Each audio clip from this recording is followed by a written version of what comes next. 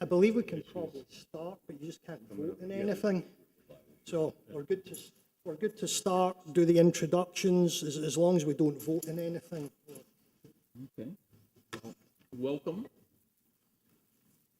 You now see part of the Historic Preservation Board. To my left is Mr. Javier Durana, Mr. Michael Maxwell. We have Mr. Cesar Garcia Pons, who is the vice chair. Recording in progress. And I am Albert Menendez, the chair. Well, Mr. Chairman, thank you very much for that. Your Landmarks Advisory Board is delighted to be here with you today. I think the ordinance calls for this joint meeting once every so often, and we've been looking forward to coming and being with you. I'd like to introduce our board members, and during the time we have allotted to us to be together, we'd like to tell you a little bit about what we're doing, and then each of our board members may have a comment to make about what they think is important in their perspective of their service to the city. So let me start with our vice chair. Well, first of all, I'm Don Slesnick, and I'm acting as chair of this board. So, and I'm delighted to do that. And it's as you can see behind me, this is an incredibly wonderful board to be part of. I feel a little bit outnumbered. The women have obviously dominance on this board, but this is a very hardworking and very well integrated board in their efforts. Our vice chair is Jane Moranis. Jane, would you stand up? I'm sorry. And so Hello, everybody. I'm Jane Moranis. Nice to meet you all, and I'm very happy to be here. And welcome. Ajit Azrani is not here. He's in France, so we do not have him here. We have Ramona Bousseau. Ramona is here. Delighted to see you all and meet all the new members. Thank you. We also have Lauren Dolan over here. Hello. Alice Goldhagen. Hello, everyone. Hello. Could you please speak into the mic? Good afternoon. I'm a photographer, and I have a website, and I've recently created Gables Landmarks, a subdomain on my website, which consists of different historic buildings and wonderful homes in Coral Gables. So I hope that you'll take a look. You just type in Gables Landmarks, and it's growing. It's not finished. Thank you. Thank you. And last but certainly not least, Donna Heisenbottle.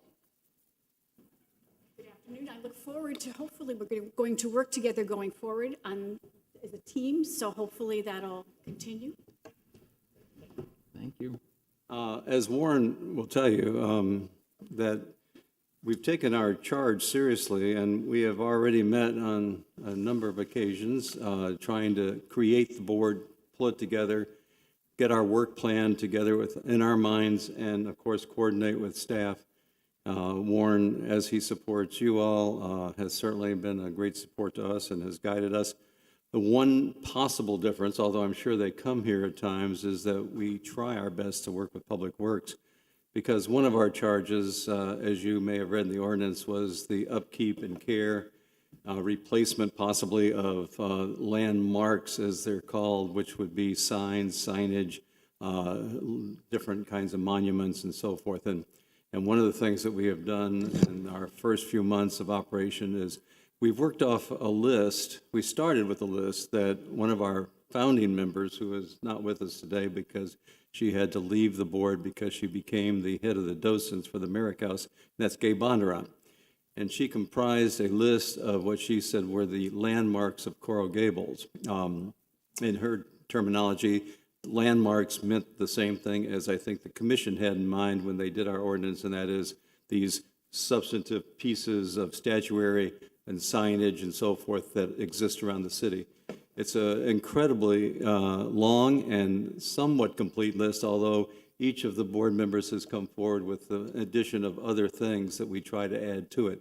And Warren has on our, I don't know exactly where you find it, it's on the city internet, or the, do we have a page, or where would this board find that list if they were looking for it?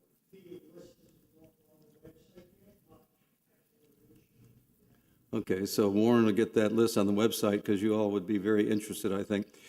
Let me say this up front, and I speak for the members because we have met and we certainly understand the sensitivity. And when this board was first created, there was some outcry by certain citizens about why do we need another board and aren't we stepping on the toes of the Historic Preservation Board? And we want you all to understand that that isn't any of our purposes. I don't know if it was someone else's in the creation of the board, but it's certainly, we are not here to do what you all do, and we are here only to supplement in certain areas what you do and to be supportive of what you do.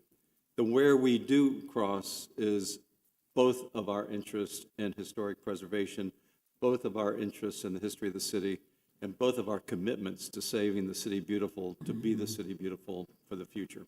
So I think in that, Mr. Chairman, Mr. Vice Chairman, and members, we share a common interest, and we are committed to that. So we still are finding our way. We are still looking for ways in which to help and which to support. Some people come to us, and I'll give you one example. Bonnie Blair came to us and gave a full presentation, a very excellent presentation about the Garden of Our Lord. And we interchanged with Bonnie. We listened to Bonnie. We certainly thought about the various pieces of the garden that were statuary and plaques and other things. But we didn't move into the historic preservation area of this. We, in fact, referred her back to you all for that. But we certainly listened and took into consideration some of the things she brought to our attention. So, and that is just one example of how we tried to be concerned about how we tried to help protect, but how we tried to put the issue back in front of what we thought that where it should be as far as any other decisions to be made. So I think that you can certainly rely on the fact that you will not be picking up the paper to read that the Landmarks Advisory Committee, or Board, excuse me, has moved into your area of operations or is moving you out. That's not our purpose at all. We hope that what we do complements what you do. And of course, we all very much support your work because, as you can see from in front of you, you've got a whole bunch of he's stealing one of the microphones. You got a whole bunch of historic preservationists sitting here. Good Gables citizens concerned with the future of their city, just as you are. So, with that, Jane, I mean, if let me Mr. Gillis has his hand up, and he would like to speak. Did you want me to go into the setup of the board any further? Okay. No, I think that's fine. I don't. Can you put Mr. Gillis on? He is on. Mr. Gillis, you can go ahead and let me ask him to Hello, can you hear me? Yes. Okay, hello. I would like to speak during the public comment portion of this meeting. If that's now, I'm happy to go ahead. If not, I can wait. I would keep public comments till the end, Okay. once everyone's had this. Okay, hold on, Mr. Gillis. We'll get to you. Okay, thank you. Okay, in front of you, you have a copy of the ordinance that actually set up the Landmarks Advisory Board and the code section from Chapter 2, Article 3, Boards and Committees, Division 7, Landmarks Advisory Board. The board was set up in 2021. The City Commission identified a gap in City Board and Committees oversight as it relates to city-owned and or maintained entrances, plazas, fountains, historically significant poles and lights, historic markers, and other historically significant landmarks or items. The Commission believed that the addition of the Landmarks Advisory Board would provide resident oversight of the extensive landmarks throughout the city and allow a structure for residents and board members to propose new landmarks and entrances, identify parcels for acquisition, review the condition of entryways and landmarks, and bring maintenance issues to the city's attention in a timely manner. So the creation and purpose is really set out in section 2-227. set up for the purpose of identifying and recommending improvement opportunities to city staff with respect to the city-owned and or maintained entrances, plazas, fountains, historically significant poles and lights, historic markers and other historically designated landmarks and items. The board shall establish a collection of written records and photographic inventory of each item within its purview and document its state of preservation. The board shall also be responsible for locating and identifying potential new landmarks, entrances, or entrance features to the city, and identifying parcels to acquire for such purposes. The board meet quarterly with special meetings scheduled as needed, and at the end of the quarter, the board shall make non-binding policy recommendations and recommend maintenance, care and improvement opportunities, including potential new landmarks, entrances or entrance features, and parcels to acquire for such purposes. So that's the general intent of the board and why it was set up. And as was mentioned, there is potentially some crossover here. What I would say from the first meetings is that the board members are all very active, and at meetings they do bring required maintenance issues to my attention. Although I think we have identified some areas where we maybe need some improvement.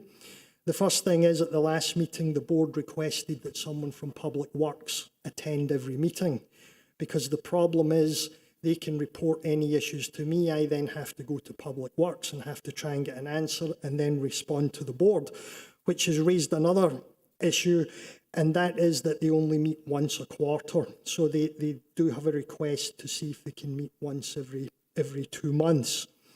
As was suggested, we do need to get a list of the existing landmarks on the website. We intend to reach out to GIS and try and have a GIS layer on the map alongside our historic sites and districts.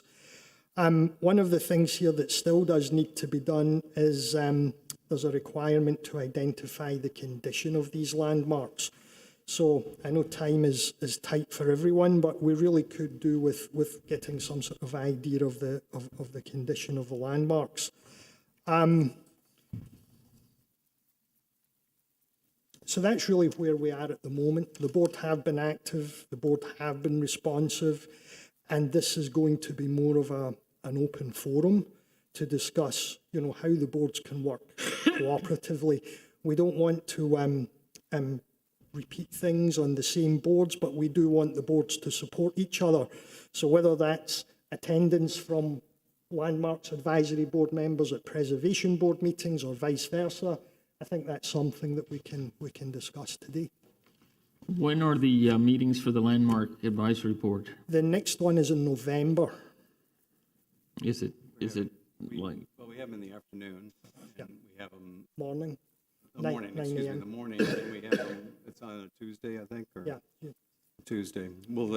I don't know if I have the date in my mind, but Yeah, I think what I can do is, if the boards feel it's useful, we can start making it a matter of policy to email the Landmarks Board agenda to the Preservation Board and the Preservation Board agenda to the Landmarks Advisory Board, which I think is going to start pulling people in the same direction. that would be great.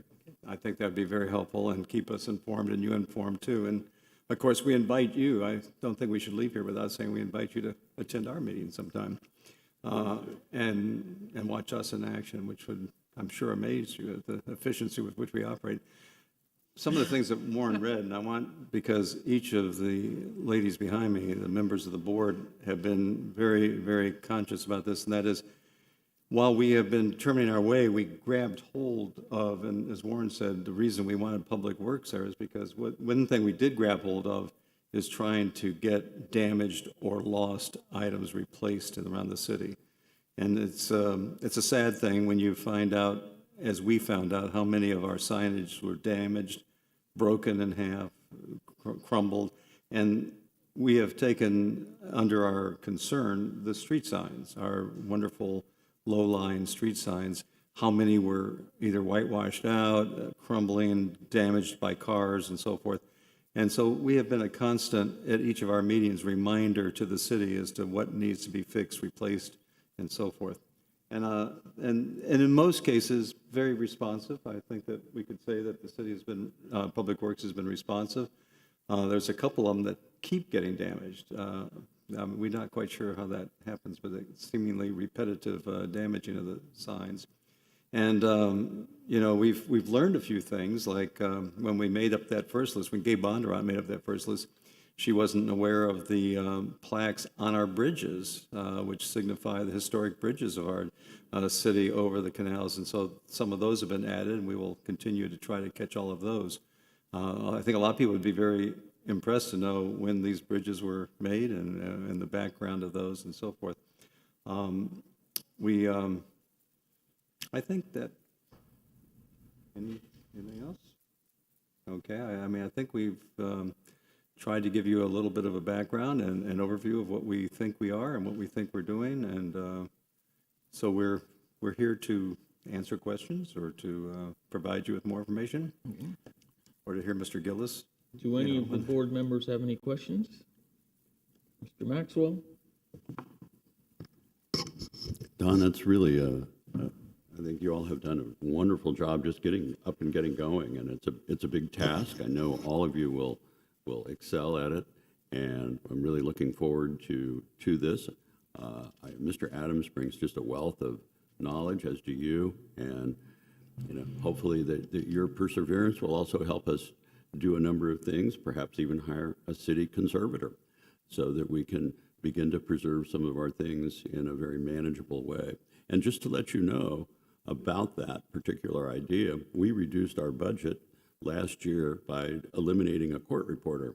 So we did free up some monies from our previous budget in the hopes that it would stimulate conservation. So hopefully you all will pick that up as well. Thank you for your good works and your volunteer. And as far as a court reporter goes, we have Nancy. We don't need a court reporter. This is true. Mr. Garcia Ponce? Yes, sir. Thank you, Mr. Chair. Thank you, Mr. Chairman, Vice Chairman, members of the Landmarks Advisory Board. Very exciting. So I got to say, when we first started hearing about this, and Warren brought the Landmarks Advisory Board to us to talk about, I had two concerns, right? And I share them today. And then I'll get into all the good stuff, but I'll start with the concerns. One, the potential for duplication and thus confusion, right? So, if we start not being on the same page with things, we just cause confusion to our residents, which is not the point of either of us. We both want to help and preserve the best parts of the city as we can. So from what I just heard and read, I think it should be fine. But again, that is my one concern, is we're here to help, not to make it worse. And two, staff resources, because they're incredibly overburdened already. And then with additional responsibilities, albeit really important responsibilities that have been overlooked by this board, this staff, and the city for a long time, I'm still concerned about the resources for the Historic Preservation Department. And I didn't even think about it until Mr. Maxwell just said it would be great to get additional resources. And whatever the Historic Preservation Board needs, we're happy to support them. I actually am a huge fan right now of a city conservator, which I know we've mentioned several times. And based on what you had just mentioned with the idea of getting the condition of the landmarks, that would be an incredible first thing for them to do. They could do that for all of the landmarks, and then continue for the historic properties, and then actually do the follow-up, which is where we meaning staff, can't keep up. So those are my two concerns. You mentioned three things: the landmarks list, a public works representative, meeting more often, and then a sort of condition study. I would love to see the list. I'm excited. I'm sure staff is reviewing it for, before we put stuff before it goes public and we start saying what is and is not, somebody needs to verify it. So I'm sure the Historic Preservation Officer is taking care of that. If the board wishes, I can forward the list to the board, to the Preservation Board members. I can work with Nancy to get that uploaded to Dropbox or something. It's fairly extensive with photos.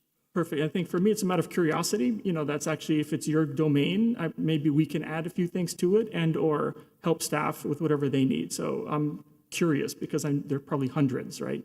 If not more. I think it is imperative that a Public Works Department representative be at your meetings. You know, I know that we rely on staff and for staff to invite the appropriate people to the meetings that we have. And it is difficult, right? Our staff, the entire city staff is incredibly busy. But particularly for your board, much more than our board, you need to have somebody there. So I'll ask the chairperson, and I'll even ask staff if it's even appropriate for us to maybe help pass some sort of a resolution in support of some of these requests. I just don't want to step over, you know, your stuff. But I know that I'm supportive of your requests that you made today, and I'm excited to work with you guys. I think it's important, and again, it's something that the city has been missing, and I'm glad that we have such great people to help solve the problem. Thank you, Mr. Chair. Can I respond to one thing the Vice Chairman just brought up, and I think I speak for all of us? Yes, the staff is too small and it's overburdened. And so I hope that by creating this board and us working together, that the message will come through to the City Commission that in their consideration of next year's budget, which is a little late for this year's budget, that they really consider the work that's being done and that we together help lobby, if you want to use that word, the City Commission to apply the appropriate resources to Warren so that he and they can do the job that we all need done in the city. So I would certainly say that we join you in that concern, and we join you in any effort that we think is appropriate to bring that message loud and clear to the City Commission. Thank you. Well, Mr. Chairman and members of the Landmarks Board, I think it's fantastic that we are working together, that you are looking at things that maybe we haven't been looking at. As Mr. Adams said, we're here to complement each other, to help each other, and to not duplicate efforts. I believe that having your eyes, your passion, your ideas will help a long way in making this venture, a big success. And I agree with my fellow board members that the staff does need additional resources, and that maybe we can do something about trying to get additional resources, not only for the historic department, but also for landmarks and our board as well. So thank you very much for being here. And I just want you to know that I think of all the people that I know, and I know each of these members personally and the city as neighbors and as friends, that there's probably no group that respects this board more than who you see sitting before you. So as we go forward, be assured that what we do is with great respect to you. Well, the feeling is mutual, and we will work together. Mr. Adams? Yes, and just to point out, there are certain things which will pretty much wholly be dealt with by this board, but there are areas which overlap, the entrances, the plazas, and I think they're the areas where that cooperation can really work the best for the actual, more of the structures as opposed to necessarily the signs and the markers, although in some cases they obviously require board input as well. Okay.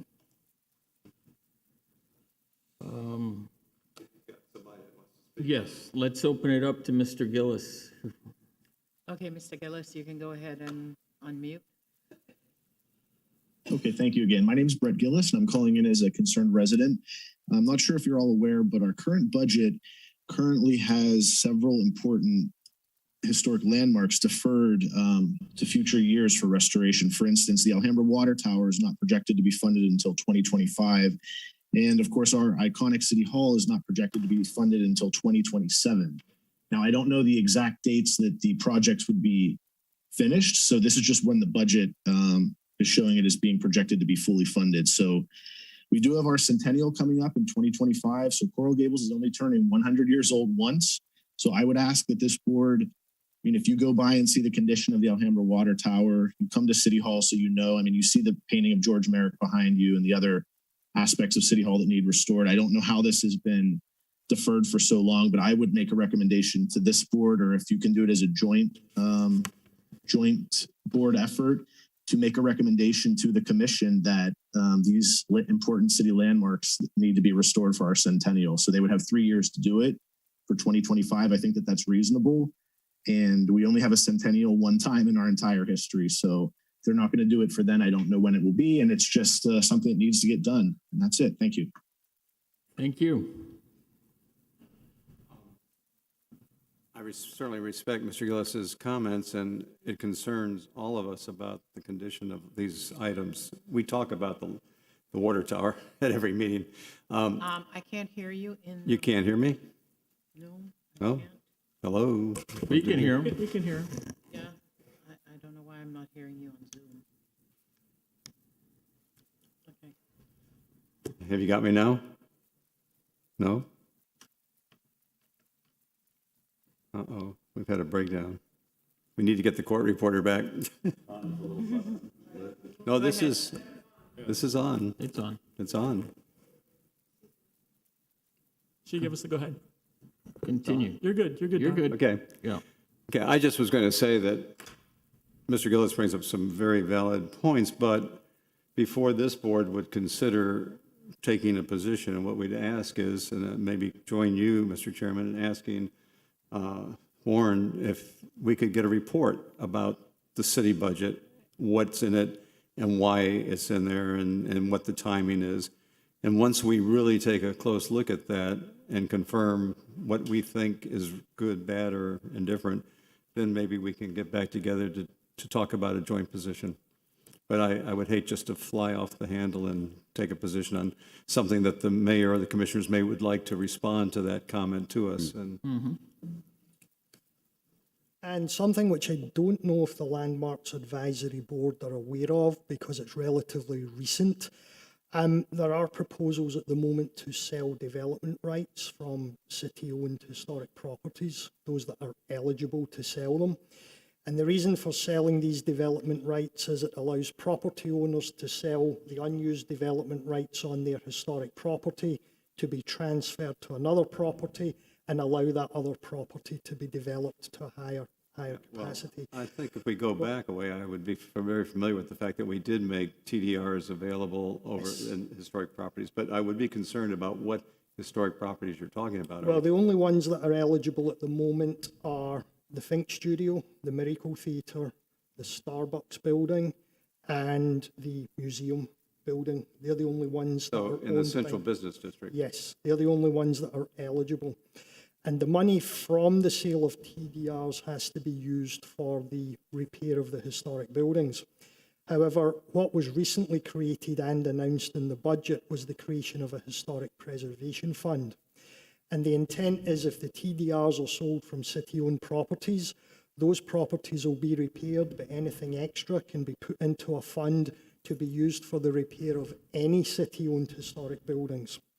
And so this is something that's actually in place at the moment and is potentially a source of funding So for if the some. TDRs, in fact, are properly evaluated, properly sold, and properly disposed of, the schedule that Mr. Gillis has brought up could be moved up if new money is found. Depending on how much the repair costs are for the buildings that sell them. Right. But potentially there could be, but the preservation fund has been set up. There are actually a few on the agenda for today. But that could be a potential source of revenue for some of And I these do know that in talking with the new director of the museum and the chair of the board, that it has been brought to my attention that the building, from when it was first put back into use, has deteriorated greatly in many aspects and does really need a good deal of work. That's what I've been told. And actually, I took a tour the other day and saw some of the deterioration that of which they speak. And I just think it's important for the citizens who may be watching or listening, or who later watch or listen to us, to understand that in the development of the TDR system was certainly not just to raise money, but it actually, some people get scared when they hear we're going to sell development rights over the museum, but it was to protect those historic buildings because they can never be developed then. Once they're gone, they're So gone. therefore, the historic building underneath those development rights is protected in its current format, and then the money is raised for other good purposes. So the program is a solid program, and I can't certainly comment on any specific request or sales because I haven't been exposed to any such thing. But I hope that that may be a answer to moving projects up, and if we raise enough money to repair the water tower and to start City Hall on an earlier date, more power to us. We need to see the, I'm sure that the city has a plan for taking care of some of these buildings that need help. So we would need to take a look at what the plan is as well. Yeah, exactly. But that's something that we could do and then regroup and talk Yeah, about. I, as I said before, and I think all of you would agree, and I know we agree, that we don't want to just head off in a direction without having all the facts. And that's important for us, that we are a fact-based committee board. Mr. Adams? So I think the request, and I'm going to ask the chair if we want to do that as well, maybe a joint request if we need to be, but the budget that has the line items for historic properties, is that searchable? Is that sortable? Do you? I'll find it for you and either get a link or email a PDF to you, whichever is most accessible. My concern is there are hundreds of line items in a budget. Yeah, no, we'll see about getting it Okay. pared down. Appreciate it. Thank Yeah. you. Are there any other comments from the board? Questions? Does the Landmarks Board have any questions for us? No, I think we stand very much satisfied with the, I'm sorry, excuse me, Nancy. Step up to the mic, please. I think that we are very, very satisfied with a very delightful meeting with the Historic Preservation Board and a productive one. And we're all looking forward to marching forward arm in arm together for the right reasons. Well, we would like to thank you for coming and presenting your board and meeting all the board members. And And I hope we that look you'll- forward to working with you. I hope you'll tell the missing board members we miss them. We'd also like to invite you to stay for our meeting if you wish, and which we're going to be talking about transferable development rights on several of the properties and sending sites. So it may be an informative discussion for you, to participate in and see as a sister. In this case, I'm going to say a sister board because Don, you're overruled. Well, thank you, Michael. Appreciate the invitation. And as long as the cookies last, we may come back and say. But I can't leave Mr. Maxwell's presence without just giving him a goodbye, wahoo wah. Wahoo wah. This, the staff, Kara, did you have something? Thank you. So this is just, I've heard this a few times now, once or twice at the commission and again just now. I just wanted to clarify that George Merrick painting was restored and cleaned and conserved by a conservator about 2013, 2014. So when you look at it, it may not look like it has been because the issue is the lights in this room. Yeah. And the conservator actually came and did a light study in here that says in order to have the TV lights, that painting will never look right. If you actually lit the painting, the TV lights would never work properly. So I just want everyone to know that that painting has been cleaned and conserved by a professional. This is the way it looks, so. Thank you. Kara. Thank you. Actually, through the chair, I'm sorry, I know we said our goodbyes, but I have a question for staff, and maybe it was a city attorney question, is what's the communication protocol between members of the Landmarks Board and the Historic Preservation Board? I don't know how we can or if we can communicate, just sort of sunshine stuff, which I'm not. Yeah. Is that an attorney question or? We can ask the attorney at the Preservation Board meeting. I tend to play it safe and just blind copy whenever I do that and tell people not to respond to all. I don't think there's an issue contacting them one by one, but I think the question is, can you individually contact the entire board so we can clarify? Or even one by one. I mean, right now, for what I'm going to do is I'm just going to send everything to you, which Yeah. is just going to, not that I send you a lot of stuff, but you're the conduit until the attorney says otherwise. We'll But check with him. Thank you, sir. All right. Thank you, everybody. Well, thank you. And I guess we are Motion to adjourned. adjourn. Thank you, Don. Thank you, ladies. 15 minutes, we'll get another shot.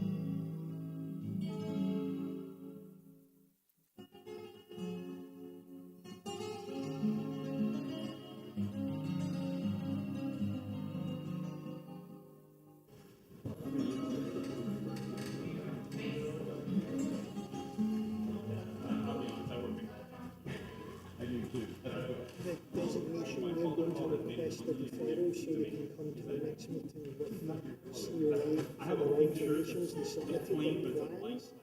But it was too late to get it on the agenda, so when we come to deferrals, we'll come up and just see what we can request it, get them to explain. Well, the addition would be up here, so it's probably, this is for the designation. Okay, well, we'll get started. Where's Javier? There he is. There he is. Okay, let's get going.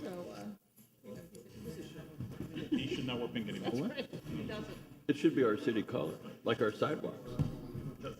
Knock yourself out, man. Oh, that's right. Did you go to the meeting before? Nancy, you ready? All right, Recording in progress. going. Forgot about it. They didn't pick it as a slide? They didn't pick it as a slide. Oh, good. But they did. Good afternoon. Welcome to the regularly scheduled meeting of the City of Coral Gables Historic Preservation Board. We are residents of Coral Gables and are charged with the preservation and protection of historic or architecturally worthy buildings, structures, sites, neighborhoods, and artifacts which impart a distinct historical heritage of the city. The board is comprised of 9 members, 7 of whom are appointed by the commission, 1 by the city manager, and the 9th is selected by the board and confirmed by the commission. 5 members of the board constitute a quorum, and 5 affirmative votes are necessary for the adoption of any motion. Any person who acts as a lobbyist pursuant to the City of Coral Gables Ordinance Number 2006-11 must register with the city clerk prior to engaging in lobbying activities or presentations before city staff, boards, committees, and/or the city commission. A copy of the ordinance is available in the office of the city clerk. Failure to register and provide proof of registration shall prohibit your ability to present to the Historic Preservation Board on applications under consideration this afternoon. A lobbyist is defined as an individual, corporation, partnership, or other legal entity employed or retained, whether paid or not, by a principal who seeks to encourage the approval, disapproval, adoption, repeal, passage, defeat, or modifications of any ordinance, resolution, action, or decision of any city commissioner, any action, decision, recommendation of the city manager, any city board or committee, including but not limited to quasi-judicial, advisory board, trust, authority, or council, or any action, decision, or recommendation of city personnel during the time period of the entire decision-making process on the action, decision, or recommendation which foreseeably will be heard or reviewed by the city commission or a city board or committee, including but not limited to quasi-judicial, advisory board, trust, authority, or council.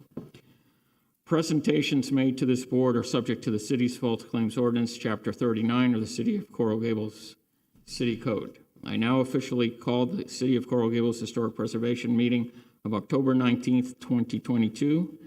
The time is 4:09 p.m. Present today are members of the board, Mr. Javier Durana, Ms. Donna Spain, Mr. Michael Maxwell, Mr. Cesar Garcia Pons, Mr. John Fullerton, Ms. Alicia Bakovic, and myself, Albert Menendez. Next item on the agenda is approval of the minutes for September 21st, 22, that meeting. Mr. Chairman, I have 2 comments on the minutes. Go ahead. Already discussed with staff. On page number 1, the opening statements, et cetera, were not by Vice Chair Garcia Pons. You were here at the last meeting, so it should be reflected as Chair Menendez. And on page 26, on the bottom of the page where it says Vice Chair Garcia Pons said that he was missing all the event pages, it was actually even pages. So those are my only 2 corrections. Okay. And with that, I'll make a motion to approve as amended, if anybody else has any other corrections. Mr. Maxwell seconds.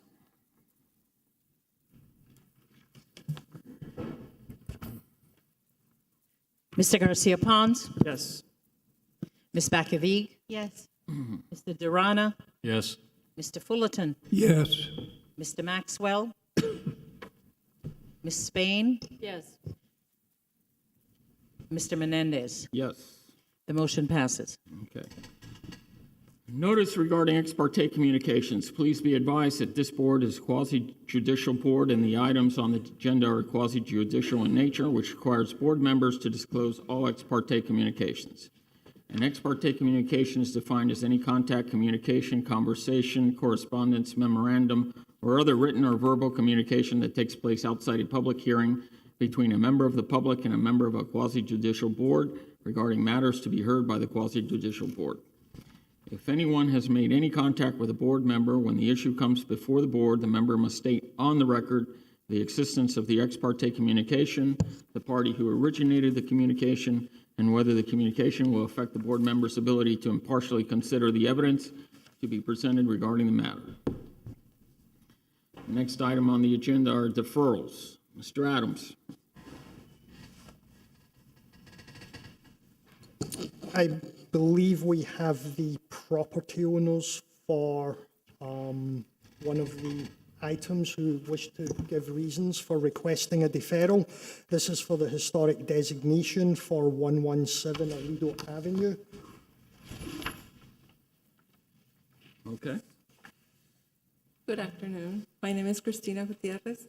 I'm the architect for the proposed improvements for 117 Aledo Avenue. And after a meeting with the historic preservation staff, we decided to defer it for the November meeting so that we can bring the proposed improvements that have been already to Board of Architects. So. I would say that the application has been submitted, but it was just too late to get it on this agenda. The agenda had already gone Okay. out, so they are ready to be reviewed. Although the board can, if they wish, move ahead with the designation. There's nothing actually stopping you, but I'm going to leave that up to the board. Okay. One question for staff, what does the November agenda look like? Sorry? How deep is the agenda for November? How many items? I believe we have 3 historic designations at the moment, so this would be the 4th.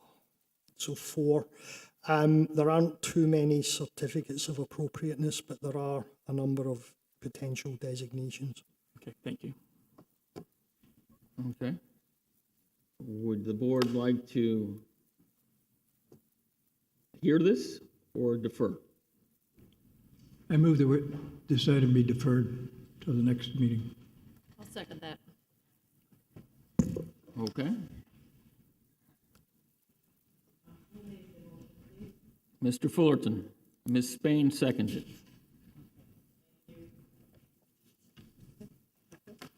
Okay, thank Ms. you. Bakavig?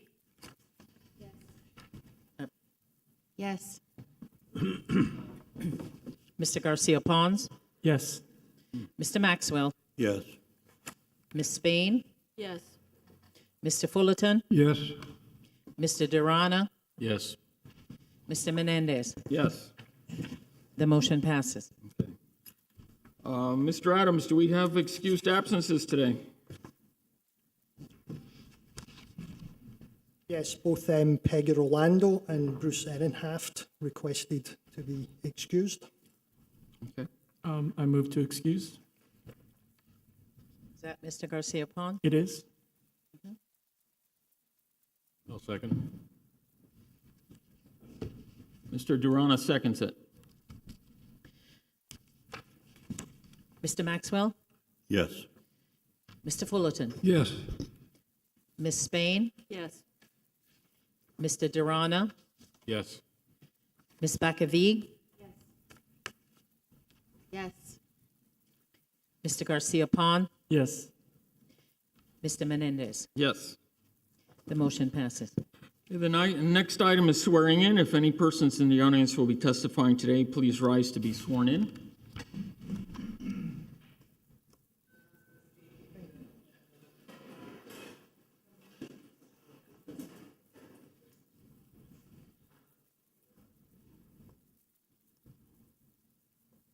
Okay.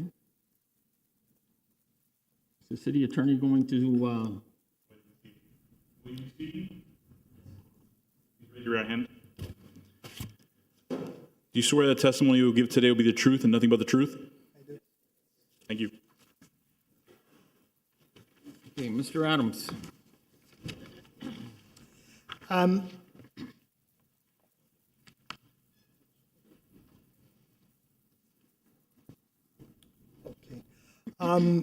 The city manager will be attending for the sale of the TDRs from the city-owned sites. So we are requesting that when he gets here, we can hear those items when he arrives. He's not here at the moment, so if we can push on with the first COA. Okay. And First, again, that's at the board's discretion, but there is a request to do that. we'll start with the first special certificate of appropriateness, case file COA SP 2022-025, an application for the issuance of a special certificate of appropriateness for the property at 817 Obispo Avenue, a contributing resource within Obispo Avenue Historic District, legally described as Lot 15, Block 28, Coral Gables, Section B, according to the plat thereof, is recorded in Plat Book 5 at page 111 of the Public Records of Dade County, Florida. The applicant is requesting design approval for an addition and alterations to the residence.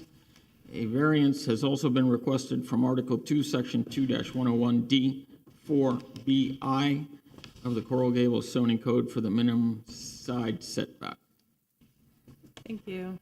So this one is fairly straightforward. This is the location map of the property on Obispo Avenue. It's considered a contributing resource within the historic district that was designated in May of 2008. It was permit number 1622, issued in October 1925. Alterations to the home over the years have been minor in nature, and it retains its integrity to this day. So the owner is proposing to construct a 275 square foot approximately addition to this northeast corner at the rear of the property, and some alterations to the existing window and door openings. So a variance has been requested from the zoning code regarding with the side setback. The existing house has a side setback of approximately 3'4", depending on where you look at it, or take the measurement from, and they're wanting to continue that same side setback. We do support that. They're not making it any worse than what already exists. And if the property were to be designated as a Coral Gable cottage, which it's missing like one or two of the features, even though it meets, this wouldn't be necessary, this variance. So we are in support of the variance request. We do have a couple of conditions of approval at the end, but I'll let them go through their presentation. Okay. Good afternoon, esteemed board members. My name is John Lee. I am with my wife, Azra Chatham Lee. As stated, we are the owners of 817 Obispo Avenue. It is a single-story, simple addition going back in the northeast corner. This is the frontage of our home, the doorway, the right side, and here's the back entrance. And if you can see the overhead view, that's the red square is where we are seeking to put the addition. Another overhead view. Here's the survey. As you can see, the variance is right now we have about 3'4".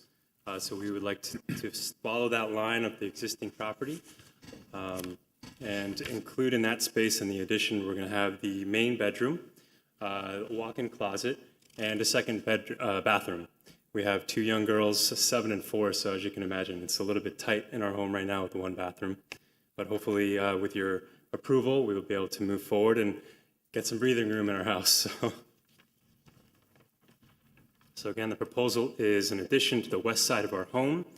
The addition comprises the main bedroom and walk-in closet. The existing bedroom will be reconfigured into a second bathroom and hallway.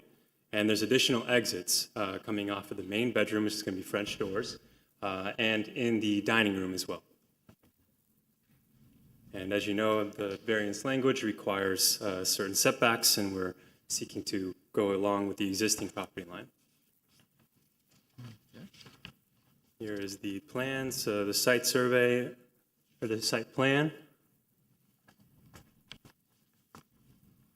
A close-up of the proposal.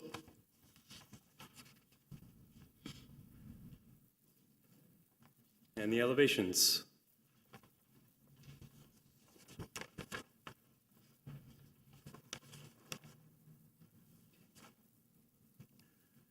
Back in August 1st, 2022, the Coral Gables Board of Architects had approved our preliminary plans. And as stated by Ms. Kotz, the staff approves of both the variance and the addition. And we agree to the conditions 1 through 5. Roof tile will be two-piece true barrel tile, along with the impact-resistant windows and doors, high-profile mintons, and no tint. And the existing window sills will remain, and we'll provide a recess on any of the windows that we will be filling in, which is primarily just going to be in the bathroom, where the bathroom is going to be, the second bathroom. And that's it. Do you have any questions, concerns? Any questions from board members regarding? New windows that you're putting in will be the casement type windows according Yes, sir. to the schedule I see here. On the rest of the house, are those windows going to be replaced and made similar? Yes, sir. Eventually, our plan is to do all of the windows, all of the doors, to do high impact, and then casement windows for the windows. Instead of the awnings? Yes. Okay, thank you. So John, that's what our condition refers to for number I couldn't tell. number 2. So what we want is a full plan of the whole envelope of the house up front to make sure that the addition matches what's going to come later, and so then they'll have a guide moving forward when they decide to do the rest of the windows. Thank you. Is there anyone in the audience who would like to speak in favor of this case? Anyone in the audience who would like to speak in opposition to this case? Okay, I'll close the public hearing portion. Any other questions, board members? I just have one comment, and then for the record, I pass by this house often on my evening walks, and I'm excited that you guys are here making the addition, and would like to make a motion to approve, if I may, at this time, Mr. Chair. I'll provide the second. So motion to approve with conditions as noted in the staff report for the design proposal for an addition to the residence and site work, and approve of the issuance of the special certificate of appropriateness per the conditions is my first motion. And I second the motion. Okay, Mr. Garcia Pons and Mr. Fullerton seconds. Mr. Durana, Yes. Mr. Maxwell, Yes. Ms. Spain, Yes. Mr. Fullerton, Yes. Ms. Bakavig, Yes. Yes. Mr. Garcia Pons, Yes. Mr. Menendez. Yes. The motion passes.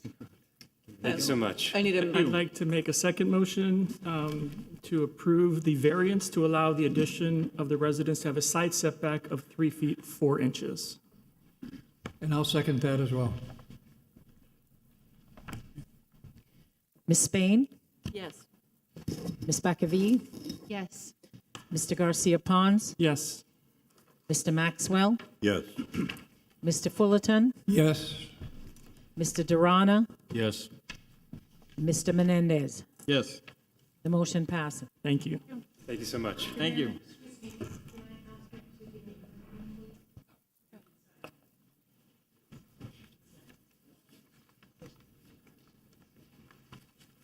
Mr. Adams? The city manager is here, and we are requesting that the city TDR items be heard now. Okay, so we will move down to item 7, and we will do items 1, 2, 3, and 4. And number 9 as well. No, just 1, 2, and 3, they're the city-owned properties. Okay, 1, 2, and 3. Okay, let's start with transfer of development rights, sending sites, case file TDR 2022-005. Consideration of the transfer of development rights for the property at 280 Miracle Mile, the Miracle Theater, a local historic landmark. A lengthy legal description is on file with the Historic Resources Department. The application requests approval of the maintenance preservation plan pursuant to section 14-2 204.4 of the Coral Gables zoning code. Can we have the PowerPoint presentation, please?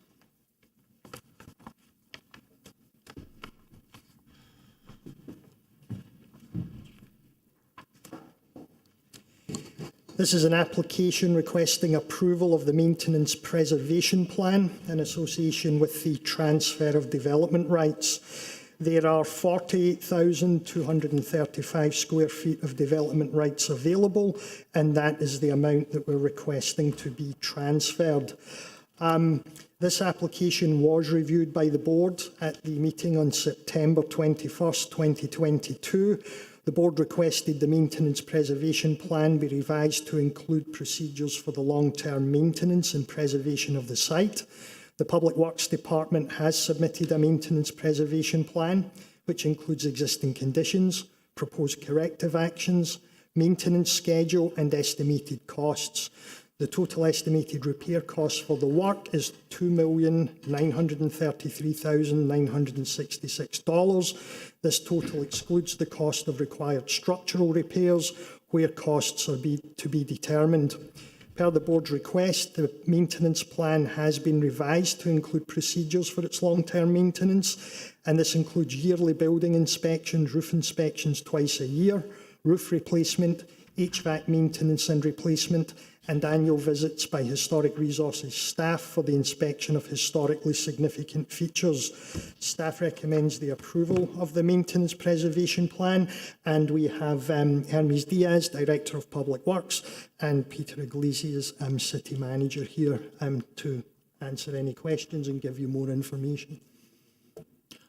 Good evening, Hermes Diaz, Public Works Director. So at your request, what we put together was a process which will allow us to identify and properly budget moving forward needs that arise in the historical buildings. And the key component of this process will be yearly building inspections that will report conditions of the property's main components and systems, including structural, roofing, electrical, plumbing, HVAC, refrigeration when needed, doors and windows. This report will be used to issue work orders for the City General Administration Service for repairs, incorporating to the city budget, and notify tenants of their duty to maintain and repair when warranted. And I'd like to note that since 2005, we have spent about $1 million in capital improvements and repairs at the theater. There's certain features on these buildings citywide that they're already on a matrix, and we had that discussion previously. The 3 lower roofs of these buildings are being replaced. Upon completion of this project, city staff will perform roof inspection twice per year, clean drains as needed, and report evidence of leaks for repairs as necessary. Roof replacements are funded through a citywide roof replacement matrix, and this is part of the city's capital plan. HVAC systems receive regular maintenance for city contractors. The city actually has budgeted for this building since 2014, $50,000 a year towards maintenance of electric, plumbing, HVAC, and the chiller system of the building. And we also have a citywide HVAC equipment replacement matrix, which is part of the city capital's plan. And then as Warren mentioned, the plan is to have yearly inspections, with the City Historical Resources and Cultural Arts Department, specifically to look into the items of historical significance of these buildings. And on the Miracle Theater, these include, but not limited to, the marquee, ticket booth, edge glass mirrors, wood panels, porcelain frames, telephone booth in the main lobby, number of curved mirror and panel walls separating the lobby from the theater space, main lobby terrazzo floors, wood-clad columns, staircases, display cases, surface moldings, millwork details, and all sorts of features that I'm sure most of you are familiar with at the theater. We've maintained the previous repair plan that we put together. Nothing changed. I'll be more than happy to go over it with you if you want me to. I'm happy to say that the termite treatment has been completed, which was not done when I was here last time. So I'll be more than happy to answer any questions you have on this building, on this request. Any questions? How much of these possible jobs that you guys are undertaking does the theater take on? I'm sorry, I couldn't. I'm not sure how to put this, but the theater does a lot of maintenance of its own. How much is on your list that's on their list? That is determined by the contract. The theater does a lot of maintenance that are related to the operations. They have a lot of internal things that are related to their when they have events and they change things around for the purpose of. I believe what they do. Peter Iglesias, City Manager. Good afternoon, Mr. Chair, board members. Thank you for allowing me here. They do minor maintenance. We take care of all the major maintenance in that building. So what we've tried to do is we've created the historical building fund to try to get some of the TR funding to help us during a critical time in the city, because we're trying to get a few projects done, including a major project, as you know, which is the new fire station, which is a really life safety issue. It's a public safety issue. At the same time, we certainly want to maintain our historical buildings. We also have an issue with our funding of our pension plan. So I look at this fund as bridging us for the next 5 to 10 years, so that we can get to a different financial mode as far as the city's concerned. Right now, for instance, our pension plan costs about $30 million a year, where it would only be, if we were fully funded, $4.3 million a year. We should be taking care of that within the next 7 to 12 years. So I thought that this was a good way to be, and by the way, we're getting a premium for these TDRs to kind of bridge this area. If I had an extra $26 million to spend a year, I could have done the public safety building in less than 3 years cash, right? But we don't. Or I could have done the fire station that we have to go out, that we have to do all kinds of financial issues. I could have. It's a whole different thing. So I look at this as getting us through this period as a bridge for the city during these times where we really have a number of issues, financial issues, to really deal with.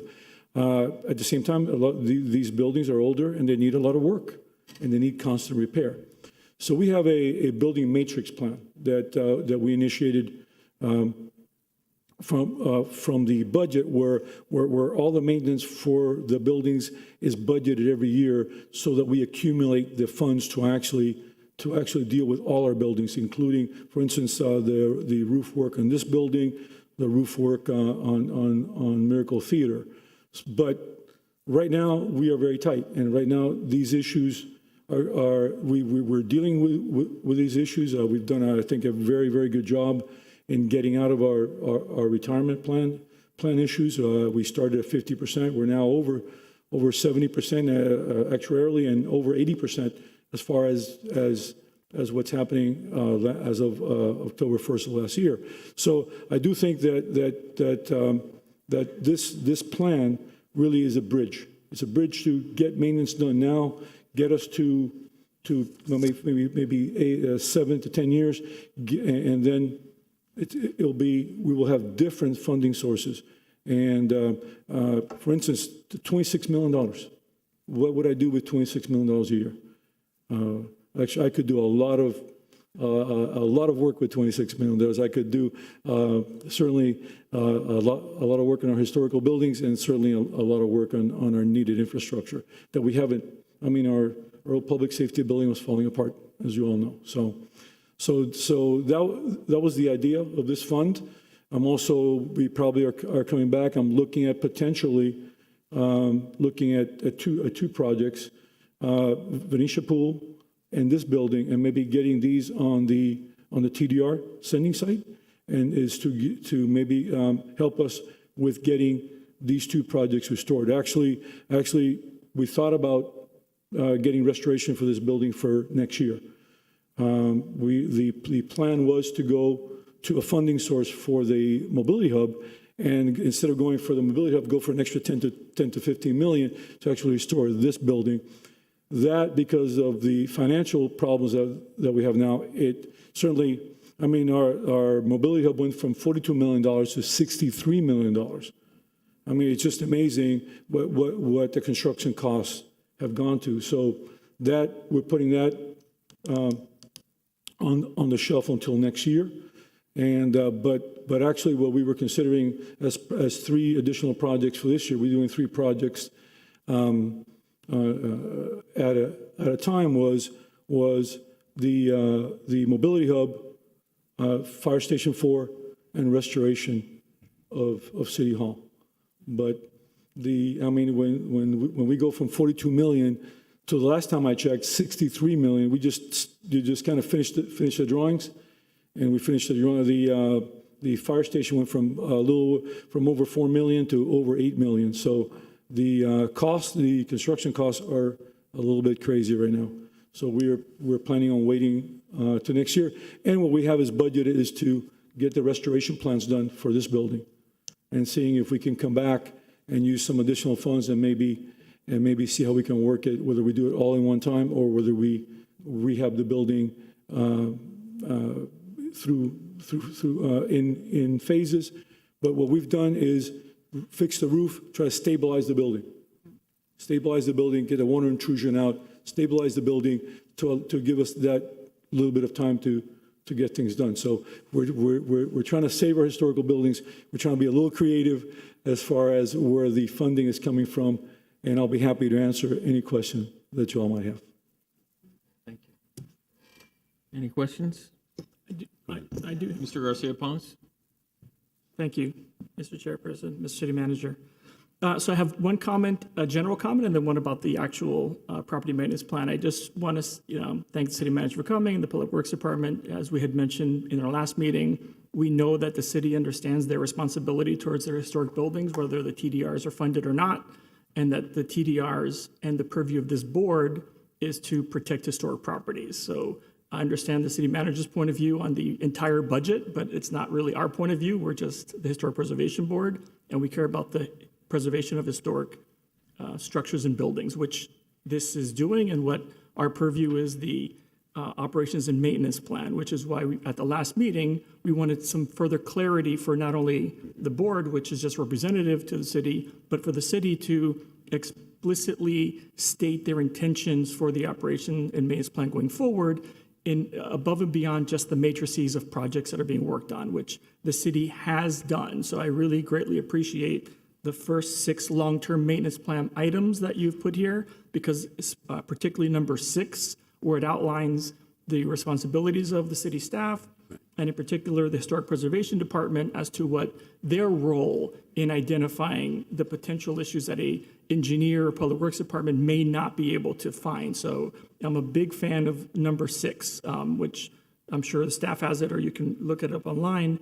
And I think that the specificity of the city staff's review of the individual properties, not only this one, but the other ones to come, really help the city staff direct their attentions to where their expertise is needed and can be provided. So thank you.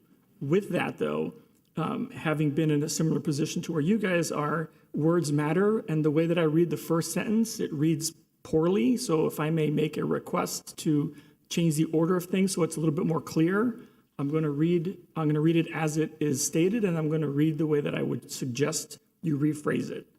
Sorry, I got to change my glasses.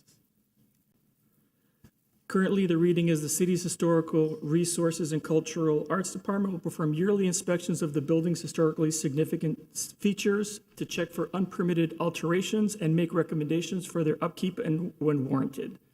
The way that I read that, it's the staff is making recommendations on the unpermitted alterations, which I'm sure is not the intent.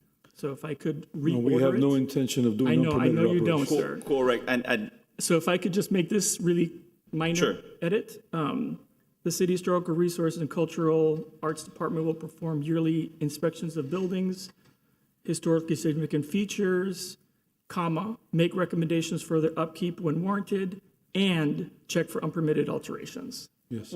I would like to add that there's a, and we'll be happy to make that change. The reason that item is there is because these buildings actually have tenants in it. And even though we do some regular, and we don't expect the tenant to do anything untowards, but it's part of what,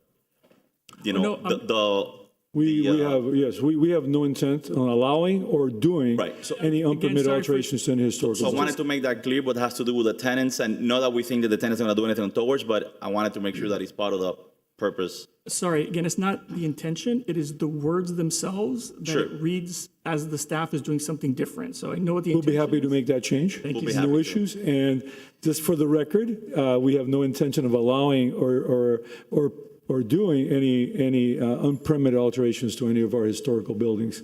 And as I mentioned, we really treasure our buildings, and this is really just a way of helping us bridge a difficult time.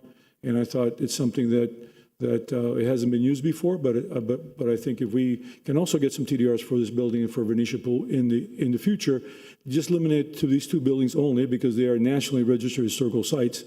That we are looking at that just to help us get as much work as we can done now and help us bridge these few years of difficult times. And so I'm hoping that different boards and different administrations will deal with it differently when we go from a $30 million payment to a $4 million payment on our pension plan. Thank you. Okay. Mr. Maxwell, do you have something? Yes, I do. I'd like to thank you very much for addressing what we talked about last time. It's a big step forward, and I applaud the city for that. I would also like to encourage the city to continue to take steps to strengthen and detail the preservation and maintenance plans, not just for this board, but for the city itself, and also because we also have the new Landmarks Preservation Board. And as that begins to grow too, and as people change over time, as we know they do, that we have a set of constant information on each building. I'm going to recommend that we look at these in much more detail. In other words, continue to do that, and that I would like to ask you, Mr. Manager, to work with the staff to come up with what I would say is a much more comprehensive preservation and maintenance plan that's kind of a format that would be more detailed. It can all be online. It doesn't have to be on paper, but it would include everything into it so that whomever comes after all the wonderful staff that you have now can implement these things and follow through. And that it's something and while it will take time, and while it's diligent and it takes staff to do that, as you know, figuring out a budget and how you're going to solve, the hole that you have for your pension fund, the same thing is here. We as members of the board do not want to see things in the future that we can help solve today. And by working on a format and a much more detailed plan format for all of our historic preservation properties and others, we feel that it would help you as the city to maintain, to raise money, and also to have a much more direct relationship with tenants that are there. And hopefully it would save our city some money, in doing that. So my question, or not question, but my ask to you, sir, is if you would please do that and come back with us in, say, the next quarter. This is not something that we can expect you to do tomorrow. It's not possible. We know that. But, work with us and try to help us do that so that we come up with something that's very, very detailed, that fits more things, and we can put all the information in we need. To give you an example, I would say that when you look at preservation plans in other parts of the nation, National Park Service and other cities and things, and I've researched this quite a bit recently, we need specialized materials. We have stainless steel. I mean, we all know what's gone on with the marquee. That's the only one we've got like that. So for this particular building, we need to focus on those kinds of things and to be in the preservation plan. Roofs are really important. So you're right, and that's the very first line of defense. Also, how we look at this in a 1 year, on an annual going basis, a multi-year, and at least a 5-year, and then what's beyond that? It's very difficult to see, of course. You and I both know that. Well, So I how do think we I can begin to answer, deal- I think I can answer that for you now because our buildings, our historical buildings are on our maintenance matrix plan for, let's say, air conditioning, roofing, waterproofing and things like this. So it's not that we don't have them on that matrix. It's just that historical buildings a lot of times require a little substantially more work. For instance, I think on the Miracle Theater, I think we need to look at that. They have a infiltration issue because they have different. We need to get different consultants that are used to looking at older buildings, they're used to looking at restoration. So restoration is certainly much more expensive than construction, and so we do have a lot of these. Our normal things, air conditioning replacement, roofing, things like this, are for historical buildings are on our capital maintenance matrix, and so by putting money every year, we can actually get these things done. I do think that some projects such as the Miracle Theater need a little more. I think actually quite a bit more. We need to look at the condition of the walls, the condition of the cracking, some things that really are beyond what a modern building would actually require. Where a modern building you might have you probably aren't going to have an issue in our new buildings for quite some time, but you still have roofing, you still have all these things. But I do think that the historical projects require that extra investment, and that's what this is going to help us on. But be assured that our maintenance matrix does include the normal issues of a building, such as I mentioned, air conditioning, roofing, et cetera, et cetera. And so we'll be happy to provide you with that information. But I do think, well, for instance, we just did Think Studio. That was a $2 million investment, right? And a lot of work went into that, and it's certainly different restoring a 27 building than you are restoring a building from the 60s. So I think that what we're looking for now is kind of help us during these times for that extra investment to do that. But we are stabilizing the buildings. We are doing the normal maintenance. I think it's just these buildings require maintenance beyond that.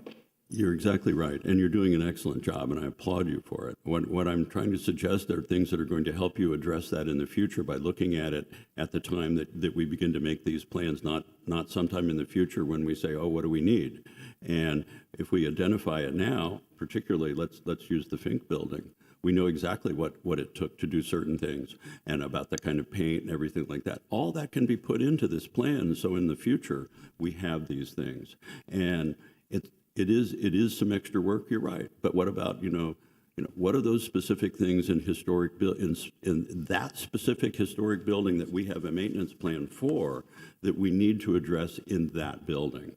Yes, it is comprehensive, but it's also specific. So we would like to encourage you to direct the staff and to work with the staff to begin to do those specific things for that specific building. And it's not difficult. I mean, it's exactly what you have said that you need to do. It's actually something that we've initiated with our asset manager is to look at the needs of each, not just historic buildings, but actually each individual building. So we're looking at now at a maintenance plan for each individual building because every building is unique. So we'll be happy to, and we're getting some consultants to help us with that. So I think when that plan is done, I'll be happy to bring it to the board. But just to let you know, we're doing that for every building, including the Biltmore, by the way. We're going to do a complete assessment on the Biltmore, so big and small, and for really our entire portfolio because we have to maintain our entire portfolio. I'm sorry? We need to maintain our entire portfolio of buildings. Exactly. And so we are currently doing that on all the buildings. We'll be happy to send it to the board as soon as it's done. Happy to. As Mr. Garcia Pons said, we're specifically charged by you and the City Commission to address certain items, and fire stations, unless they're historic, kind of don't fall under our purview yet. But the Venetian Pool and the Miracle Theater do. And we applaud you for the work that you're doing and the efforts that you're trying to make to continually improve our processes and our policies so that in the future we continue to maintain the excellent status and what we sell our community as the premier historic community in South Florida and one of the premier communities in the United States. So, Understood. Thank you, Mr. Manager. Thank you. I have a quick question. Ms. Spain. So this is specifically about the Miracle Theater. If you transfer the entire 48,235 square feet, and I brought this up last time, I just want to make sure, because that means that there, in the future, will not be able to have an addition done to this building because there's no more development rights. And the whole time I was working with the city, Barbara Stein kept telling me that she needed extra space for a, what was it Fly called? stage. Well, A fly? yeah, fly fly space. space. I've discussed that multiple times Yes. with Barbara Stein. And That is not FAR. That is additional space at the top so they can get all their sets and she movies. would still be able to do that. Yes, she will still be able to do that, and because I know that was an issue. And so before bringing it the first time, I spoke to Barbara, and I spoke to her again. That's why I make sure. And so I'm not sure if she's going to get that. I told her, Get it, but I don't want to eliminate the possibility. that to get the building higher would have to come through here first, and I'm not sure she's going to get that. But she's, if you all approve it, then it becomes an engineering problem, which we can resolve. But what they're looking for is just extra height to operate the theater effectively. Fly.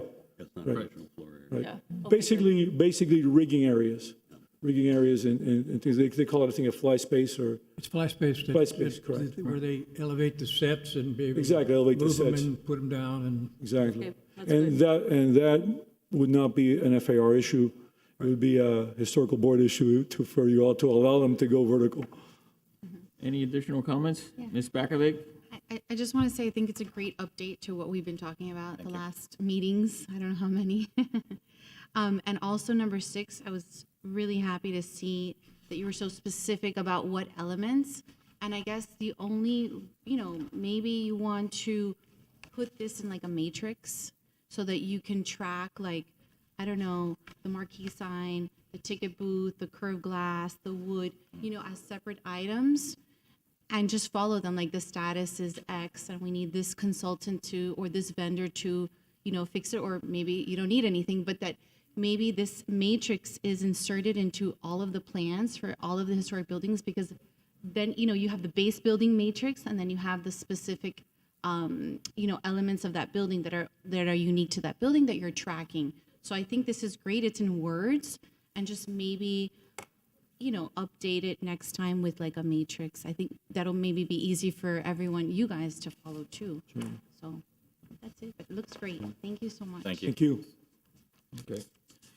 Is there anyone in the audience who would like to speak in favor of this case? Okay.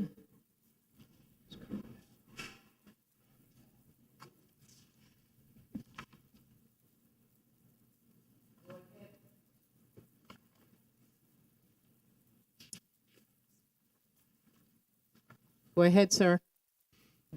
Hello, my name is Brett Gillis, and I'm calling just with some concerns regarding these items.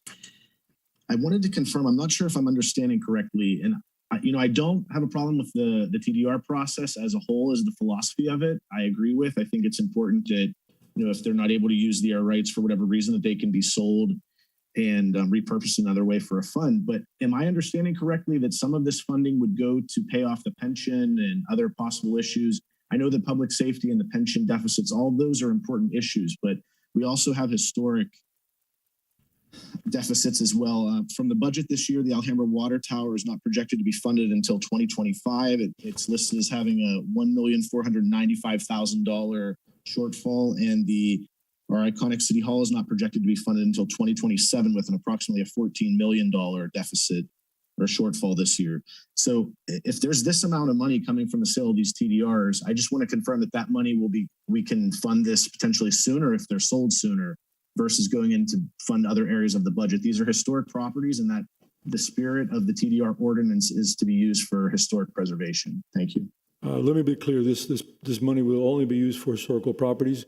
We've set up a historical building fund. That fund, all these monies will go to that historical building fund, and they will strictly be used. They will not go to the general fund to fund anything but work on historical projects. That's all. Okay, thank you. Thank you. Is there anyone who would like to speak in opposition to this case? Okay, I'm going to close the public hearing portion of this case. I have a question for Mr. Fullerton. Mr. City Manager. Yes. This is a one-time deal, kind of, the TDRs. It's like the 60,000 square feet or whatever it is for the theater is going to get X dollars for that, and that'll go into the fund. What happens when all that money goes away or is Well, spent? that's why I mentioned the bridging, because within the next 7 to 12 years, we will resolve the pension fund issue. And this helps us bridge that gap. So instead of paying $30 million for the pension fund, we'll be paying $4.3 million for the pension fund. And we're paying more. So that money will now be going to, that additional funds will be going to a general fund. And so it's a totally different ballgame. If I had $26 million now, I could do a lot of things. As I mentioned, I could do the public safety building and pay it cash in less than 3 years. We would have, so this is really a bridge. The pension fund, we were doing extremely well. And they're going to be their ups and downs. That's how the market works. But we feel that between 7 and 12 years, somewhere there, that the pension fund will be fully funded, and we will no longer have to provide the additional $28 million. We would go back to a standard funding of about a little over $4 million, and so at that point we would have certainly the ability to invest a lot more in our infrastructure and our capital improvement projects, such as historical buildings. Thank you. So it's really bridging that, and I thought it would. When I was thinking, how can I get a little additional funding to really help the historical structures through that period? And this, so I understand it's a one-shot deal, but as long as we as this city, this commission, and the administration act prudently and correctly as we're doing now, then hopefully once we get out of this, we will stay with a fully funded pension plan, which will really provide us with those additional funds, Mr. Fullerton, that you're looking for in really sustainability of all our infrastructure. Thanks. Which historical is a very important one. Any other questions? Okay, well, I am entertaining motions. I'm happy to make a motion as previously amended with regards to number 6 on this item, to reword it. I would also like to add, if I may, to have the report provided to the Historic Preservation Board, since they're going to be doing it, if they can, upon completion of the annual report, provide it to the board as information. Happy to, us. yes. Thank you. So I'll make the motion. Let me read it right. I'll second it. Wait. Oh, I'm sorry. I thought you had. I just want to make a motion to do what? To approve the transfer of development rights for the property at 280 Miracle Mile as amended. Okay. I second that. Okay. Mr. Garcia Pons and Ms. Spain seconds it. Mr. Adams? Yeah, you're actually approving the preservation and maintenance plan. I would like to amend my motion. Do I have to rescind it, or can I just amend it? Amend it. Mr. City Attorney. You can just amend it as long as the person who second accepts it. Got it. Thank you. I would like to amend the motion as approval of the maintenance and operations plan for the property at 280 Miracle Mile. I'll accept that. Oh, as amended. Thank you. Ms. Spain Yes, seconds it. I second that and I accepted the amendment. Mr. Maxwell? Agree, approved. Ms. Spain? Yes. Mr. Fullerton? Yes. Ms. Bacavig? Yes. Mr. Durana? Yes. Mr. Garcia Pons? Yes. Mr. Menendez? Yes. The motion passes. Okay. Thank you very much. Thank you. Next case filed. TDR 2022-006, consideration of the transfer of development rights for the property of 286 Miracle Mile, a local historic landmark legally described as the north 70 feet of lots 1 and 2 and the west 10 feet of the north 70 feet of Lot 3, Block 2, Coral Gables Craft Section, according to plat thereof, is recorded in Plat Book 10 at page 40 of the Public Records of Dade County, Florida. The application requests approval of the Maintenance Preservation Plan pursuant to Section 14-204.4 of the Coral Gables Zoning Code. Mr. Mr. Adams. It's an application requesting approval of the maintenance preservation plan for 286 Miracle Mile. This is in association with the sale of unused development rights. There are 10,368 square feet available, and the request is to transfer 10,368 square feet. The Public Works Department has submitted a maintenance preservation plan. It includes existing conditions, proposed corrective actions, a maintenance schedule and estimated costs. Total estimated repair cost for the work is $346,466. Per the board's request on September 21st, the plan has been revised to include procedures for the long-term maintenance of the site. These include yearly building inspections, roof inspections twice a year, roof replacement and annual visits by Historical Resources and Cultural Arts Department staff for the inspection of historically significant features. And preservation staff recommends approval of the maintenance and preservation plan. And again, Director of Public Works and the City Manager are both here. So the process we develop is similar. The difference, I think, is this building is obviously a lot smaller next to the Miracle Theater. Termite treatment is being taken care of. It was all done together. The main difference is that this building contains 3 separate retail spaces under the roof. Currently, you have the Haagen-Dazs ice cream store. You have Starbucks and Ben & Giles, which I believe is there's some kind of temporary tenant. The Haagen-Dazs and Starbucks, these are long-term tenant. So with this long-term tenant, generally speaking, they're responsible for the maintenance of everything inside the store, including AC and all sorts of plumbing and a lot of the pretty much interior. In the case of Starbucks, they're actually responsible for the frontage as well. The city, however, is responsible for the major elements, the roofing, the sidewalks, and the structural elements of the buildings. So the process is going to be the same. We're going to be hire a company. They're going to do yearly inspection. In this particular case, a lot of the responsibility for many things that need to be done is probably going to fall on the tenant. We'll be more than happy to revise note number 3 with your recommendations. And in these particular buildings, you know, the historical elements will include the curving forms, the long horizontal lines, rounded corners, horizontal bands of windows, smooth walls with no ornamentation, flat roof with no eaves, and the nautical references.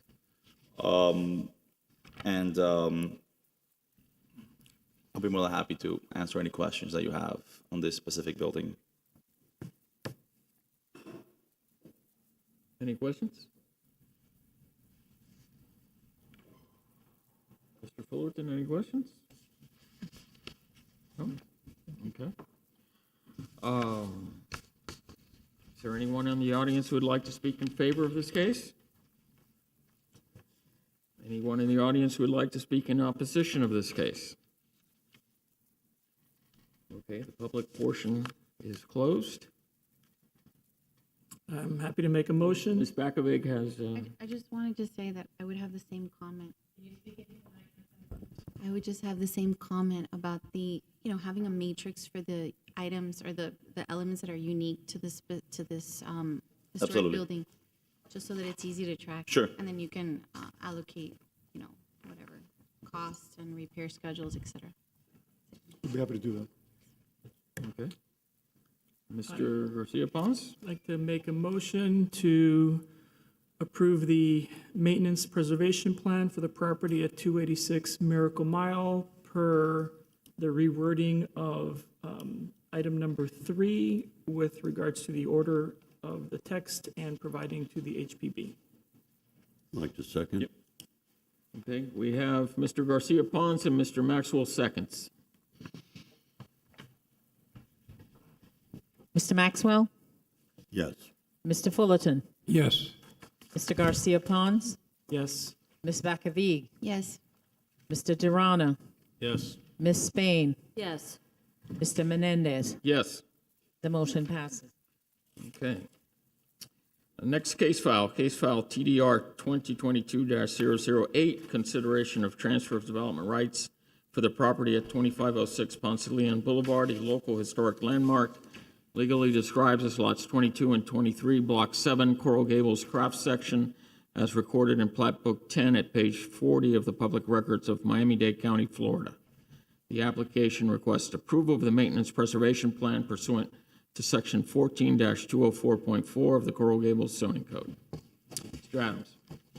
This application requests approval of the maintenance preservation plan for 2506 Ponce de Leon Boulevard, historically designated and known as the H. George Fink Studio. This is in association with the transfer of unused development rights. There are 2,630 square feet available, and the request is to transfer 2,630 square feet. In 1999, approval was given to transfer 11,178 square feet, so the 2630 reflects the remaining square feet available for transfer. The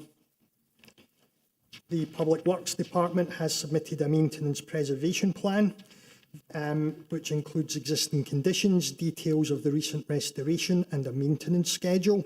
The building is currently undergoing complete restoration and renovation at an estimated cost of approximately $2.6 million. This includes the building's envelope, the roof, the electrical and HVAC systems, and restoration of the building's prominent historical features. Most openings have been replaced with impact-resistant doors and windows, except those deemed to be historically relevant, which will be protected with either shutters or armour screens as appropriate. The maintenance preservation plan includes procedures for the long-term maintenance of the site, including yearly building inspections, roof inspections twice a year, roof replacement, HVAC maintenance and replacement, and annual visits by Historic Resources and Cultural Arts Department staff for inspection of historically significant features. Staff recommends approval of the maintenance preservation plan. So the process for this building is similar, and we'll be more than happy to address your similar comments as you had on the other ones. The great thing about this building is that we're basically getting a brand new building. They were given a TCO in March of 2022. We're currently projected to be completed most likely in the first quarter of 2023. Significant items for these buildings: facade, the north and south elevation, the private office, including the secretary and reception areas, the building's second floor, as well as multiple historical interior doors, and that beautiful window at the front, which is actually part of the facade, and all that is being restored. So we're getting a very brand new building. There's really nothing else to do at the moment other than make sure that we keep up with it, regular inspections, and do whatever we need to do moving forward to make sure that it stays in appropriate condition. I have a question. Sure. Did the city ever get hurricane shutters for the building, including that front window? Spain, of course you were going to ask that question. We're using armor screen. We're going to be using armor screen for the front door and the second floor, and also for the window.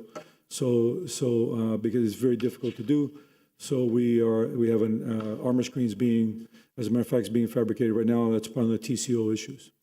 Okay. So it'll be the armor screen fabric. Okay. In the meantime, you're not going to put that plywood. We did that during the storm temporarily. The plywood as well. Well, actually, the windows are being restored right now. Yeah. Right. So that's what that plywood's for. Okay. It's to cover the hole. Oh, okay. Yes. And so then we have the armor screen component. I'll be happy to show it to you guys. I think you'll like it. And all the other openings in our historical have been, with impact windows in order to protect the building. So we've restored the front, which is beautiful, absolutely gorgeous, and that's been restored. No, I've been by. It's beautiful, really beautiful. And the interiors are amazing. Mr. Maxwell? You're doing a wonderful job on this. I really applaud you. This is fabulous, and this is what makes our city one of the finest places in America to live. I would also like to point out that since we now have the plans and things like that, and all of the specifications, now is a wonderful time to incorporate those into the preservation plan, specifically paint, how to deal with the paint and the surfaces, because now you've cleaned them and done this, and so it's an opportunity to use that information to go well into the future.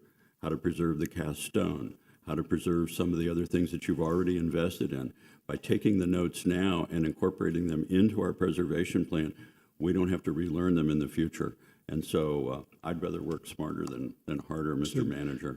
Just to let you know, we have our development services moved to the new building next door. Everything that we have now, it's electronic, so everything that we do will be easily accessible. And so they moved in a couple of weeks ago, actually 2 weeks from 2 weeks ago from today. And hopefully by the first quarter of next year, we'll be completely paperless.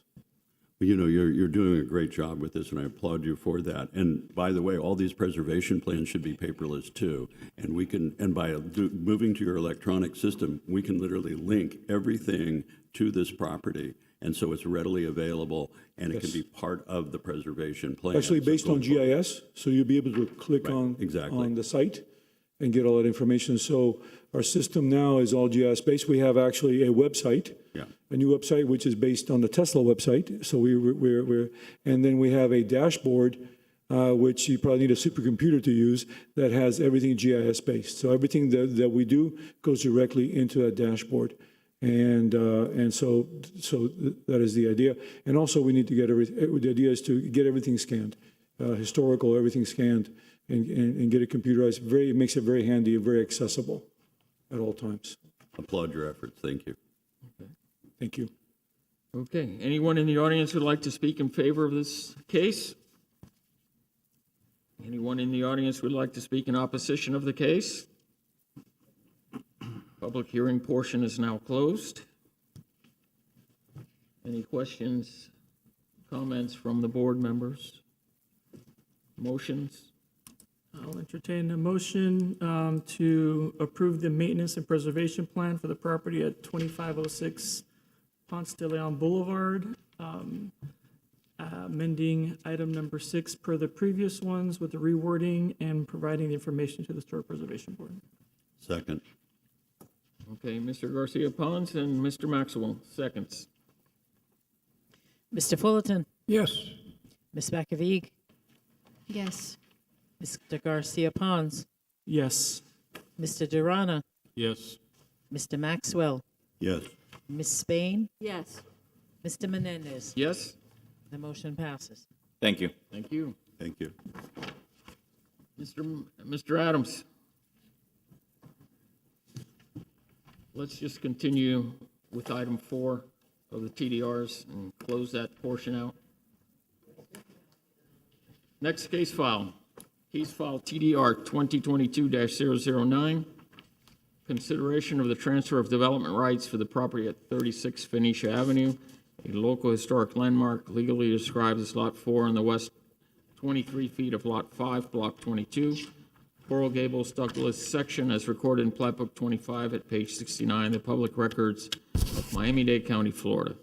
The application requests approval of the maintenance preservation plan pursuant to section 14-204.4 of the Coral Gables zoning code. Mr. Adams.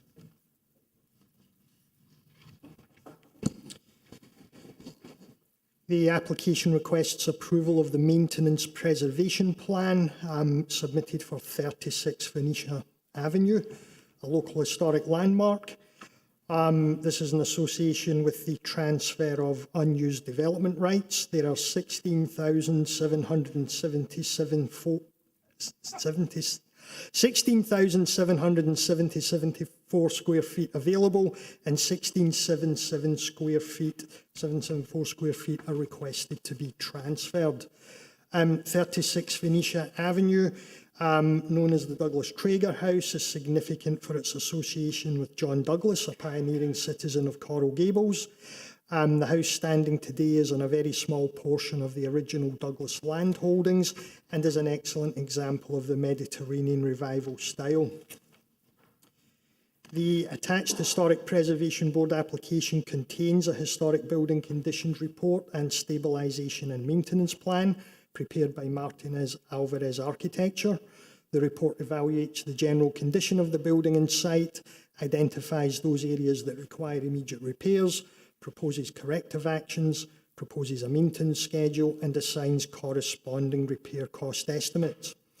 The report concludes the main building has had few substantive changes, has had routine maintenance, and remains in very good condition. The rear building appears to have none of the original windows and doors, but overall has had few substantive changes, has had routine maintenance, and remains in good condition. The local historic designation report was included in the application. And just to draw your attention to the fact that at the Historic Preservation Board meeting of June the 15th, 2022, the board approved with conditions a request for a certificate of use application for a bed and breakfast at the property. So this was one that you reviewed not too long ago. 1,424 square feet of the requested development rights will be transferred to a receiving site at 1505 Ponce de Leon Boulevard. That actual receiving site is scheduled for your review at this meeting.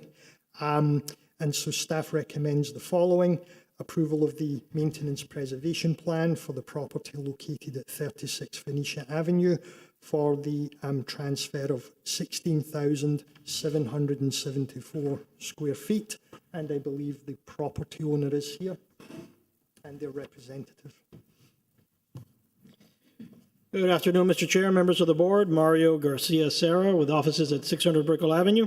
I'm accompanied today by Max Haynes and Carrie Childers, the owners of the property at 36 Phoenicia, as well as Anna Alvarez, our project architect who prepared the stabilization and maintenance plan.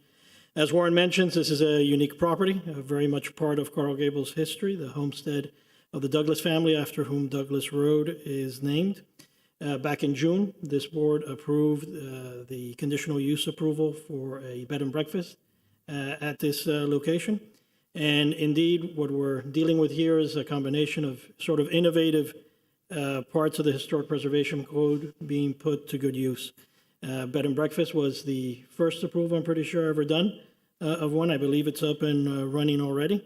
And then here, TDRs, which historically really haven't been used much. I think the rules have been on the books now for about 30 years, and there's only been about 2 or 3 transactions, are finally being utilized for what they were meant to be utilized, which is to relieve the burden of historic preservation on the property owner, so as to make it easier, more financially viable and feasible to help maintain these properties. So with that said, if the board so chooses, Anna could perhaps give a brief description of her review and findings and recommendations, but I'll leave it up to you. I know it's a busy agenda. Okay, yes. Go ahead. So as Anna is coming up, I just want you all to know that she and her partner, husband, were the architects of the Fink Studio. And so. For what? The Fink Studio. She did the restoration of the H. George Fink Studio and did a wonderful job. Thank you.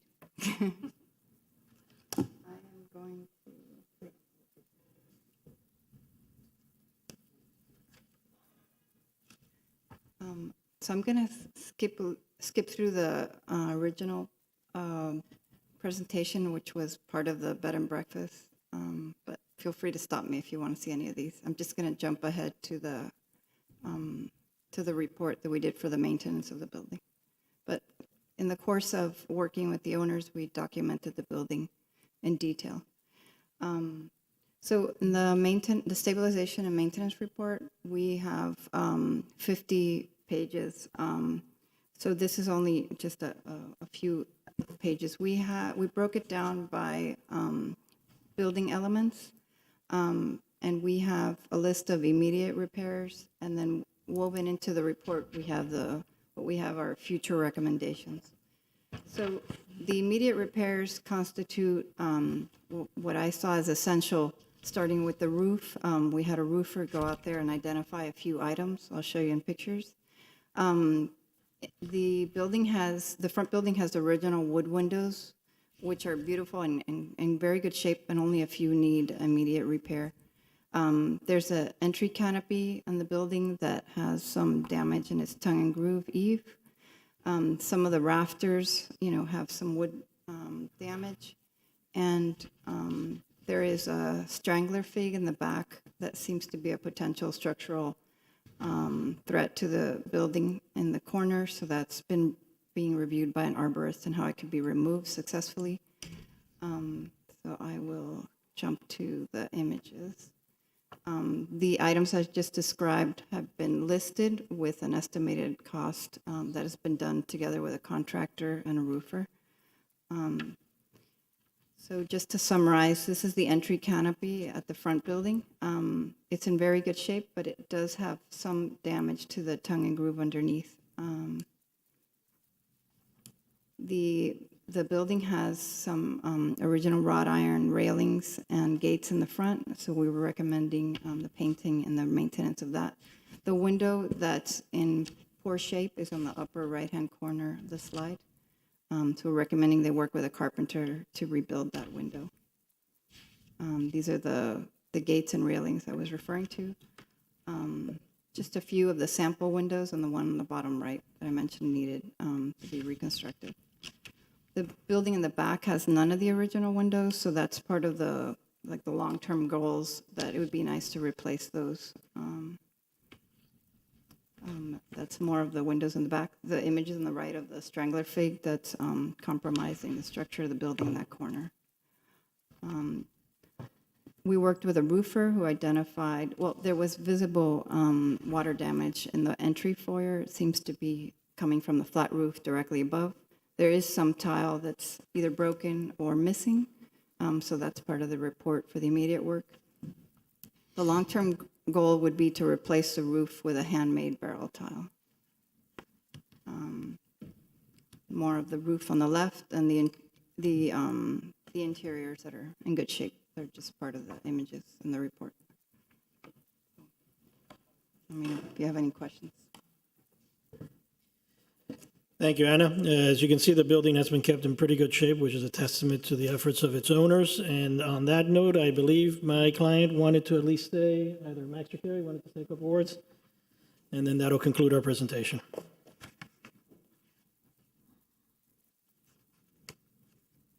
Nice to see you all again. Yeah, thank you for having us. And Please state your names. Oh, sorry, it's Max Haynes and Carrie Childers. yeah, we're happy to be here with everything going on with Anna and with everything going on with the past year of converting it into a B&B. It's gone really well. Using this TDR program, I think would be really beneficial to helping us to maintain and improve on the house that we have. And yeah, it would be a really good way of helping bring it to its beautiful Originality. originality. We've owned the house. It's been almost a year now, and we've had the honor and privilege of working with the very best lawyer and the very best architect there is. Anna's on the historic board, so I feel like we have a great master in charge of our maintenance and stabilization plan. We are at the property constantly, living there. We wake up in the morning and we have very high standards. We see a little roof leak. We see a window that needs to be replaced. We see everything when we walk outside, and we want to replace everything immediately. There's a tree that's growing into the back of the house. It just feels overwhelming sometimes. So we're taking care of it as fast as we can. But we think that selling the TDRs, we don't want to change the house. We just want to preserve it. So to be able to do that a little quicker and more efficiently with selling those, we think it would be beneficial for the house and for preserving it. So, yeah, thank you. Any questions, we're happy to answer. Thank you. Any questions? I do have one question, and I appreciate the very thorough report. We have the two sections of immediate repairs and then the recommended future improvements.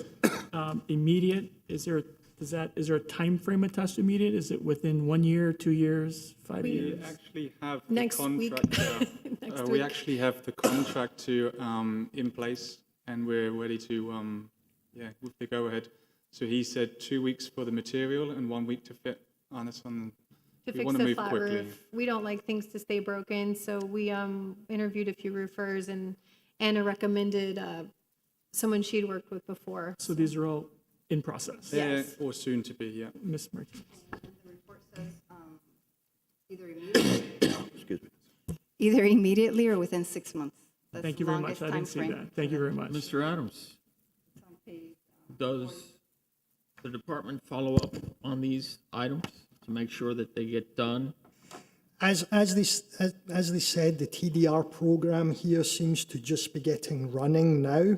So I think it would be prudent for staff to put into place, whether the board wanted to make it a condition or not, that staff inspect the work as it's ongoing, or the applicants let us know when it's done. This is something which I believe we should be doing. And now that the program seems to be gaining traction, I think now would be a good time to I do think that as the program grows, there needs to be some oversight. Sure. Okay. Mr. Maxwell. Thank you. Mr. Adams, I think this is, a really good opportunity to begin to create a policy that would where the city would have a more uniform preservation plan, that we could provide a format to property owners, so that they can follow this. Sure. And that they can also do the same thing that the city would do, looking at short-term, near-term, and long-term, particularly, and then also things like hurricane. What are you going to do in the case of a fire? How are you going to determine what to do with the building if it's damaged? Those are the things in a preservation plan that are essential. Excuse me. And so we really need to begin to address all this. You guys are doing a great job, and you've got a long way to go, I know, and probably a pretty shallow pocketbook. But we're very lucky. Max is actually a captain on a boat, and he's fire trained. So we have fire extinguishers in every room. Convenient. We have fire alarms everywhere. We have exit signs. So the building is got an OCD captain as its owner. I know you're doing well, but we're just talking kind of about policy and things like that, and something so that, the next person that comes behind you at another property, can address these in an easy way, and your architect can address it as well. So we have a standard process as we evolve all these things. That's where we're really trying to go. You guys are at the forefront, and I surely wish you well. Thank Good you luck very much. to you. Okay. I have one more, unfortunately. Hold on, let me take care of that. Is there anyone in the audience who would like to speak in favor of this case? Anyone in the audience who would like to speak in opposition of the case? Okay, the public portion hearing is closed. Mr. Garcia Ponce. Thank you. Sorry, I have one more question. Thank you, Ms. Alvarez, for pointing out on page 46. You have a very detailed portion of that report. I was looking at page 20 and 21. I did have a question with regards to the recommended future improvements. I think these are all great future improvements. My question is maybe to the owners, maybe through the architect. 1 and 3 both have to do with the doors and windows. One is the armor screen, the other one is the replacement. I don't know the condition of those windows, and it just seems, I know if we all had the cash, we would do a complete replacement, but that may not be in the cards for right now. Is there some opportunity to maybe, I don't know, what kind of, let me ask the question. What kind of protection do you have for the doors and windows now? And is that armor screen, or is that something else?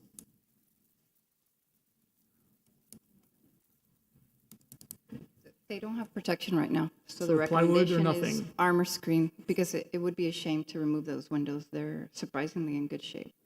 So that's I think my only concern with the operations plan is how do we, fix what you have now for the today, but what if something happens today and you're not ready for it? So as part of the operations maintenance plan, I would love some sort of, in addition to the immediate, what is the plan for protecting the doors and windows? And I'm open to any suggestion. I don't know how much armor screen costs, but just the fact, we would love for you to protect them so that you don't have to worry about it when the next event comes. And I don't know if my board members have any suggestions or thoughts that we maybe should hear from them that would alleviate my concern, which I don't know what that would be. So the two options are listed in the future improvements, either the complete armor screen or complete window replacement, obviously with the appropriate product. Do you want that in a form of a matrix? I would, I think the question is, those are not today solutions. Right. And I think you need a today solution. So I think it's one of 3 things. Replace all the doors and windows today, do the armor screen today, or tell us how you're going to protect them that are not the other 2 today. So what is the protection method that you would have prior to the implementation of these 2 things? or move one of those two things up, and I know both of those can be expensive. So that's going to be a condition of my approval, is understanding what the protection of the doors and windows are going to be. And again, I'm open to literally any solution that my architect friends on the board would be happy to accept. And maybe if the board has any sort of comments or questions. Mr. Durano?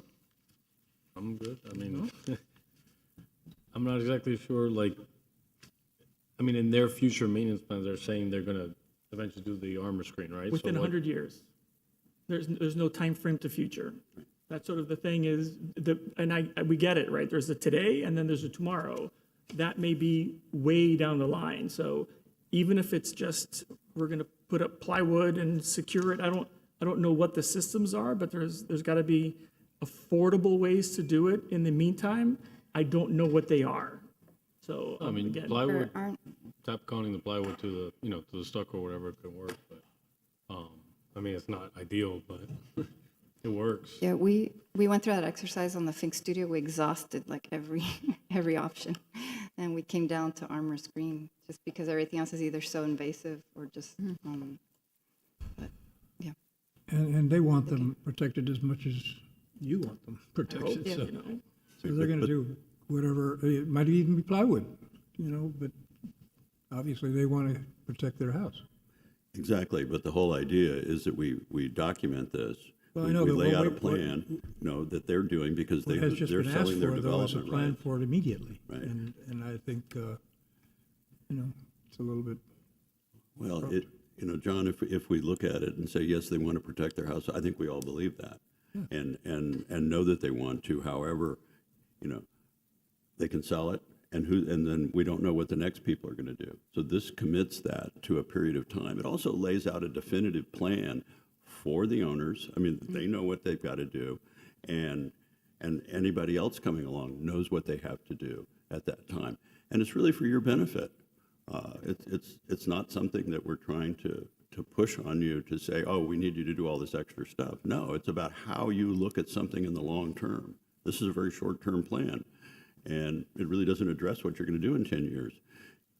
You said you'd like to get a handmade barrel tile roof. Well, I'd like to get one too. Good luck finding one. So, I mean, We have a good source. yeah, well, you really got to search, but I mean, it's those kinds of things. How are you going to protect this in a storm? I mean, that's really what it comes down to. I mean, is the roof strapped down? Okay, and if not, how are you going to do that? How are you going to save yourself money on your windstorm insurance, which is going to be, wait till next year.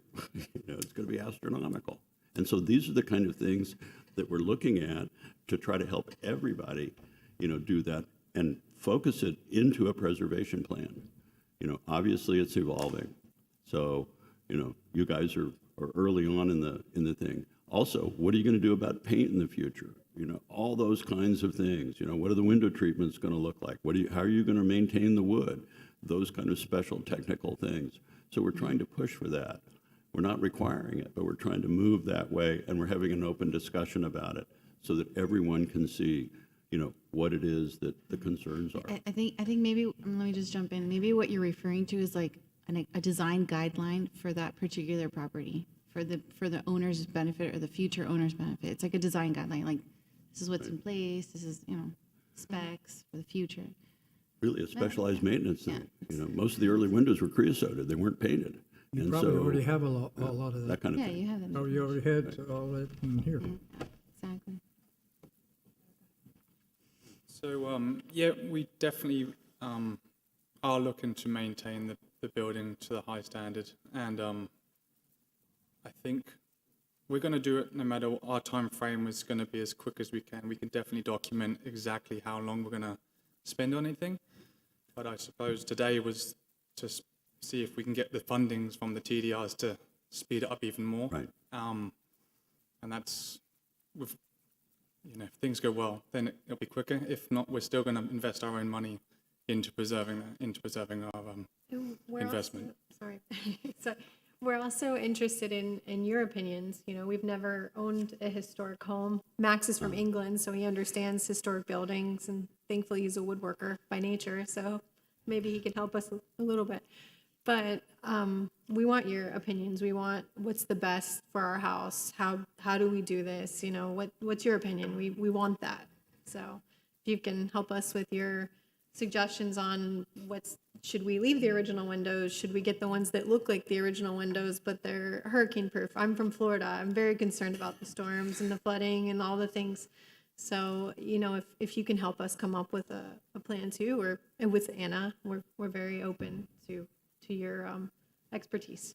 Well, if I may, I think staff is great at that. I mean, they do this all day, every day, and they could help you that. And of course, Anna can do it as well. I mean, my question is pretty simple. It's, can we, you know, what's your hurricane protection plan today? And or could you move up 1 and 3?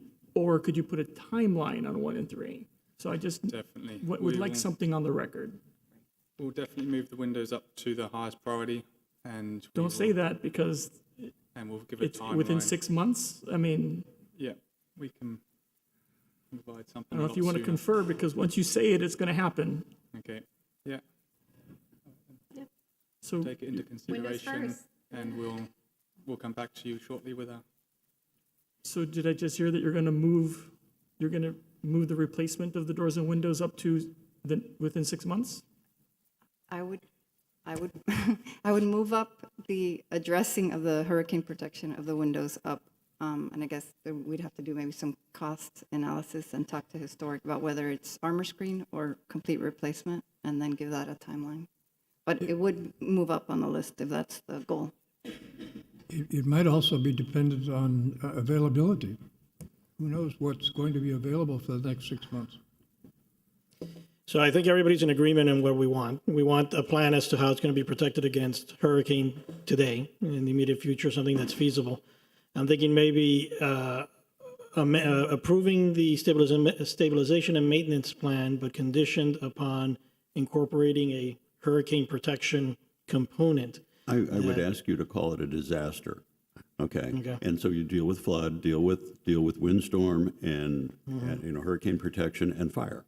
The three of those, if you would. I mean, because that's going to affect your bottom line, in how in your risk management, particularly for a commercial building, and these things are going to really cost money, and this will help you address it and reduce your operating costs.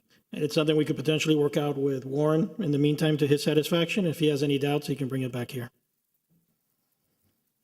Can you restate that? Because having a plan isn't having an actual protection. So I think we're trying to say the same thing. I just want to hear the words. Either we're going to implement a disaster protection strategy, A, B, or C, by such and such a date. Is that something that the implementation of? So it's not we're going to move it up and get to it when we get to it. It's either we're going to do the windows, we're going to do the armor shield, or we're going to do something. We could have a plan that includes timeframes, because think about it, we could have a hurricane next week for all we know. And between now and next week, we're only going to be able to do plywood, probably, and nothing else.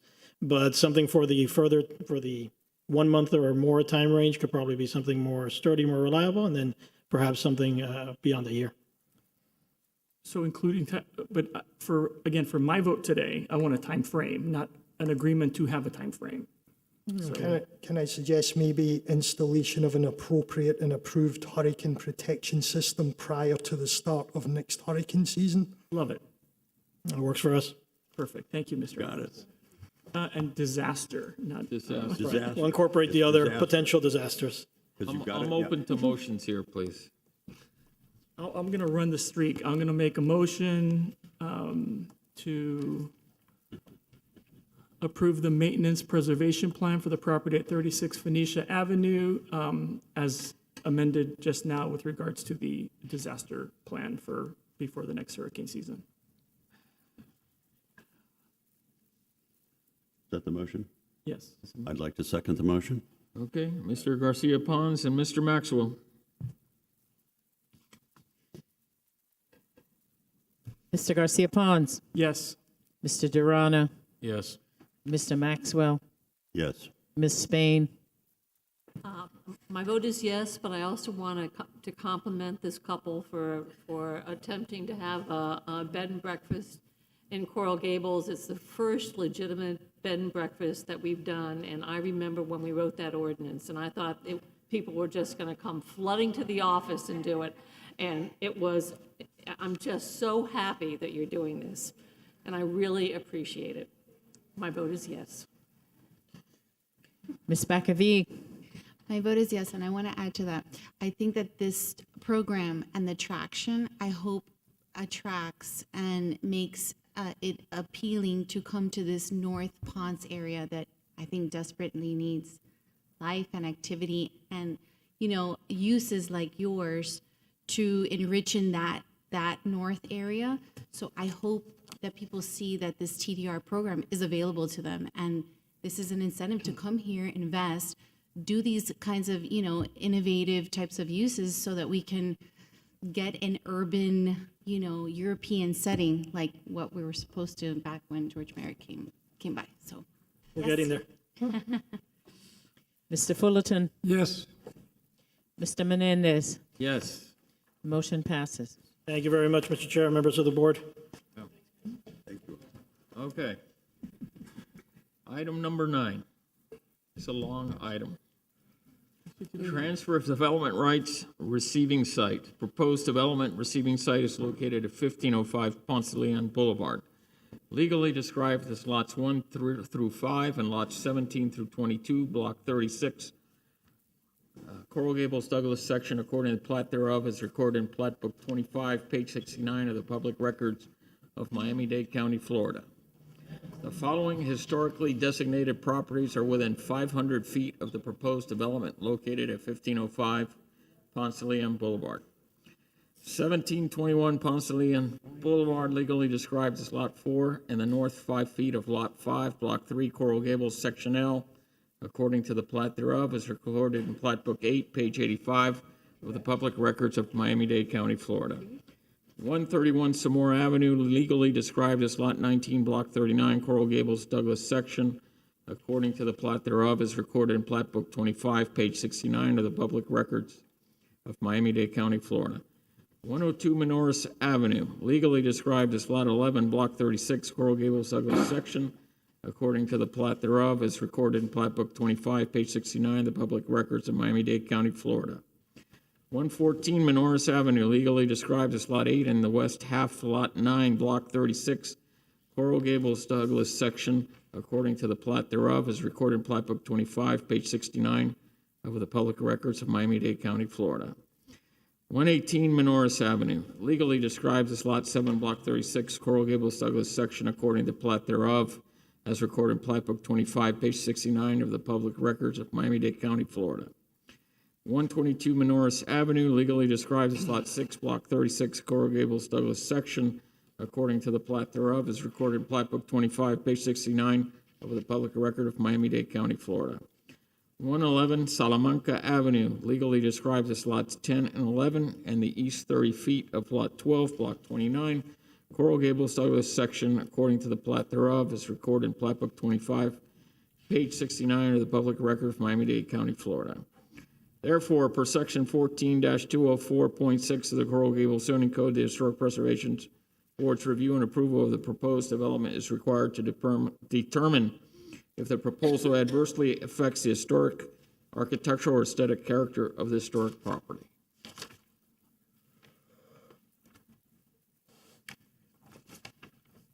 Mr. Adams.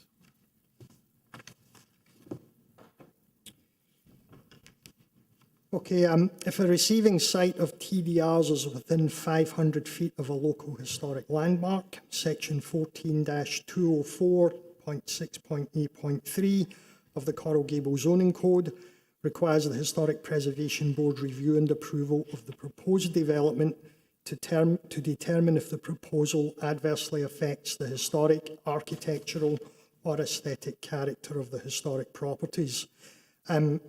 As read into the record, there were determined to be 7 properties, 7 historic properties within 500 feet of the proposed development. The 7 properties are local historic landmarks. As a bit of background, On March the 16th, 2022, the Historic Preservation Board approved the historic designation of the property located at 122 Menorahs Avenue. This property, which adjoins the proposed development site to the east, is owned by the applicant and will be rehabilitated for commercial use, I believe, as part of the proposed development here. In April 2022, the proposed development was reviewed by the Board of Architects. There was a motion to approve Level 1 and Level 2 Mediterranean bonuses. This means that the proposed development must be a Mediterranean-designed building to qualify for Level 2 bonus. There was a second motion to defer preliminary design approval to study the tower height, the location for art and public places, the roof features at the pedestal parking, the West Park as an urban and East Park residential, and study the West Paseo for more transparency. It went back to Board of Architects on May 5th, 2022, and the proposed development was approved with two conditions: add columns at east lower balconies and offset recess at garage bay. On June 1st, 2022, the Planning and Zoning Board reviewed the proposed land use change, zoning change, planned area development and site plan. And on July 25th, 2022, the Coral Gables City Commission approved an application to redevelop the property with a building consisting of 87 luxury residential units, 23,764 square feet of commercial space, 319 parking spaces and a parking garage, and 20,144 square feet of open space, including a park with improvements along Ponce de Leon Boulevard, over which it intends to convey a public access easement to the city, as well as a garden dog park that serves as a buffer to the properties to the east, which will similarly be open for use by the general public. The City Commission also approved an amendment to the city's future land use map, an amendment to the city's zoning map, and approved the planned area development and mixed-use site plan approval for this project. On October the 12th, 2022, the Planning and Zoning Board reviewed and recommended of the approval of the receipt of TDRs. The sites proposed for the new development are currently vacant. I included a chart in the report. The proposed development is a mixed-use building of 297,027 square feet. This number includes 59,405 square feet of transferred development rights from the following sending sites. 118 Menorahs Avenue is 3,300 square foot. This site as a sending site was approved by the Preservation Board on June the 16th, 2022. 36 Phoenicia Avenue, 1,424 square feet. That was the sending site that you just reviewed and approved. 235 Mallorca Avenue for 24,089 square feet. This site was approved as a sending site by the Preservation Board on March the 4th, 2020. And 301 Mallorca Avenue, 30,592 square feet, which received City Commission approval on June 28th, 2022. And this is actually a park, so this did not come under the Historic Preservation Board review. So there's a description of the proposed development. So when you look at the staff recommendation in the 7 sites, it's staff's opinion that the proposed development does not adversely affect the historic properties at 1721 Ponce de Leon Boulevard, 131 Zamora Avenue, or 111 Salamanca Avenue. And we did include street views along the street from these properties towards the development site. We did determine that the new development would have a moderate impact on the setting of 112 Menorahs Avenue. So again, there is a view towards the development site from 112 Menorahs Avenue. Sorry, 102 Menorahs Avenue. We determined that the proposed development will have the greatest impact on the settings of 114, 118 and 122 Menorahs Avenue, as the development site is immediately to the west of these properties. All of these properties are individually designated. The impacts to the historic sites are due to the height of the proposed new structure and its proximity to the historic structures, especially 122, which is immediately adjacent to the development site. The west facade of 122 Menorahs Avenue will be approximately 14 feet from the proposed two-storey paseo on the east facade of the new structure and approximately 24 feet 8 inches from the 16-storey tower. As you can see from the photographs, higher rise development on Ponce de Leon Boulevard has started encroaching towards the Menorahs Avenue area. So by right and without TDRs, so in other words, if you did not approve these TDRs today, the subject property can still be developed to 16 stories high in height and 190 feet 6 inches in height. So if the TDRs aren't approved, almost exactly the same development could be put on that site. The only difference is the TDRs allows the building to be wider. The inclusion of the paseo in the east elevation of the proposed structure and the park to the rear of 122 Menorahs Avenue provides some small buffers between the subject and the historic Menorahs Avenue sites. Increasing the east elevation stepbacks of the tower could help to further lessen the impact on the historic structures. However, any 16-storey structure at this location will have some negative impact. Theoretically, the impact could be even greater if a development was proposed for the currently proposed garden or park, which is to the rear of 122 Menorahs Avenue. So, weighing everything up, staff recommends a motion to determine that the proposal does adversely impact 3 of the 7 historic properties located within 500 feet of the site, but we recognise that any 16-storey development at the subject property could result in a similar or possibly even greater adverse impact. So there's a recommendation to approve the use of TDRs in this building, basically because even if they don't get the TDRs, there's going to be a 16-storey 190-foot building there. At least this way, 122 Menorahs is going to be restored, incorporated into the development, and it's also going to allow the sale of TDRs from the other historic properties on Menorahs Avenue. So our recommendation is to approve. Oh, and I should say we do have 2 letters of support. One is from the owner of 118 Menorahs. They submitted a letter of support. And just prior to the meeting started, I received a letter of support from the owner of 114 Menorahs Avenue. Good afternoon, Mr. Chair, members of the board. Mario Garcia Serra with offices at 600 Brickell Avenue. Here today representing Location Acquisitions LLC, the contract purchaser for the site at 1505 Ponce de Leon Boulevard. Joined today by Mr. Hamed Rodriguez, the project architect, as well as Leonard Roberts from Location Acquisitions.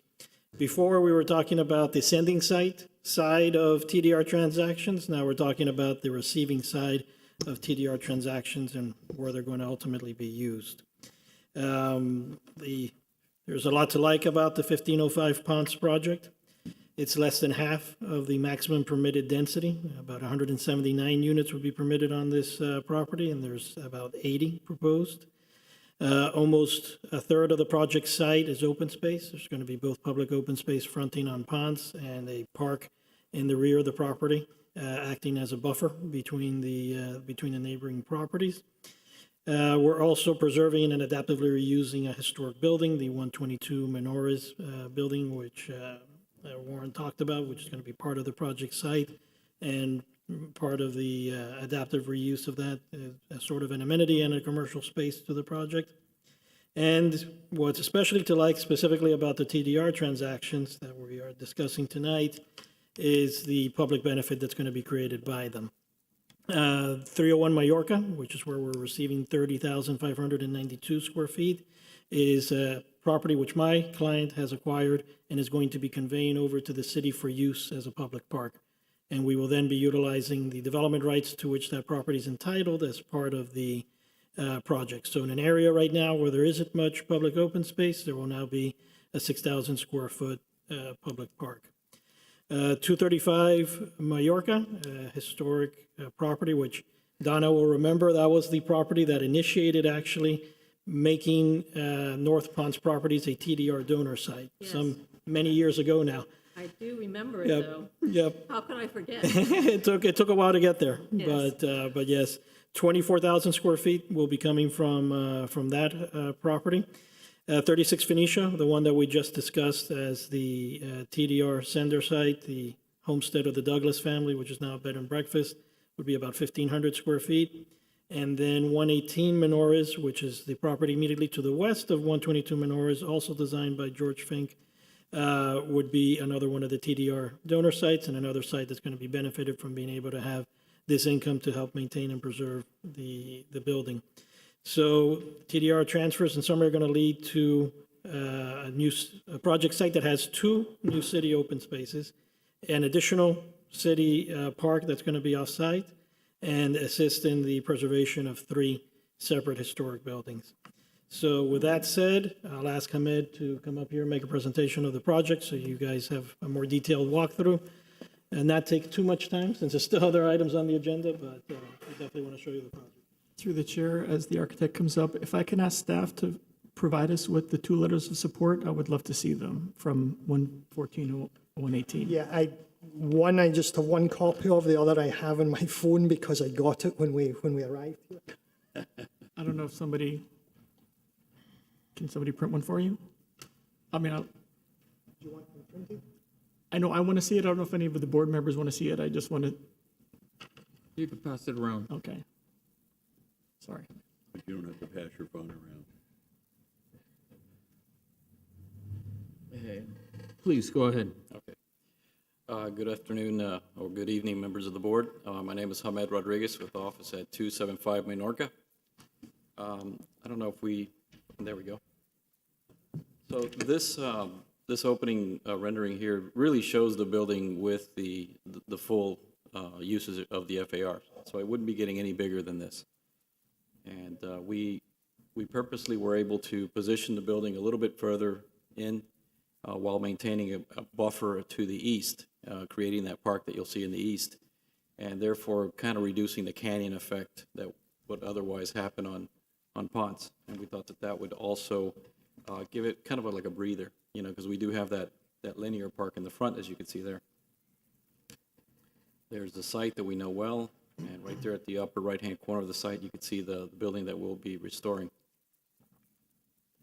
And here are the sites. There's the first one on the left, upper left, which is the park. Then the other one here is 235, right there. Here we have 36 Phoenicia, and then 118 North. And so this is the building pushed back, this right here. So you can see the difference with the other 2 buildings immediately to the south. And then here we are, on this site plan, you could see what we're proposing for the historic building. It's possibly going to be something like a type of ice cream shop, and it'll have an immediate opening towards the back park. So the whole idea is that right now that's just a few bathroom windows. So that probably had a building right behind it. It was just a backyard with bathroom windows looking at each other. So now we're going to really open that up and create a covered space plus an upper terrace. And then on the second floor, it might be something like executive office use, as it wouldn't be a good retail space. But ideas are still being generated of the exact use, but it would be a public element. This is a little bit about the zoning.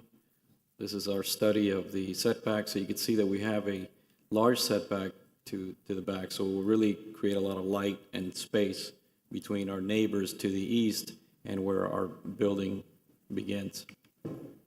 And then here we'll finish off with a few renderings. You could see that we're creating a nice articulated facade on this base so that the building itself steps back, and then this base wraps around and creates these work-live environments on the ground floor, and then those are apartment flats above that. Here you could see that the Menorahs building has a connectivity to the paseos that we created. So this would be the south side paseo and with the park, and it would allow you to walk all the way through to the Menores building. This is the front linear park. And this was just a study that we did about parking. So here you can see again the proposed use. We would have a great space in the back, creating separation and buffer to our neighbors. And with the landscape plan here, you could see that we will have shade trees in the rear park, we have shade trees in the front park, and along the perimeter of both sides. If you have any questions, I'd answer them the best I can. Thank you. Mr. Maxwell, any questions? No, thank you.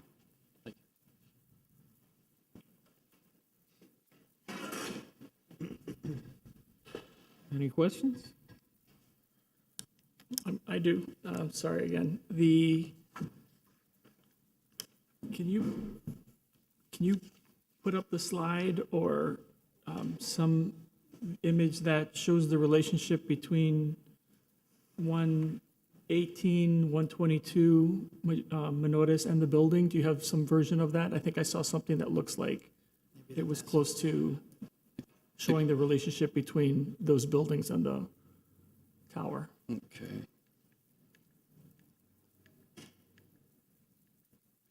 That's the one right next to the Menores building, correct? Yeah. I think we have one in our packet. This one here, not really. No, It shows the location. The sort of ground view, I think, that one's helpful, but Right, these are individual shots that we did of the donor Yeah. sites. but the relationship between, it's almost, if you go back, it's almost the one that has that little arcade or something between the two. What's the? Can you use your pointer on the big screen above? You can't. It doesn't work. Doesn't it? You can. It doesn't work. Works. Oh, Oh, there you go. Yeah. That's the building we would be, that's part of our site. And this is the neighboring building. right. I know the location. I want to see what on the ground, what does it feel like? So you had, I think, a view of I the have a arcade render, or? we have a plot? rendering of that. Can I see Okay, that, sure, please? Yeah. absolutely. Just make sure I'm going the right. So right here, let's see, this is where we're dropping the scale of the paseo. So we start with a two-story element that you'll see in another slide, and then we drop this down into a trellis, and we have an opening that we have already developed from this space directly over to like a little plaza for the restored building. And that's about 40 feet, the podium? It's about 24 feet between the building here and what would be the face of the tower if it did not have the paseo. And then there's about 12 feet between the paseo and the actual historic building. So we have landscape there. Height of the podium, it's about 40 feet? The podium is, but the paseo is Height of shorter. the podium, Is about 42 feet. thank you. Yeah. And you said you had another view? No? Yes. Right. So here's the view from the other side. And this one here is approximately 22 feet. And then we drop the scale on both sides to have just a one-story trellis feature. Podium there is also 40, and then the tower is 190. This band, yes, correct. Does that two-story overhang, does that go all the way through?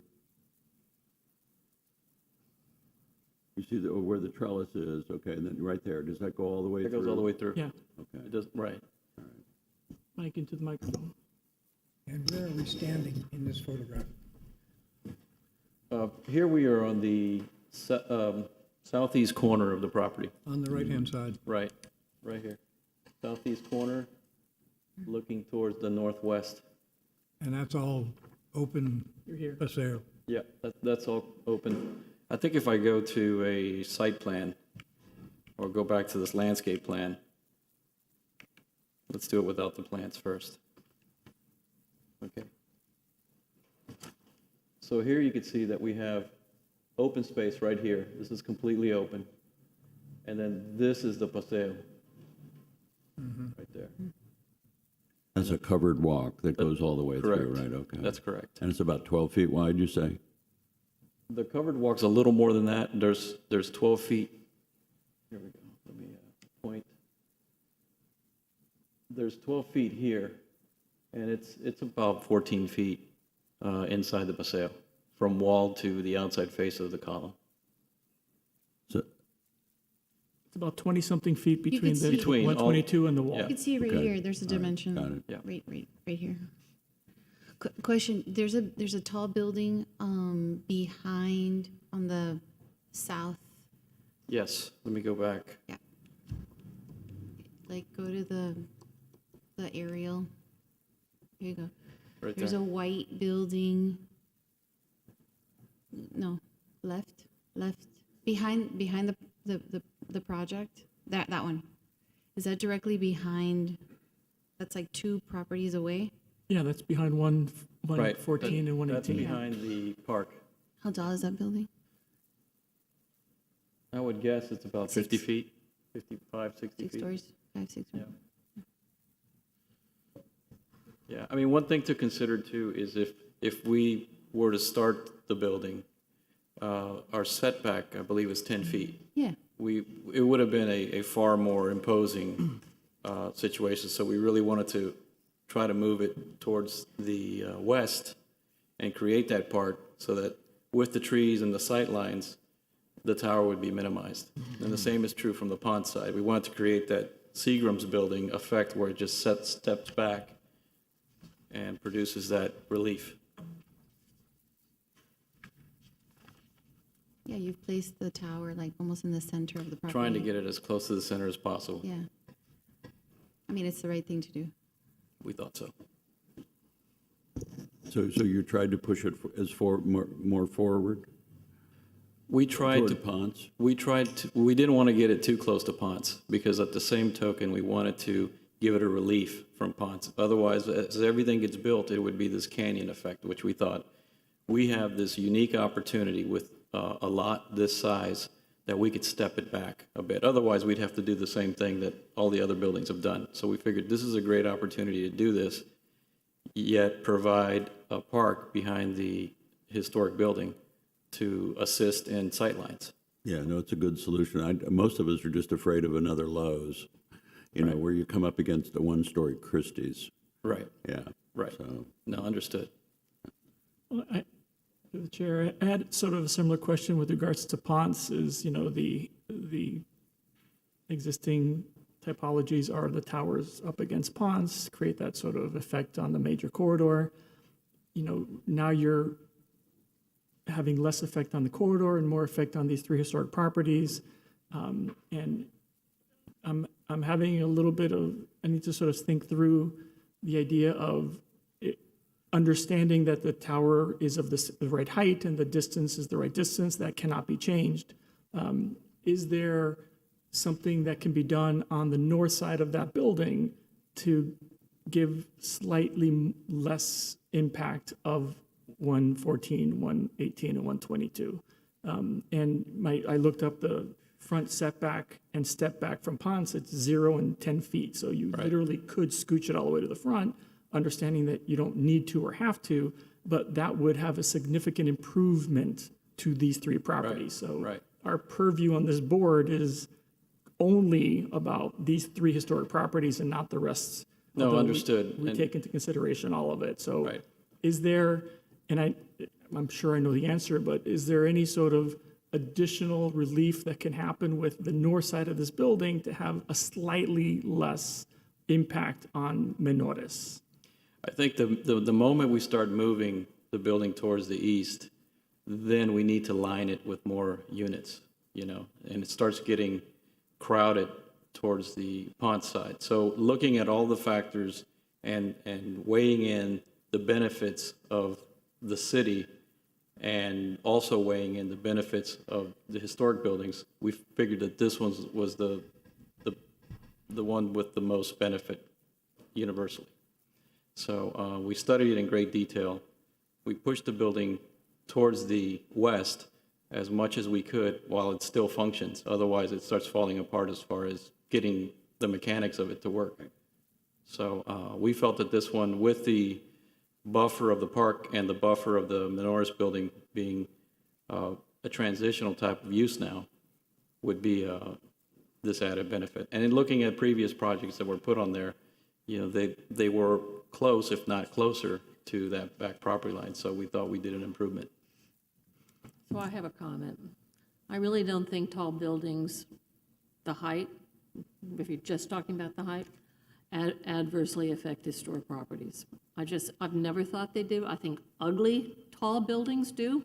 They would adversely affect the building, but look at New York. You have these wonderful historic properties next to these crazy high-rise buildings, and you can still appreciate the beauty of the historic building. So I don't have an issue at all with the height and the location. I appreciate the buffering that you've attempted to do.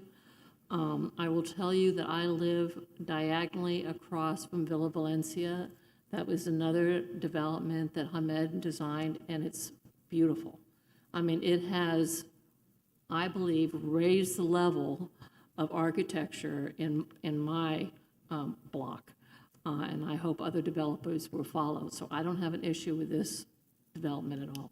Thank you, Donna. If it's anywhere near what you did at Villa Valencia, it'll be beautiful.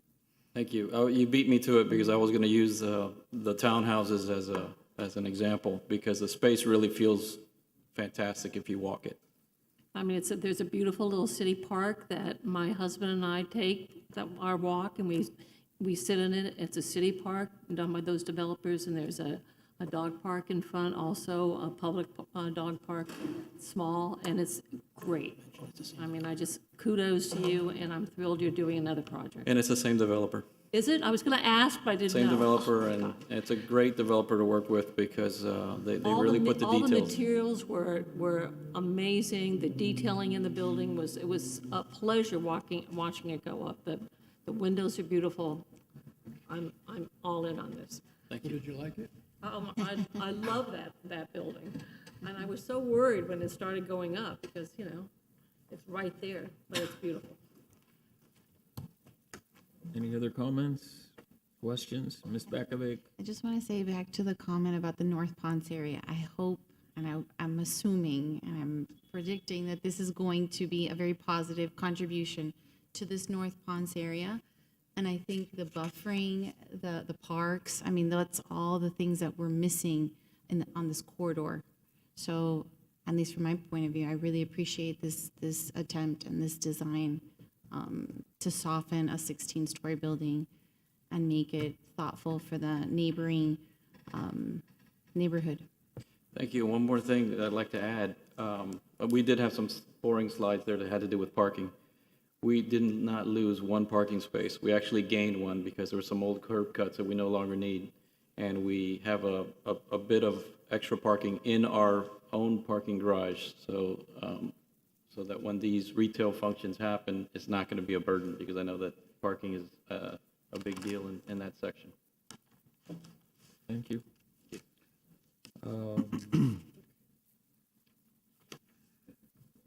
Anybody in the audience who'd like to speak in favor of this project? Anybody in the audience who would like to speak in opposition of the case? Okay, we'll close the public portion. Any other comments? I just want to piggyback on Donna's. I think it's a really nice project. I like, all the green space you guys provided. You didn't have to, and I think it's a nice feature. I think it's going to add to the value of the building, and stand out from the other ones. And, congrats. I think it's a very nice building. Thank you. Motions? Actually, before a motion, before I vote, I want to comment as to maybe why I'm going to vote the way I'm going to vote is the fact that 122 is part of the project and the renovation of it, and 114 and 118 submitted letters in support of this project. And staff's report very clearly delineating the difference between not affected, moderately affected, and possibly greatly affected. The information provided by the actual property owners is going to help me inform my vote. So thank you.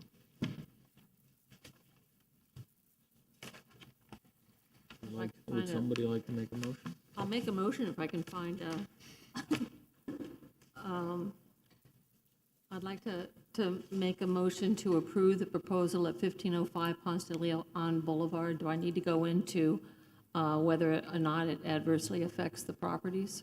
If you don't believe it does, then you can. I don't believe it adversely affects any of the historic properties that are within 500 feet of the subject property.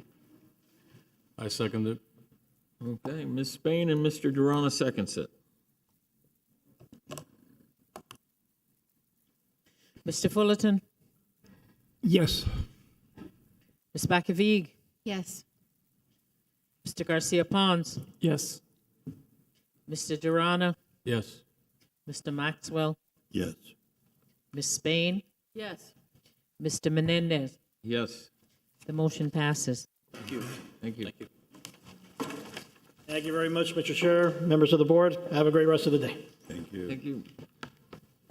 Okay, next case file, Special Certificate of Appropriateness, case file COA SP 2022-026, an application for the issuance of a special certificate of appropriateness for the property at 2003 Alhambra Circle, a contributing resource within the Alhambra Circle Historic District, legally described as Lots 6 and 7, Block 14, Coral Gables, Section E, according to the plat thereof, is recorded in Plat Book 8 at page 13 of the Public Records of Miami-Dade County, Florida. The applicant is requesting design approval for additions and alterations to the residence and site work. Applicant is requesting design approval for additions and alterations to the residence and site work. The property is 2003 Alhambra Circle.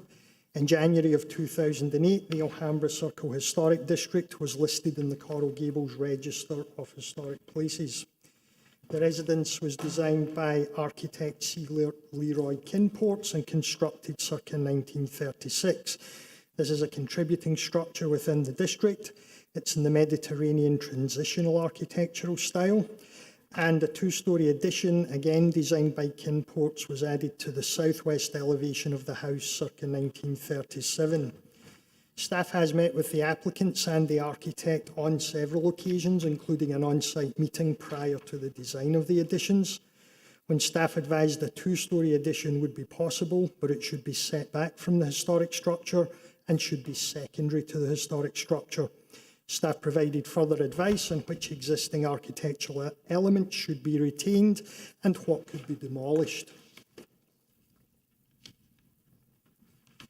Staff provided comments for pre-Board of Architects review on February the 24th, 2022, June the 22nd, and August the 17th. I think what is consistent through these comments provided to Board of Architects was the concern over the scale and location of the addition. So the proposed work is the demolition of a rear one-storey wood frame original porch and porch addition, and demolition of a two-storey enclosed porch and stairs to the rear of the circa 1937 addition, a one and two-storey addition attached to the southwest elevation of the house, a one-storey addition to the southeast elevation of the house, that's the two-car garage and carport, and site works including a new motor court with parking for 3 cars in front of the new garage and carport, expansion of the existing driveway to accommodate parking for 2 cars, a rear covered terrace and outdoor kitchen, swimming pool and deck, a covered terrace, and a new pathway leading to the original front door, the new motor court and the existing driveway. There is a description there of the proposed alterations. The one and two-storey addition will be set back from the existing facade. Dimensions were not provided on the plans. Construction of smooth stucco shed and gable roofs with barrel tile to match. The new front entry porch will have a curvilinear parapet, exposed rafter tails, arched door surround and lighting. There is concern over the scale of the new entrance porch, as along with the proposed parking, this draws attention away from the original house and entrance. It appears a stucco band is to be incorporated to differentiate the new construction from the existing house. Also in this elevation will be 2 towers with shaped parapets to accommodate the stairs and elevator. The shape of the parapets is not consistent with the architectural style of the house. The construction of the additions to the southeast and the southwest and the northeast is all very, very similar. To go to the site works, a new paver motor court with parking for 3 cars will be installed in front of the new double garage and carport. The existing driveway will be expanded and surfaced with pavers to accommodate parking for 2 cars. Staff raised concerns over the 2 proposed driveway parking areas. As per section 2-101D10 of the code, driveways and associated curb cuts shall only be permitted when providing access to a garage, carport or porte cochere. The driveway and associated curb cut accessed from Alhambra Circle will not provide access to covered parking, as the existing garage is to be converted to living accommodation. The applicants raised this question with the prior Development Services Assistant Director for Planning, who provided an email stating the existing driveway may remain unconnected. However, the current principal planner disagrees with this opinion and has requested the driveway and apron on Alhambra Circle be eliminated. Staff will not support a waiver request to address this issue if it's required. Staff has no issue with the rear covered terrace, the outdoor kitchen, the swimming pool, the deck or the covered terrace. The proposed new pathway to the original front door is also supported, as this draws attention again to the original entrance of the house. The proposal was reviewed by the Board of Architects on 3 separate occasions. On March 17, the architects made a motion to reject with the following comment: additions out of scale with the existing historic home. On July 14th, the Board of Architects made a motion to defer with the following comments: restudy 2-storey garage volume, restudy stair tower. And on September the 1st, the Board of Architects approved the proposal as now presented to you. So, staff conclusion. The application presented requests design approval for additions and alterations to the residence and site work. While the design of the additions is fairly consistent with the design of the original house, staff still has concerns over the massing, scale and position of the 2-storey addition. The applicants have made significant changes and improvements to the original decision. However, the 2-storey element still appears large when viewed from Alhambra Circle and Greenway Court. The 2-storey element dominates the historic structure and contravenes Secretary of the Interior's Standard Number 9. Staff will support a 2-storey addition, but are of the opinion it should be pushed further back on the lot or reduced in scale. This opinion has been consistent throughout all meetings with the applicant and the architect. Staff does also not support raising the roof level in the circa 1937 addition. However, this was done after discussion with the Board of Architects. In other words, the Board of Architects advised this. There is also staff concern over the unresolved zoning issue with the driveway on Alhambra Circle. So really 2 issues: massing, size, scale, location, and the unresolved zoning issue with the driveway. I did work at length with the applicants in this particular application. We met on site, as far as I know, before any sort of plan had been drawn. And so this concern has been consistent from day one. I met with the applicants on numerous occasions, and we did literally get to a point where I said, I think it should be pushed further back, and the applicant said, we're not pushing it further back. And they'll give you the reasons for that. I won't go into that. So based on this concern and the unresolved concern with the zoning issue with the driveway, staff's recommending a motion to deny the application as it is at the moment.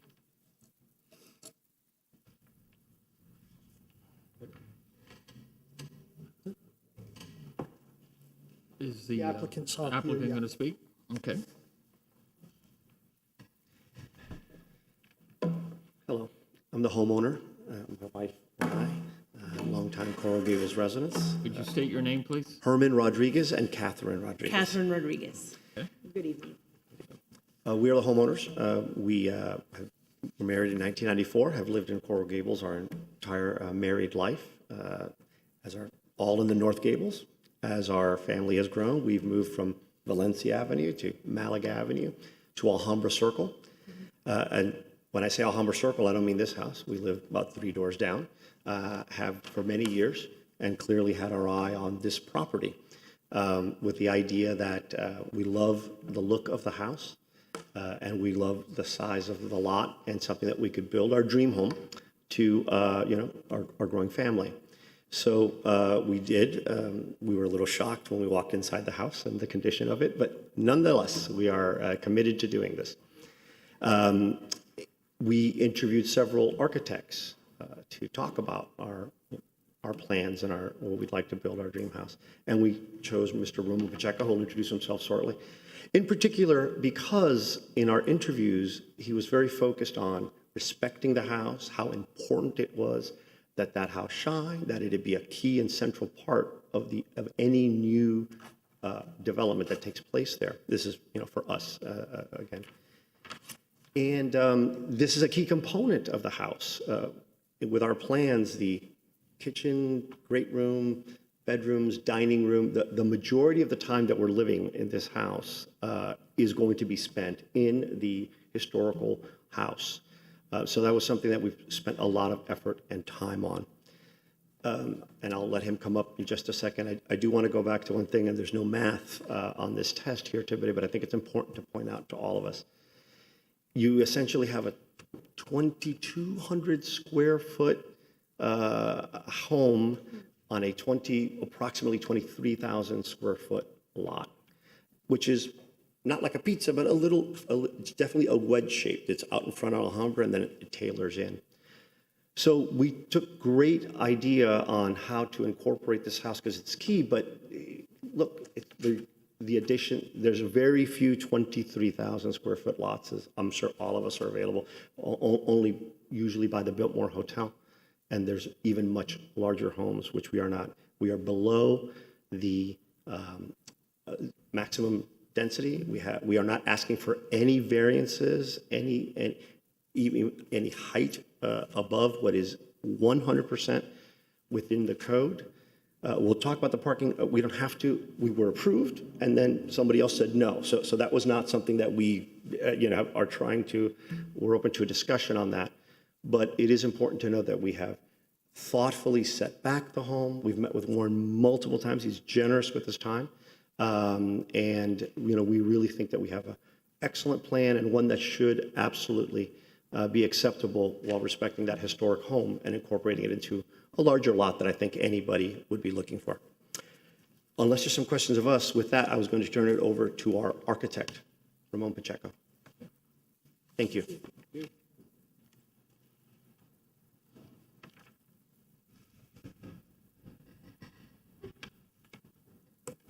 Good evening.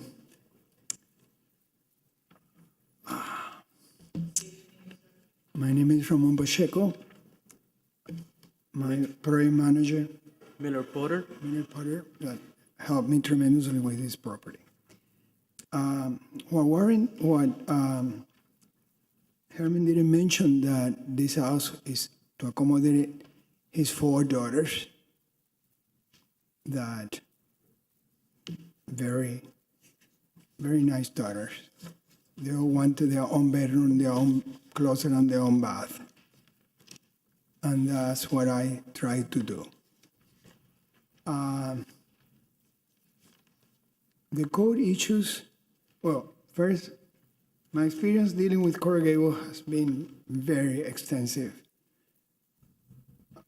I graduated from the University of Florida in 1968. I have over 50 years experience.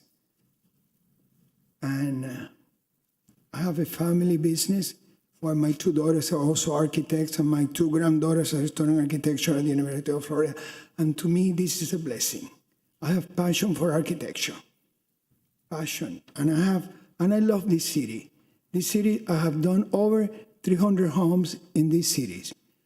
I have been the board of architects of Gables Estate and Coco Plum for over 15 years.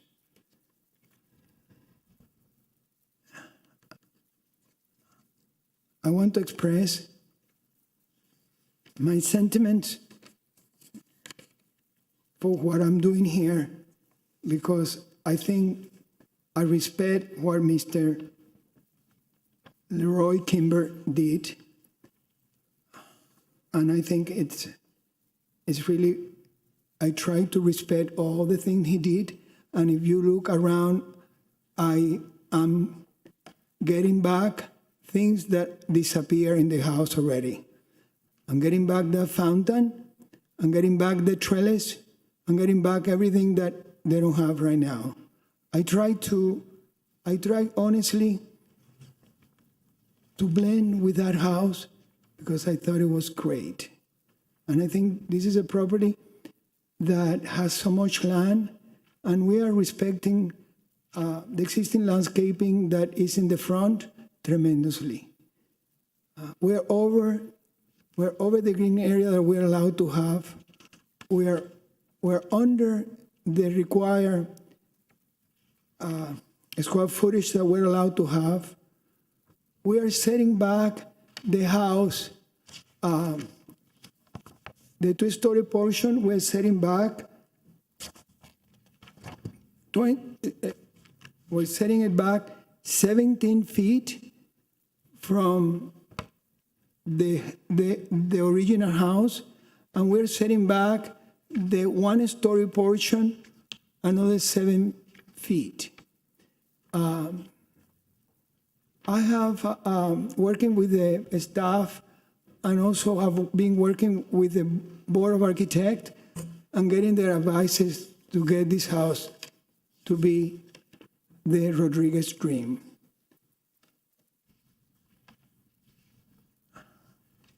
I visited the house with Warren Adams, and he has been very cooperative to let me convert the two-car garage into the dining room. I feel that the garage continues to the other garage in North Greenway. It's more appropriate than facing Alhambra Circle. I reduced the openings of the garage doors to a more residential scale, and that was a very good recommendation that I have from the Board of Architects. I have followed most of the recommendations of the Board of Architects because I think they were wonderful with treating me. Interiorly, also, I want to point out that I am trying to remain with the space that they have right now as a living room. That's going to be Herman Library, and the fireplace is fantastic. It looks great, and I'm also trying to keep the entire ground floor with the existing windows in the same location where the house has right now. I'm going to change the windows to impact windows because you have to understand this house was built in 1935 with an addition on top in 1937. I think the architect originally did the addition on top of the existing garage. He did we had originally one-car garage, there another one-car garage, and then on top they put the bedroom. There's something that I found a little strange is every time that lady has to go up to the master bedroom, she has to go outside. I locate my stair in the same location as where the stair is now. This is a house for the Rodriguez retirement and to enjoy the rest of their life in this house. That's what I have to put on an elevator because when you have a two-story house of this magnitude, I think you have to have an elevator. The one-story portion on the back and on the side is really to preserve the identity of the other two houses on each side and on the back. The two-story portion is actually along the back, along the center, to be able to look toward the back and to create a nice pool in a courtyard. Pools in Coral Gables, they shouldn't be visible from the street. And I located in the center courtyard to comply with the code of Coral Gables. Another thing that I'm also under is the diving high in Coral Gables right now is 25. I have it at 22. So I love the sculptural approach that Leroy Kimper did with some of the elements. I save them too. And that's what I may have a sculptural approach with my parapets, which I think they're an asset to this house. Honestly, I heard Warren Adams, and we have tried to come to an agreement with him on every item. And we push the house back, and we push the two-story back. The two-story are way back from the property line. That two-story is right now like 44 feet, which, you know, if we keep pushing back, we don't have a pool then. And if we put the two-story on top of the master bedroom, then that's invading to the other properties. This is very centered with the property, the two-story. I'm not invading into rear property. I'm not invading into the side properties. I'm keeping the two-story right in the center, surrounded by the historical house, and I even create a courtyard between the historical house and the garage area. If you can see, I have a green area courtyard there to separate and to admire more the historical house. To me, this is one of my best projects, and I really appreciate your consideration with this project. Thank you very much. Thank you. And can I just point out that, yes, we have worked together for a long time, and I didn't mention it, but it's in the report. They are doing a lot of restoration work on the existing house, including the interior. And, you know, the difference, I believe, really comes down to, in my opinion, the two-story section should, the second story should be over the one-story section at the back. And there's the unresolved issue of the driveway at the front, which is a zoning issue. And that's really what it comes down to. They've made significant headway based on the comments from the Board of Architects. Initially, the plane along Alhambra Circle was literally a flat plane. So we do see that there's, differences in planes there, and it's an interesting design. And that's literally where the difference comes down to. I would have preferred the second story on top of the one story at the section at the back. The property owners don't want to do that. And there's the unresolved issue of the zoning. The architecture, the square footage, the height, the design, apart from, there's a difference of opinion on the two towers. We're pretty much there. We just couldn't get past this one issue.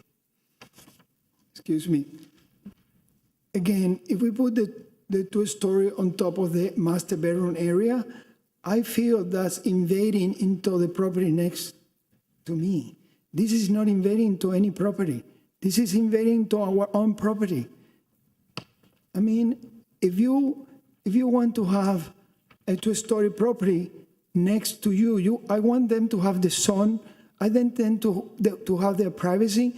Now, putting there the two-story property is invading the privacy of the house next door. I'm not invading anybody's privacy. I think that's perfect.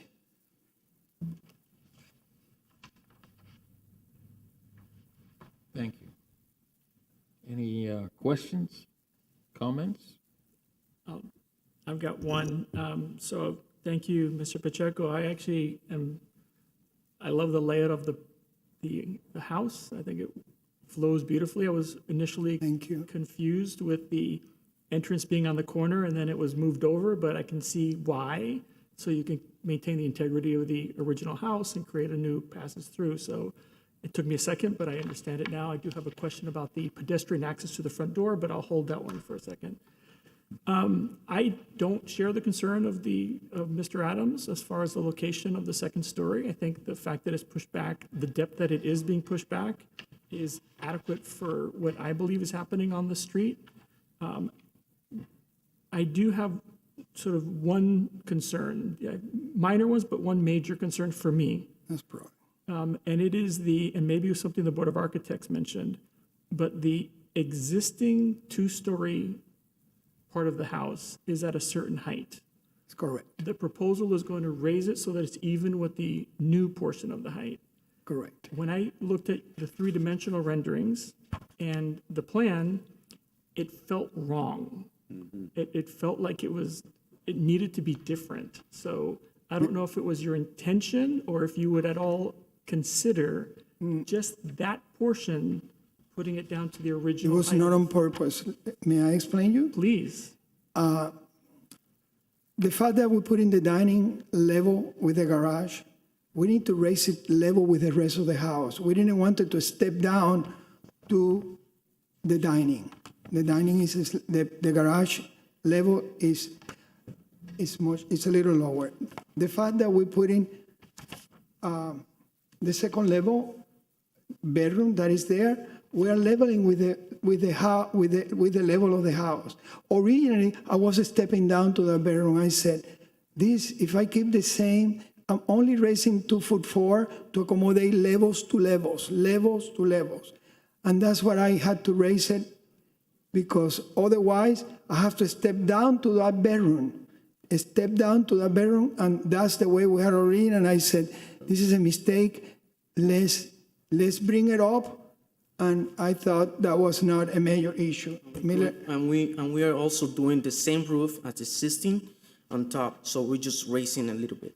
So the level of the bridge on the second floor is going to be even all the way across? Same level of the second floor, the same level of the ground floor. What's the, and I'm going to keep asking, what's the room height of the second floor bedrooms? The room height is 9 feet, plus or minus. Again, we are below 2 feet. 25 feet is the required type beam height. We are at 22. We are almost 3 feet below the required type beam. We could raise it, but we didn't wanted to raise the house. The only portion that we raised was that to level with floors, because that was the main reason. So I don't, I understand the selections that you made, the choices that you made. I think, I don't know what the internal, if that's a vaulted ceiling in that bedroom number 3, if it's a flat ceiling, I don't know. Flat. I feel relatively strongly about the eve line of the existing massing, and that even that it says 2.5 feet or two and change, it feels like a lot. And I don't. Originally, I had it lower, but we were stepping down to that existing bedroom, and we thought, oh, wow. And we will have like 4 steps. We will have like 4 steps going down. So the solution that Mr. Pacheco brought was to raise it.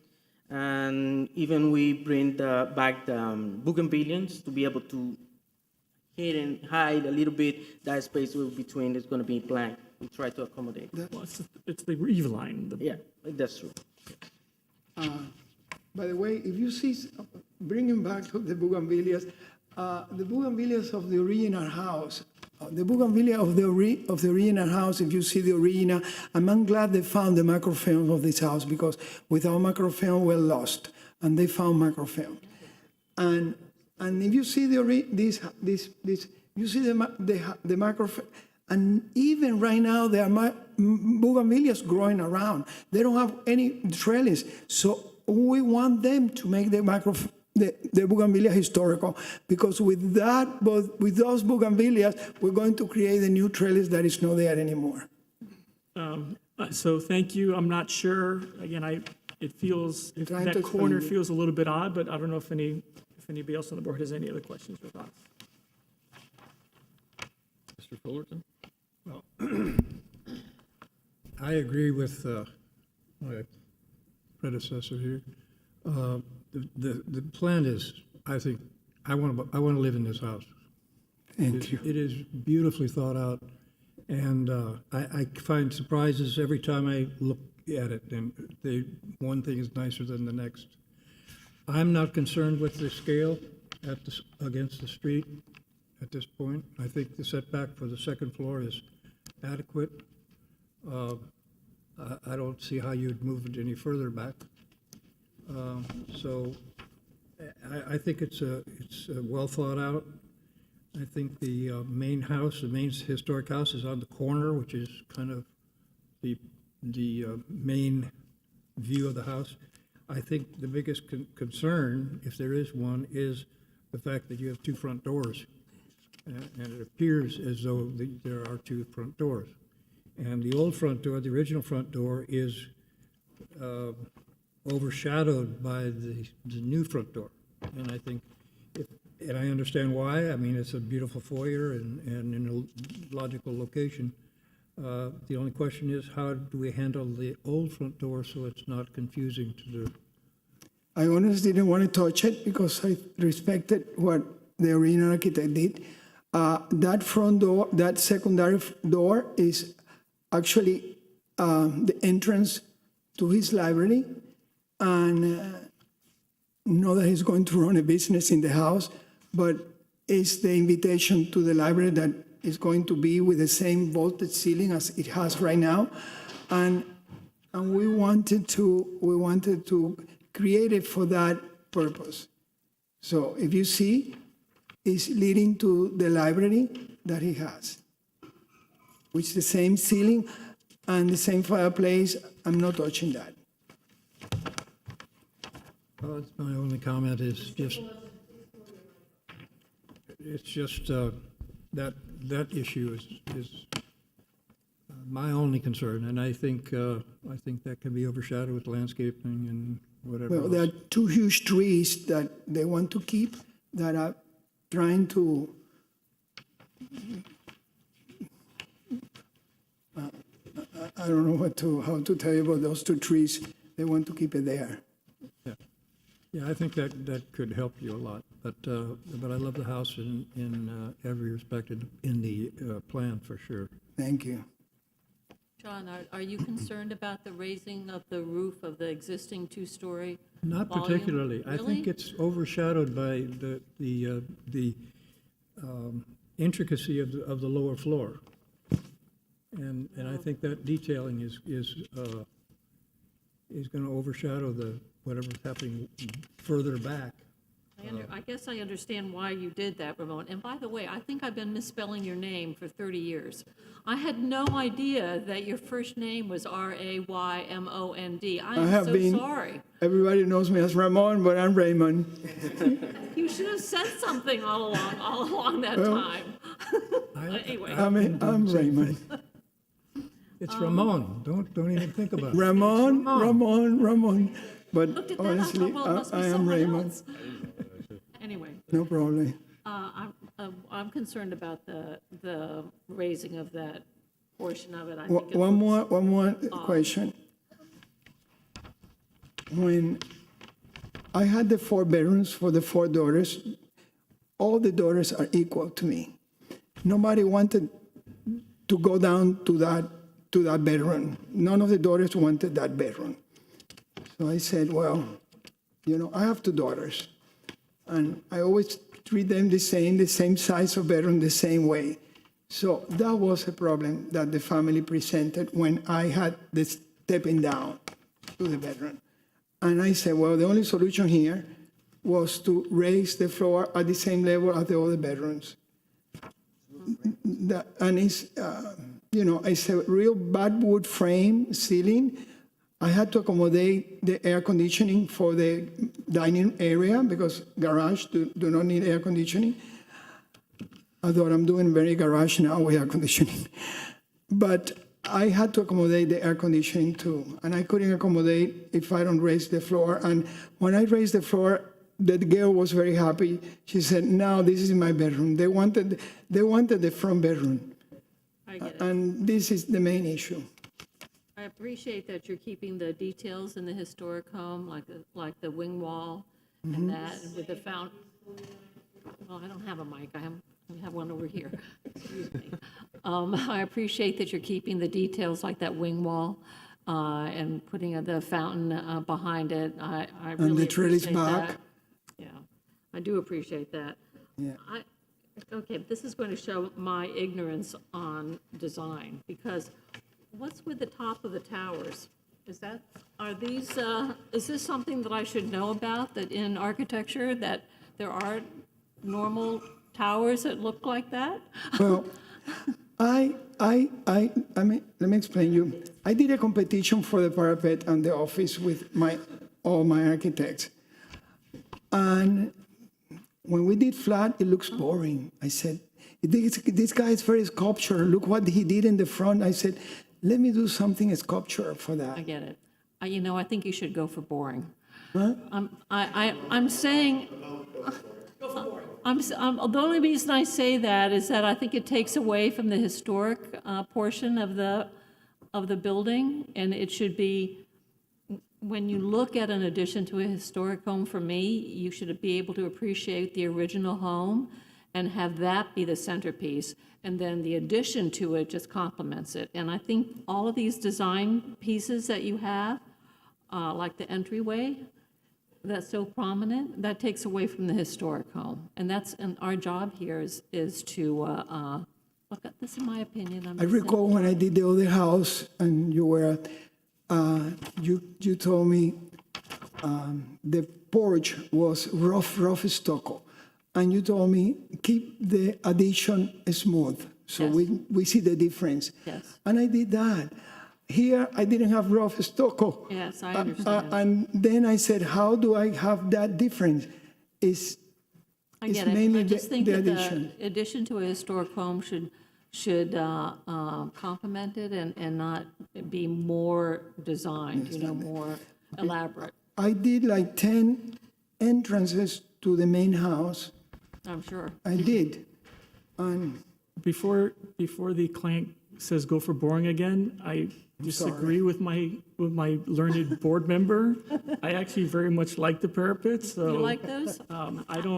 You do whatever you I just want, but think it I'm looks not against odd, it, so I don't know how but- anybody else feels. Thank you. Thank you very much. Can go either way. I'm done. I don't know. Guarano? I don't know what to say. I mean, is you guys okay with some of the like maybe with the front entrance? It seems like the front entrance is the only one that's kind of still a sticking point with them, right? Or no? I mean, you guys are okay with the front entrance like this? If you're asking me, I'm okay with the front entrance. I'm not okay with raising up the height on the second floor. It really takes away and, Into the mic. sorry about that. I said I'm not in favor of raising the height on the existing second floor where you're replacing that. I think it takes away from it. It absorbs it into, I hear your arguments, but it absorbs it into the addition and homogenizes the addition into the existing house in a way that I think is not appropriate. So. I mean, disclaimer, I've actually walked this house when it was for sale with another client, and it's tough. Like, I remember the lady lived upstairs. She had to walk through the outside to get to the, I saw the conditions. The garage is kind of funky because it did have a low ceiling, so even if you raised the floor down there, you have that ceiling issue, so which compounds and then goes up. So I understand that fix. I mean, I don't know if maybe enlarging the windows, making them a little longer, will that help? I mean, can we? No, I think you really need to bring it down a little bit. But how do you raise the floor for the dining without going up, as you go? Because then you're going to have a 7-foot ceiling in your dining room. No, you sacrifice, what's on the second floor for that, and you look at how that use works better. Or you bring it down into the front and then change the roof pitch, but there's lots of things to do. Now being I mean, to me, it doesn't bother me. I mean, I'm not an architect, but it doesn't bother me. I like it. I mean, I like the house. Like they said, I think the floor plan is great. The flow is nice. Yeah. The addition part, I mean, I understand Warren's sentiment, but then I understand, Mr. Pacheco's, not wanting to put on the neighbor's side. So I think it works. I think he kept the original house intact, pretty fairly intact. He's not messing with it. And really the area we're kind of discussing was an addition anyways, right? The garage was a one-car garage, and they added a garage, and then they added a second floor. So to me, I mean, I like that they kept the original house intact. I mean, that's kind of my focus. The rest is I kind of leave to the architects. Mr. Adams, Yes, the issue with the parking. that's really a zoning issue. So if we were to approve it, it would still have to I go mean, back to zoning, the correct? owners had mentioned that they would take that off the table at the moment if the board were inclined to move ahead with the design. You explain it. We could revisit, in other words, I was informed that we could talk about the house, improve everything, and then I was told that we could talk about the house, just approve that, and revisit the parking, whether it's just leaving the two that are there, existing, historical, or do something else later, but I don't want that to, I don't want that to get involved in this conversation, especially at the time that we found out. And also for clarification, when this project first came to Board of Architects, that was one of my concerns. This driveway doesn't lead to a covered parking space. Check with zoning, which they did. And they got an email saying it was fine. I said, okay, if zoning are okay with it, that's fine. And then almost at the last minute, they went back to zoning again, and well, zoning said, no, you can't do it because there's a different interpretation. So it's sort of up in the air at the moment. So if they want to take that element off the table just now until that whole side of things is resolved, then And that would come back? well, it depends what they want to do. If they choose to proceed with it, would it come back? If zoning say, hey, you can do it, then it would, does the board want it to come back? So my concern with the driveway, and I understand it, right? It's a two-sided, it makes a lot of sense, but it doesn't meet the criteria, and, you know, additional driveways and curb cuts are negatively affect the pedestrian experience on a very pedestrian-oriented place. If this is going to come back, I have several comments with the relationship of the front door to the sidewalk in the front, which currently is not connected. You have to go, you know, through the corner entrance. And if this is taken off the table, I will save all my comments for when it comes back with relationship to the access from the front door to the sidewalk and all that pieces. If this is going to leave us and never come back, then I have a slew of questions with regards to the site planning. No, it is. I just wanted clarification as to, you know, if If- we if- move forward, you know, If zoning say it's not okay, they can't do it, we have said that we wouldn't support a variance, but obviously a variance request would have to come back to you. Or they may decide to not even do it, or they may redesign it. I think the issue is if zoning say they can do it, then do you want it to come back to you, and you can make that So condition. there currently is no wall or fence around the property, so, There's not, and we're planning just or landscape. proposed even. We're not proposing. So, And again, that was a concession that they did make. A wall was proposed, but it was further cutting off the corner access, so they removed the wall from the plan. Ms. Bakovic, do you have any comments, questions? Yeah, sorry, I have a couple. Well, first I want to say, you know, Mr. Pacheco, you have a body of work in the city, and you've done so many amazing projects, and I admire so much of your work that you've, you know, just 100% improved some of these properties. So Thank you. I'm a big fan of your work. I think for me, the biggest thing are the towers.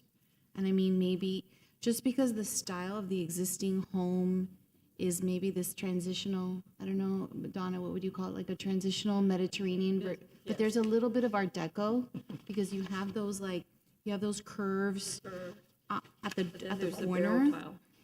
And I feel like the tower parapets are bringing, I don't know if it's a mission style fusion with something, I'm not sure, but I feel like, and the thing is that there's two of them. There's not just one, there's two. So I feel like that's the new element that I'm looking at. Yes, so The wrong guy run the contest, so we're willing to, make sure that is satisfied and boring going forward here. That's, thank you. so for me, that's my only concern. So I'll leave it at that. Okay. Do you have any other questions? So I might have a recommendation about that one second story is if we can go to the image that you just had up, that would be great. What page?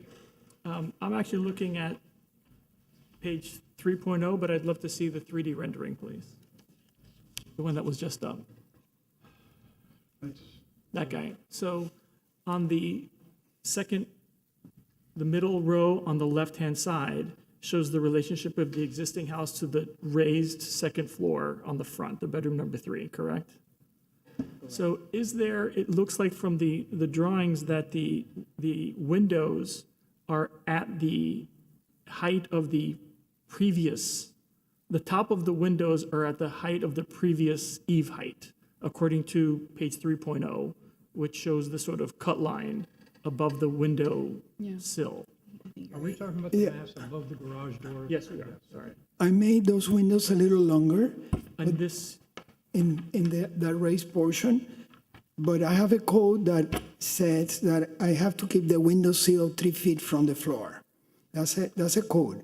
So from the 3 feet from the floor, I raise it a little longer up for the amount of the proportion of wall, because I was raising it 2 feet forward. understood.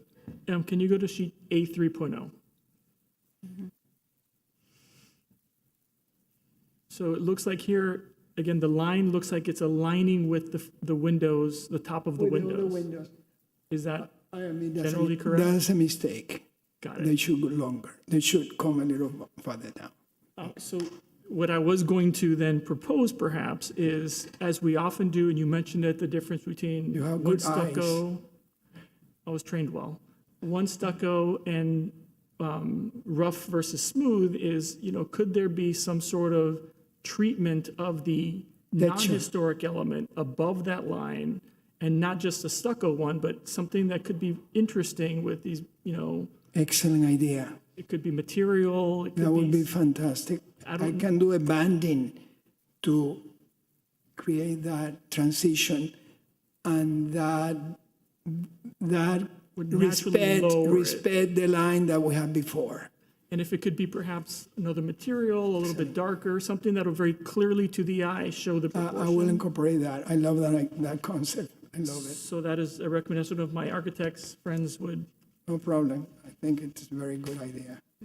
Thank you. Mr. Maxwell? Thank you.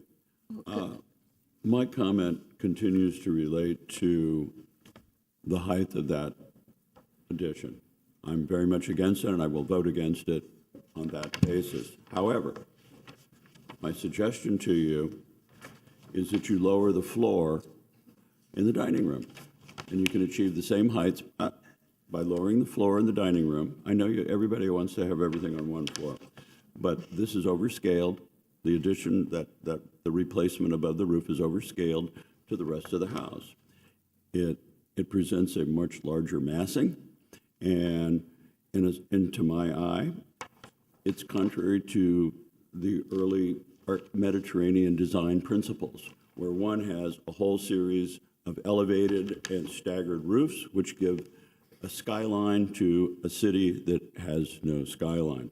So you have my comments. Thank you. May I answer that? If you wish.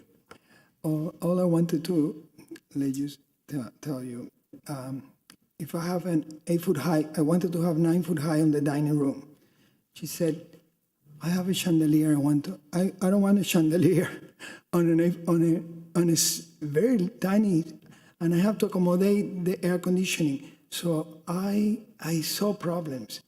That's what keeping the finished ceiling that the garage has is going to be very difficult for a dining to have any type. Let's say don't have a chandelier, but any piece of fixture right on top of the dining door, on the dining table. It seems like you need a little bit more height.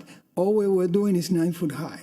Mr. Pacheco, you're taking the floor out of the garage. You're obviously not going to use the floor in the garage. No, of course no. Okay, good. Now you can lower the floor 2 feet. And The so you can- garage? No, yes, into the garage to where your dining room is, so you could literally step down. So we have a sunken dining. Oh, you could step down in, I mean, it's a large dining room. I understand that, but then it's going to be below flood. And not only that, if you bring a soup and you have to go down those steps, and that's the dining. You know, then you've got bad help. You know, that's a solution, Okay. and I would We have to highly, do ramping. I would highly recommend it. Thank you very much. Can you do that by code? Are you able to do that by code? You Like, could do that. a lot of the issues that we've had in the past when people have converted in those Coral Gables cottages, and we allow them to turn the garage into a living space, and the building official has required it to be, the finished floor to be above the crown of the road. That's correct. And so That's- then you that's- end up with the, With the flooring garage, flooring dining is going to be below. I really like that suggestion. I'm not sure that the code allows you to do that. Well, let's see what we can do. I agree with you. Mr. Chairman, I'm sorry, I have one more thing. Ms. Beckovic. One more thing. On A30, sorry, do you mind going back really quick? I think you changed, like, you see on the top, the roof is like tight to the exterior walls on both sides. Yeah, on either side, it's like the roof is tight, there's no overhang. And then in the new one, there's like an overhang. Okay. And I think your rendering doesn't have an overhang. I would say don't have an overhang. You know, keep it tight like the original. Well, the historical. Yeah, like the Historical historical. doesn't have overhangs. Right. And it looks like the new We one. had the overhangs to create that difference. From the historical. I'm sorry, Herman, since we were doing something in the roof, we tried to make it equally the same overhang, but I understand. It just looks like a hat. I don't know, like a cap or like a. I would just maybe, I don't know, study it. Similar to the other. Right, if you go to the other elevation, you can sort of see the twin hats and you'll see that it works. But your point is well taken, yeah. Okay. It's valid. In case for food for thought. Okay. All right, is there anyone in the audience who would like to speak in favor of this case? Anyone in the audience who would like to speak in opposition of the case? Okay, public hearing portion is over. Any other comments, questions? Can I just say that if there is a motion to approve, there's a list of conditions here that staff have that I can pass out to you that we would like to be considered by the board. Has the applicant looked at that list? Sorry? Does the applicant have that list? No.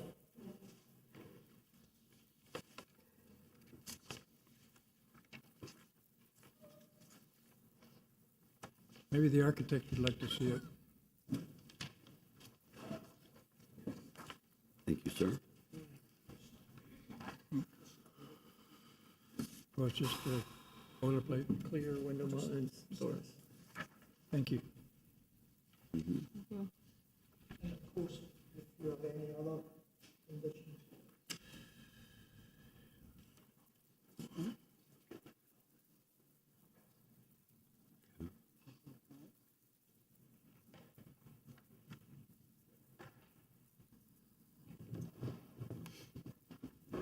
Are there zoning issues now with the house? Sorry? Are there zoning issues that have not been resolved? Yeah, the driveway issue. So, you may wish to have a different condition for that particular item. Okay. I mean, these are pretty standard. No problem.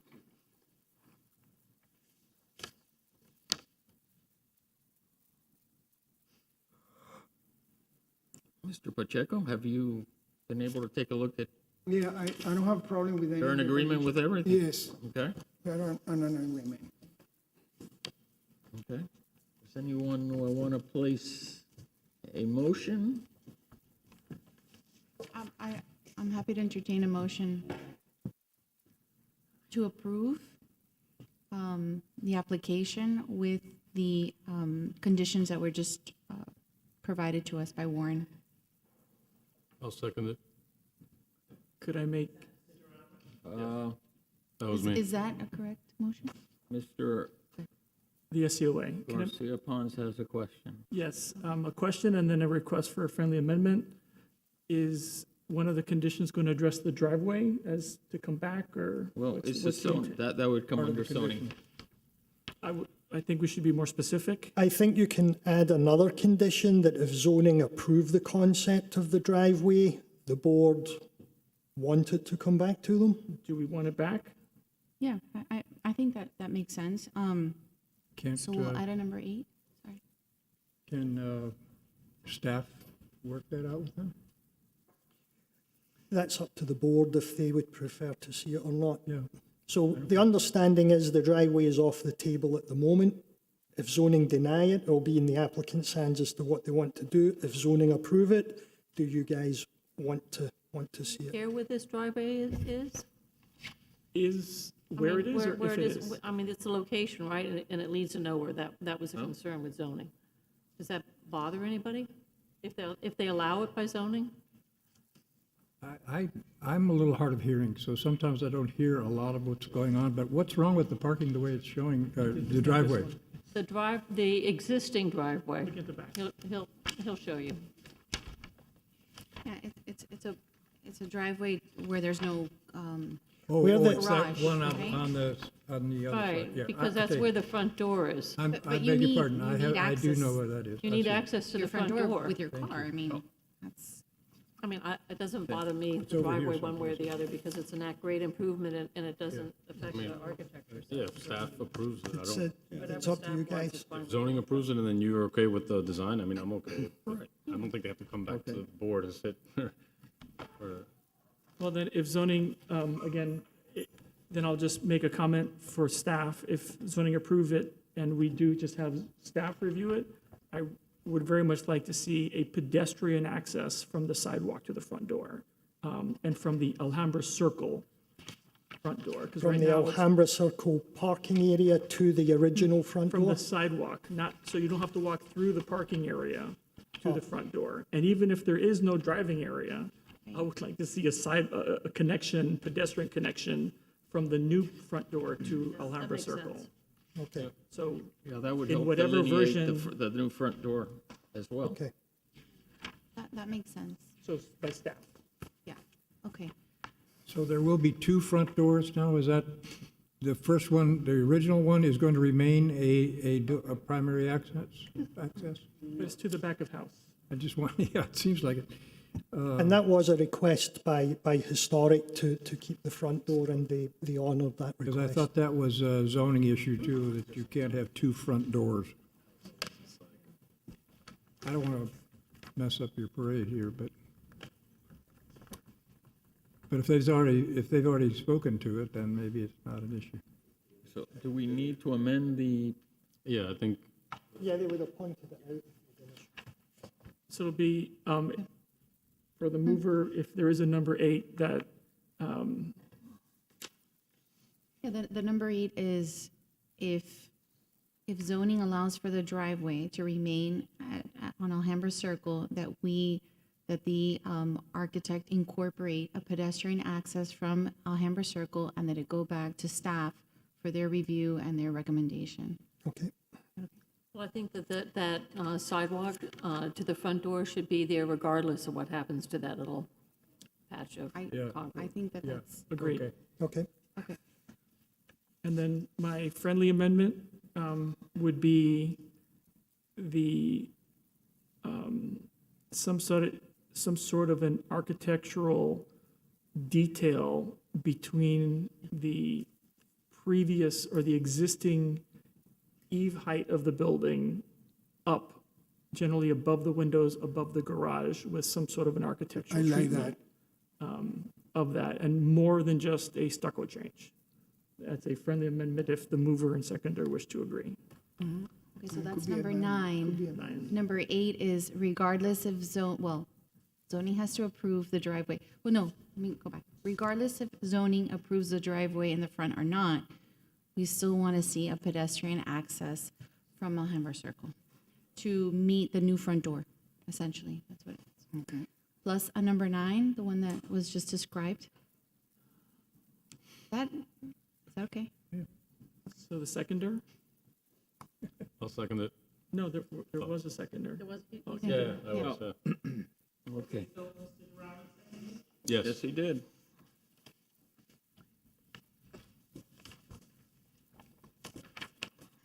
Ms. Spain? yes. Mr. Maxwell? No. Mr. Fullerton? Yes. Mr. Durana? Yes. Ms. Bacavigue? Yes. Mr. Garcia Pons? Yes. Mr. Menendez? No.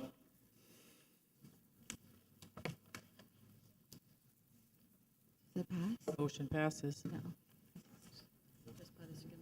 We have 6. Thank you. Thank you. Thank you.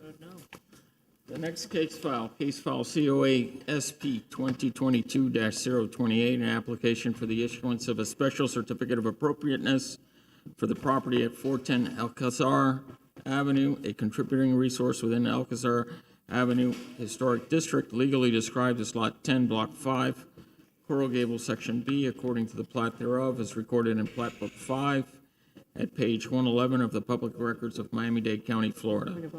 The applicant is requesting design approval for the enclosure of the open front porch with impact-resistant windows and doors. Applicant is requesting design approval for the enclosure of the open front porch with impact-resistant windows and doors. The house is designed in the mission style, built circa 1923, issued permit number 172 after the city's incorporation in 1925. Permit drawings and records do not exist for this property. The applicant is requesting design approval for the enclosure of the open front porch with impact-resistant aluminium windows and iron doors. The frame colour for the doors is indicated as light brush copper, and the glass selection is clear.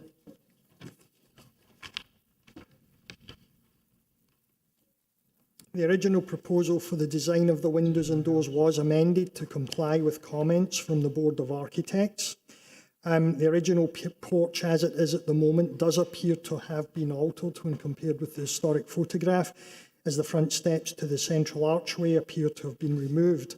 The current openings contain metal railings of an inappropriate design. No variances have been requested. The application was reviewed and approved with comments by the Board of Architects on August the 4th.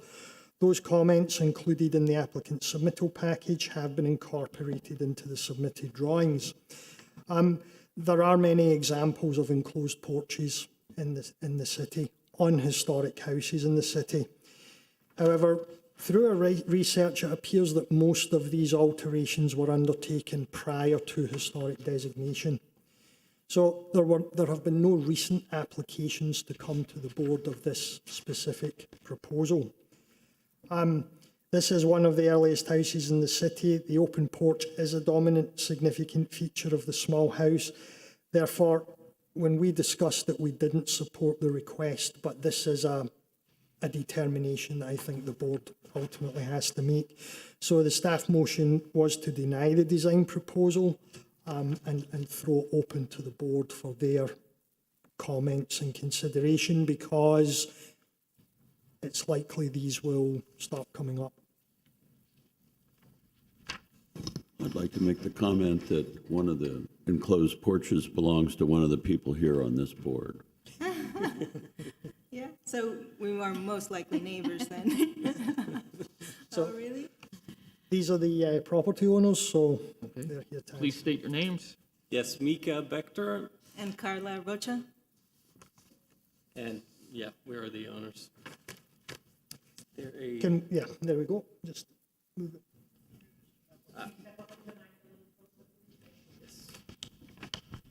Keep going. Next one. There you go. yeah, so this is our presentation. I'll skip to the very end here to show the property pictures, just to give you an idea of what we're looking at.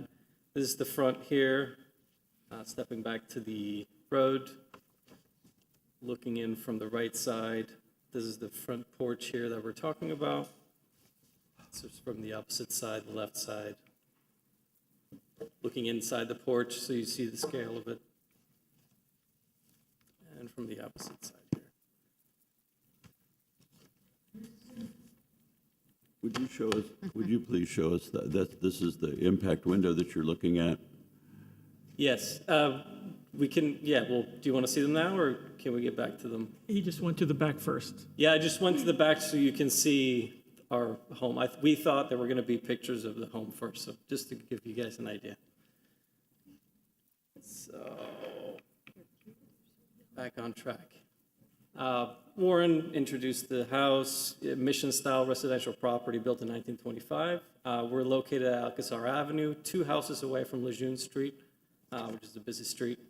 The house has been altered from its original design, and the ironwork is not original, and it's not historically appropriate. More of an Art Deco style. We did go to the Board of Architects, and it was approved with comments that we applied, and these are the elevations that came out of that. This is the existing. You see the windows top left, the open ironwork, what it looks like today, and the doors bottom right, and in the middle you see them from both sides. This is what we're proposing. So we're going from existing to what we're proposing. Clean, simple lines, 1 vertical, 2 horizontal dividers in the front, and similar style on the doors, which is a full arc top French door style that was recommended by the Board of Architects, and that we agree it's a better option. It was the more expensive option. Yeah. Big time Very more expensive option. Yeah. But what can you do? Much nicer. It looks nicer. It does. We agree. Here's side by side the windows before, after, doors, what it looks like now, what we're proposing. Here's staff conclusions. Because the porch is such a dominant, significant feature of the house, we assume you don't want to change that big portion of the house, but in our mind, we believe that, you know, adding glass windows and doors, we're not removing or altering anything of architectural or structural importance. We're keeping the 3 arches in the front, the 2 openings on the side. It looks very much the same. Actually, this image here, we photoshopped the front to have the new windows. You know, and it looks very much like it looks right now. It looks like an open porch. You can actually, with the clear glass, you can see into the porch. You see the original front door in the middle. You see the windows. So very much, to us, it looks very much still like a porch. Like I said, we're intentionally using clear glass and dark frames to set the windows back from the facade. So when you walk in the street, you look at this house, you see the 3 arches. That's what you see. You're not seeing the windows necessarily because we intentionally put it in the out of focus as a secondary. Sorry. Sorry, but. So again, we want to keep the look. We want to see the 3 arches from the street view, and we want to, yeah, we like the way it looks. So we want to keep it similar to what it looks like. And based on historic photos, like the bottom right, is from the 1940s. There was actually, you can't really tell if it's open or closed, to be honest. There could be windows in there. One could argue that it actually looks more enclosed in that picture than what it looks like now, because of the canopies and because of the screened windows that we're assuming are in there. And like again, we're intending to remove the Art Deco ironwork, the inappropriate design, and replacing them with more appropriate ones. Minimally intrusive windows and doors, better in line with the original screen design. Again, here, this is on the left is what it looks like today. On the right is what we're proposing. I don't think anyone walking on the street could tell the difference. They probably wouldn't even know that we put windows in. We also want to help protect the porch from weather deterioration. So, you know, whenever it rains, we get this, and it will take 4 days for it to dry up. So we can't really put furniture and stuff out there without it getting wet. Also, we're 2 houses down from Lejeune, which is a very busy street. You see a bus here. There's traffic all day long. 100 years ago, when this house was built, I don't believe the traffic was as intense as it is now. So I think people could sit out on that porch and enjoy the porch. We don't really, and we don't spend much time out there. When we bought the house a year ago, we intended to use it. We love that part of the house. It's very inviting. It's a nice space, but you know, we've been there a year and we haven't really spent much time there, which is, it's sad. Like we would like to use it more. And again, we get the soot, the pollution from Lejeune comes in, and it gives this powder. horrible. It's all over the porch. We constantly have to clean it. Any furniture we put out there, we have to clean it off before sitting down. And we got the lizards and the snakes and the cats marking their territory in there, so we would like to get rid of them too. These are historic Alcazar properties on Alcazar. Which one is yours? No, his isn't Won't there. tell. It's in it. I mean, so again, we're not asking for something that hasn't been done to historic properties. Yes, it might have been done before they got dedicated as historic. But what we want to show here is that we can do it in a way that it still looks like an open porch. So in the case of the top left and the top right, to me, walking by, it very much looked like an open porch still. What we wouldn't want to do, for the sake of keeping it looking like an open porch, we wouldn't put white frames on there, because putting the white frames make it look more of part of the house. It looks like a window now. Right. But doing the dark frames, it sort of blends in with the interior, and it looks like an open porch still.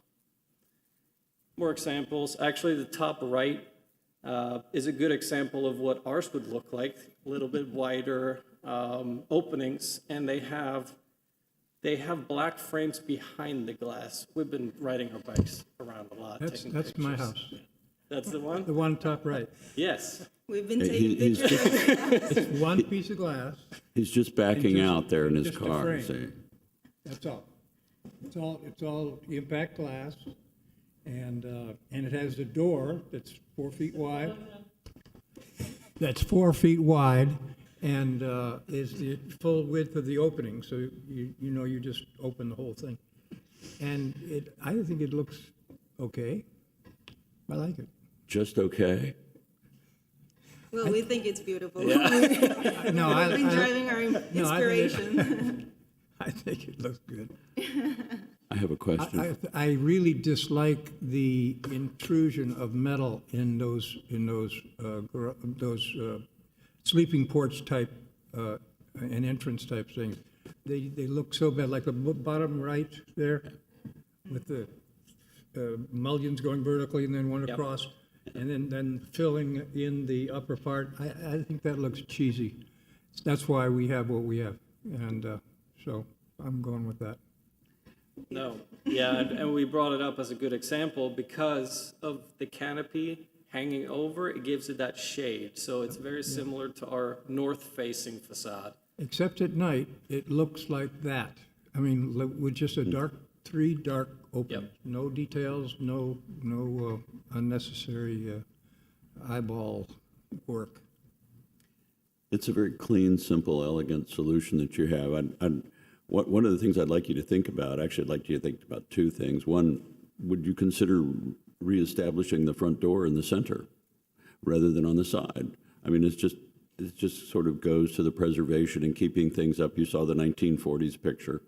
And yes, I know it's different from what you've got, and maybe I would say, oh, now I have to have 2 doors or something, but think about it, okay? I mean, it's just, we need to keep our heritage some way, and what you're proposing is really good, by the way. And the other thing I would recommend you do when you have the money, okay, is on the front, there were some tiles up on the parapet. Put those back, and it'll really change the look of your house, and you have a gorgeous little house, and I really wish you happiness in it. Thank you. We've definitely thought about those top, Oh, you'll get there when you have to do the roof. yeah. It's, But do think about the front entry, you know, and I mean, it's just a thought, you know, and it was there, and, you know, it's those kinds of things. and we have thought about it. We wanted to try and keep it as simple as possible and less intrusion as possible. Yeah. We all understand. Yeah.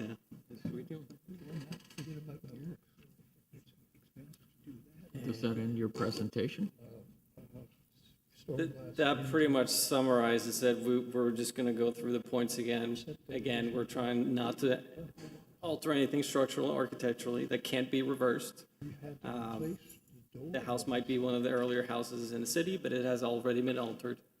We're not trying to do anything other historic houses have not already done. We're actually trying to remove historically inappropriate elements and replacing them with more appropriate ones. We're trying to preserve the porch area from weather conditions. And we're asking for special consideration because of our close proximity to Lejeune and the heavy traffic. And, you know, if we were just to block up the street or closer to the center of Coral Gables, we probably wouldn't have to ask for permission to close the porch because we wouldn't have that traffic issue. Ultimately, you know, we just want to be able to enjoy the space in our home. So, thank you. Well, Warren, can you just tell us what's the basis of the deny? I know I read it, but is it just enclosing the porch? It's the fact that it's an early house, it's such a prominent, large porch compared to the size of the house, and the fact that this is obviously potentially going to set a precedent because we couldn't see any other of these applications that have come before the board, certainly none since I've been here, and, you know, so this was a case of we really felt it was for the board's decision. And a quick question for the applicants. You have French doors leading into the main house at the moment, behind, at the back of the porch. These are... Those are windows. Those are windows. Those are windows, so... So there's a central door and then windows on each So side. they're of the door. windows, okay, and you're not changing them, no plans to alter them? Okay, so erring on the, well, going by the standards, having none before you before, opening it up to discussion, hearing the various points of view, knowing that it's potentially going to set a precedent, we didn't feel it was appropriate, the approval coming from staff in this particular occasion. So if they had done this before, it was designated, and they had these identical windows installed, and it was up for designation, would you recommend approval or denial? Well, again, I think it's more than just the windows, but I think the fact that there are existing designated houses where that had already been done. I understand what you're saying. When we did those homes in McFarland, it was a preservation grant from the county, and so we required them to return them to being porches because it was important. But I don't know, there's so many of these around that have that we've designated with glass in them because it didn't detract from the historic integrity in our minds. So I don't know. I would invite you to my house if you'd like to take a look and see how we did it there, and even give you the contractor so you could get prices. Because to my thinking, the metalwork that's necessary to hold the impact glass probably offsets the cost of not using the metalwork and just doing it all in glass. I'm not sure about that, but it seems like counterintuitive because big piece of glass, 2 pieces of glass like that, you know, in a sandwich is pretty expensive, but it may not be more expensive than what you're proposing here. I don't know. Are you using impact glass? Of course. It's impact. It's all impact. Yes. I think the front windows they're solid pieces of glass, and then the muntins. Then the muntins are just mounted applied. on top. So just don't apply the muntins. That's what it boils down to. You do one whole piece of glass. I mean, 2 pieces in a sandwich. you get rid of the noise, you get rid of the dirt and everything, and you don't have to put the muntins on it. And it still looks clean and simple, very simple. That's what I liked about it. So, I just have a question for Warren. Back in when these types of homes were built, did they put a screen? Was it a screened porch? Normally, yeah. It was originally Yeah, and I think that's, I think that's another decision the board has to make. Do you want one large sheet of glass with no muntins? Do you want a sheet of glass with muntins that reflected the screen pattern? Or do you want one sheet of glass with the muntins that they are proposing? So that's something that if you choose to approve, you may want to address in your comments, because there are We had a various, long discussion at the Board of Architects one day about that. yeah. And they believe that it's better to put the muntins on. Yeah. They think that in it what, looks more in what, appropriate. in what just shape, saying. form, approach? I There's guess no real one that to match looks, the screen, the original screen framework, right? Well, originally it would have been stiles down below, and then it would have been open up above, and Well, and if they were so screens, though. and it would have quite been possibly. screened. But that's what I mean. So it would have been, you would have seen an arch up above and then stiles down below, and it would have been set back as far as, it would have pretty much gone to the edge of wherever the concrete was. And I would encourage you to look at that, in pushing them back as far as your installer will let you. Yeah. I guess it's a question, what do we do? We haven't looked at this in a long time, and, so you're a good case, thanks. So Warren, I think it's going to be a case-by-case basis. I don't see a one-size-fits-all for these things. So I think it's great that staff brought it to us. To Alicia's point is, why are we here? Because it's a good, tough one, but I think maybe just look at this solution and not go too far into all solutions, because And again, some we may not have drawings or a photo for, some you can't see what the screen looked like, so, The one thing you're going to have to worry about that you haven't thought about, and I know this, that room's going to get hot because you don't have any air conditioning in there, and these windows are not operable.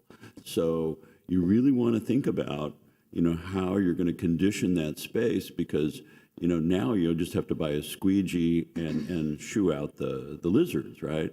But pretty soon you're going to go, my God, it's like 87,000 degrees in here. And so, just think about that, okay, and how you're going to deal with it, and fans and that kind of stuff. So. Yep. No, we've thought about multiple versions of doing that. We actually have the AC duct comes out right in line with the front door. So if we wanted to cool down the space, we could open the door. That's a simple solution. Good luck. Thank you. well, that's exactly what we have at our house. Yeah. That's exactly what we have at our house. It's just, the air conditioning in the house just goes right into that space, and it's just. I think we need to come visit. Yeah, we need to. But now you're going to have But to increase the also- size of your air conditioner, right? And so we never get direct sunlight either, so It's that's even a better. good Good, thing. yeah. It doesn't overheat, so we're That's a lucky good with thing. that, yeah. Mine gets all eastern Yeah. sunrise to about 10 o'clock or 11 Yeah. o'clock. No, we don't get that, they so. have trees. No? Any So, motions? Motion to approve? second? Okay, so we have Mr. I made the Maxwell motion. and then Mr. Fullerton. Now, are we approving the muntins or just their option? We're we're approving their proposal. Okay, I withdraw my second.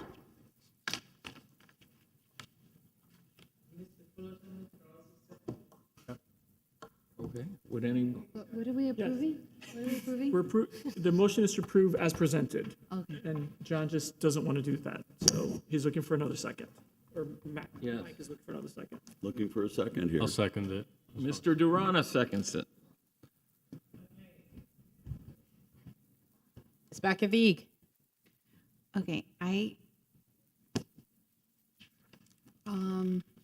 because the porch is such a prominent element in this floor plan and in the house, I'm gonna be a purist on this one, and I'm going to not vote to enclose it, right? That's what we're voting for? You're voting no. I'm gonna Voting deny. no, then. I think the porch is like a integral element of your home. Your home is beautiful, and I would love to see it preserved with screens. If I were to build a new house today, I would have a porch just like the one you have in your home, and I would have screens because I think that's very Florida, and it's very much a moment in that time, a time or a moment in that time period that it's captured here. It's sort of this element. So I'm going to stick with the purest aspect of your home. So I'm going to say no, deny it. Sorry. Can we answer that, or how does that work? No? Mr. Garcia Pons? So I am also going to vote no, but I'd like to, I think my mind could be, I don't mind the enclosing of the porch. I also just don't agree with the method in which you're proposing to do that. I think the movement to darker muntins, I think you're doing all the right things with what you have. The shortest thing, the easiest thing that I think I could support would be the doors that you have on either side, is to do all 5 of them so that you have doors that are operable, that can feel a little bit different. But I don't know, I don't support this particular solution, although I do support the ability to close them. So unfortunately, my vote's going to be no.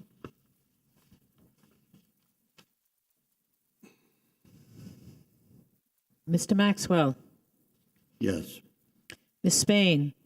Well, I should vote no. I shouldn't be a purist, but I'm going to vote yes. I can't hear you. Yes.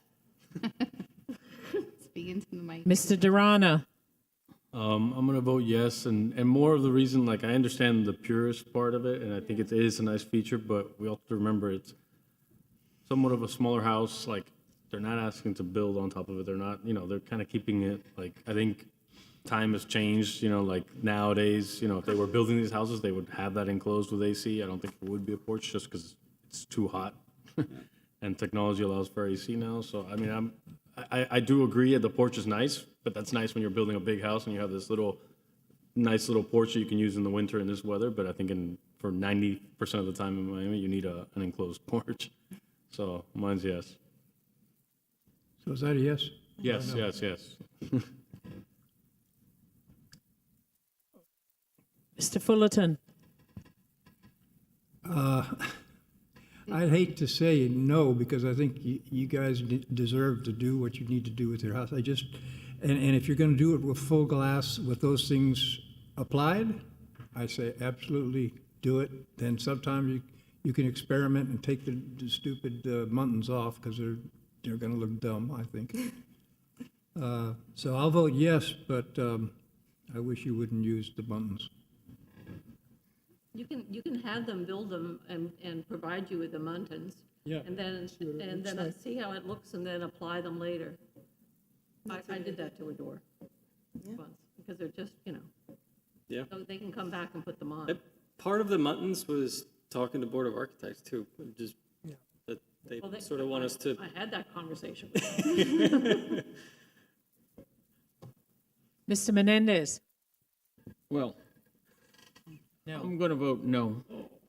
And I'm voting no because I am a purist, and I think that, that space that you have, you shouldn't get rid of it. But also, I think we're going to be setting a precedent here as well. And I think for those reasons, that's why I say no. With all the other Vote ones, is 4-3. Yes, so they with need all the 5. other ones in this city that are enclosed, I can't believe we would take There's that already away a from them. precedent. Huh? There's already a precedent. And by the way, Pure. Precedents you all guys over the place. voted to raise this roof and, for these folks over here, so don't want to hear about the purist stuff. I didn't vote for that. I know you and I both didn't. This is changeable, and it meets the Secretary's standards. It's changeable, okay? What are you talking about? In other words, for them to put the glass in there, they can change that at any time. It is not a permanent thing. It can That's be what I fixed, said. it can be That's changed. why I voted yes. I know, but I'm trying to get another vote here, something to change. I'm looking specifically at Alicia. I know, now you're making No. me, if the Secretary of Standards says it's, can be removed in the future, Yes. You can remove it. You can change it.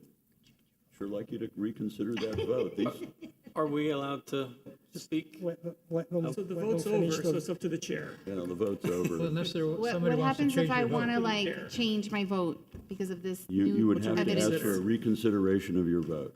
Mr. Attorney? Tell me. There's no reconsideration at this point because the board took no action.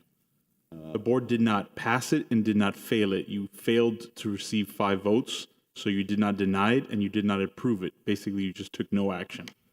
Could we bring the motion back Well, then again? someone could make a motion to Correct. deny it. Someone can make a motion to deny it, someone can make another motion to approve it. Oh, okay. I would like to make another motion to approve it. And I'll second it again. Would you like to make any amendments to your motion so Well, that would you you might get like a to, vote? would you like to make an amendment? You know, I'm more than happy to consider that. I mean, these people are trying to do something to make their, We just had a vote to approve it. I understand. Okay. Okay, but can we try can have another it one. again? Why don't we try it See, again? We Let's can just try try it it again, right? I believe there was a motion and a second. Yeah, there's a motion on the table. Okay, who seconded the second motion? Mr. Okay, Fullerton. Mr. Fullerton. And Mr. Maxwell made the motion? Yes, ma'am. Okay. Need a new paper. Okay. Ms. Bakavig, Okay, wait, Mr. Maxwell, Yes, sir. I don't know if you're going to get a change. I don't know if the motion as stated is going to get you the votes that you, is going to change the vote. So if there's no amendment to your motion, I know I'm not changing my vote. I'm waiting for the amendment.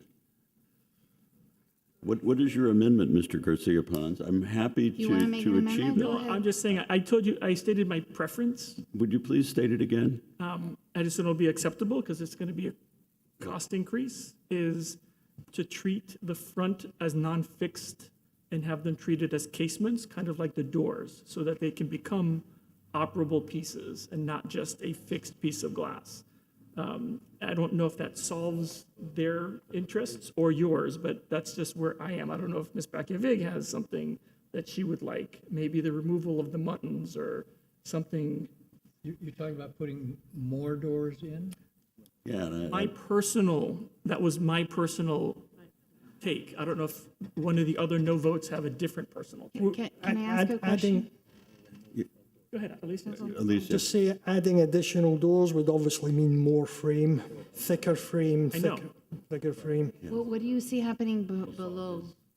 So again, I have a similar situation. I've thought it through and I know what you're going through. Mine is currently enclosed. But there is one of the reasons we go with not single hungs, we go with casements is because of the proportions and the utilization of that. I think the comments of you're going to miss the porch when it's gone is true, right? There's something great about being able to do this on these beautiful days that we have. I just know that the cost for doors above fixed is double or triple. It's a significant cost, but I know they'll be great. What you would have to do is if you open them out, you would then need something to protect the floor on the outside, and if you open them in, it costs more money. So my solution is not cheap, which is why I don't know if it's going to be mine, but. Theoretically, you can't open them in. So you're saying that, that this is operable? Yeah. Yep. Yes, okay.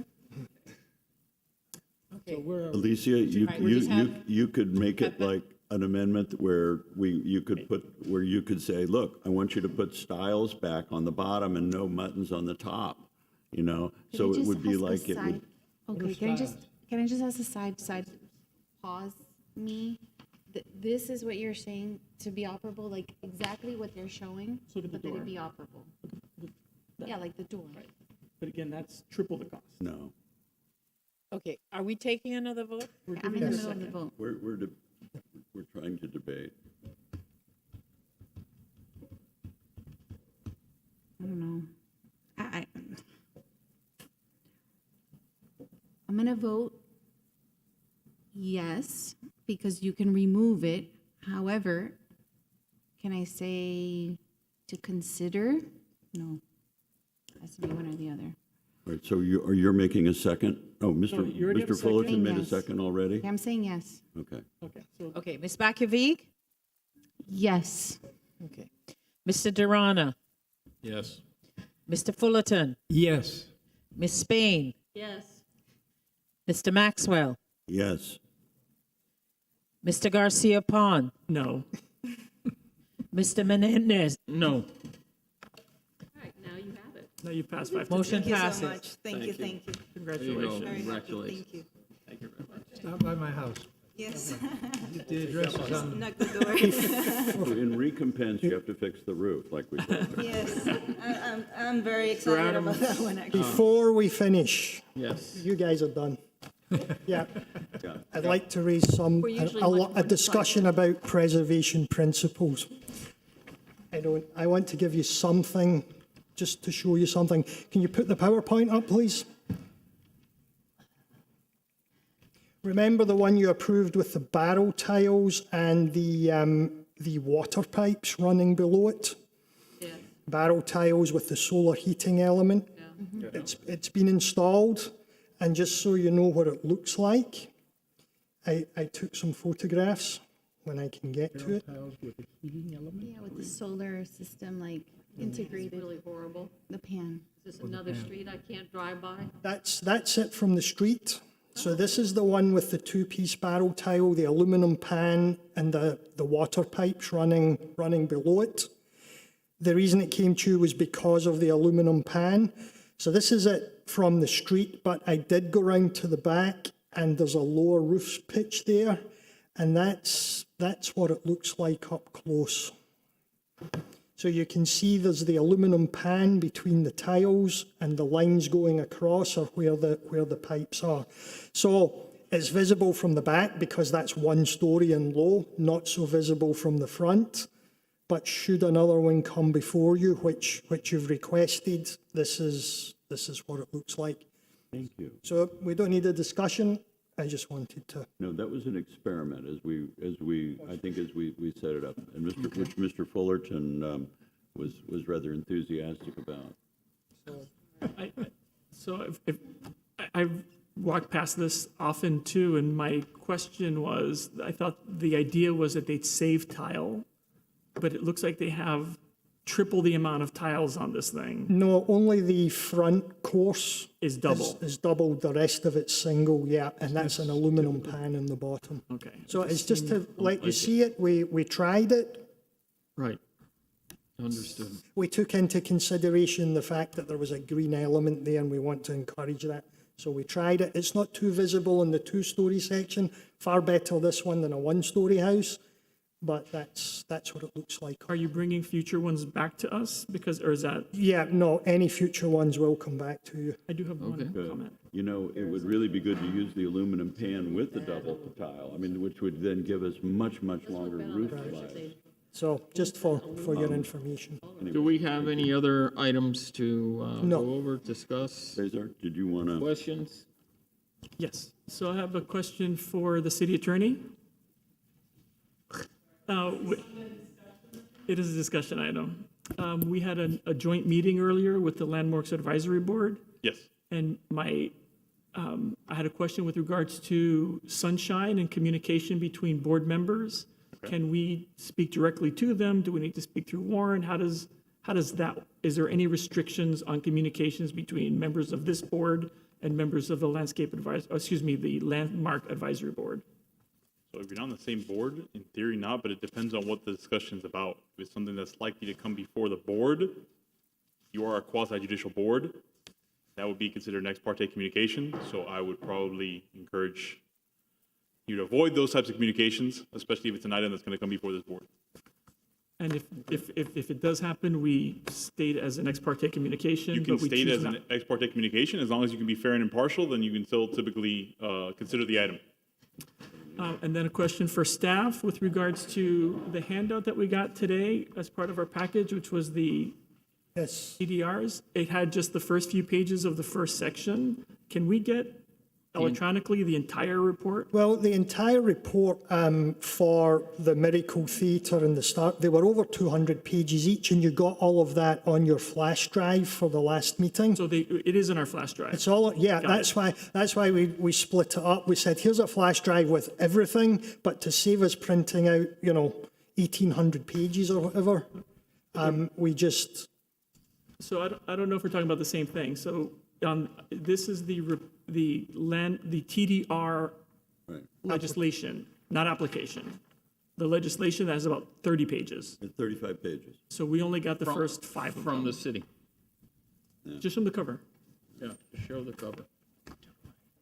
So whatever that is, we just got the first few pages. No, look at the, this is the... Got notes on it, though.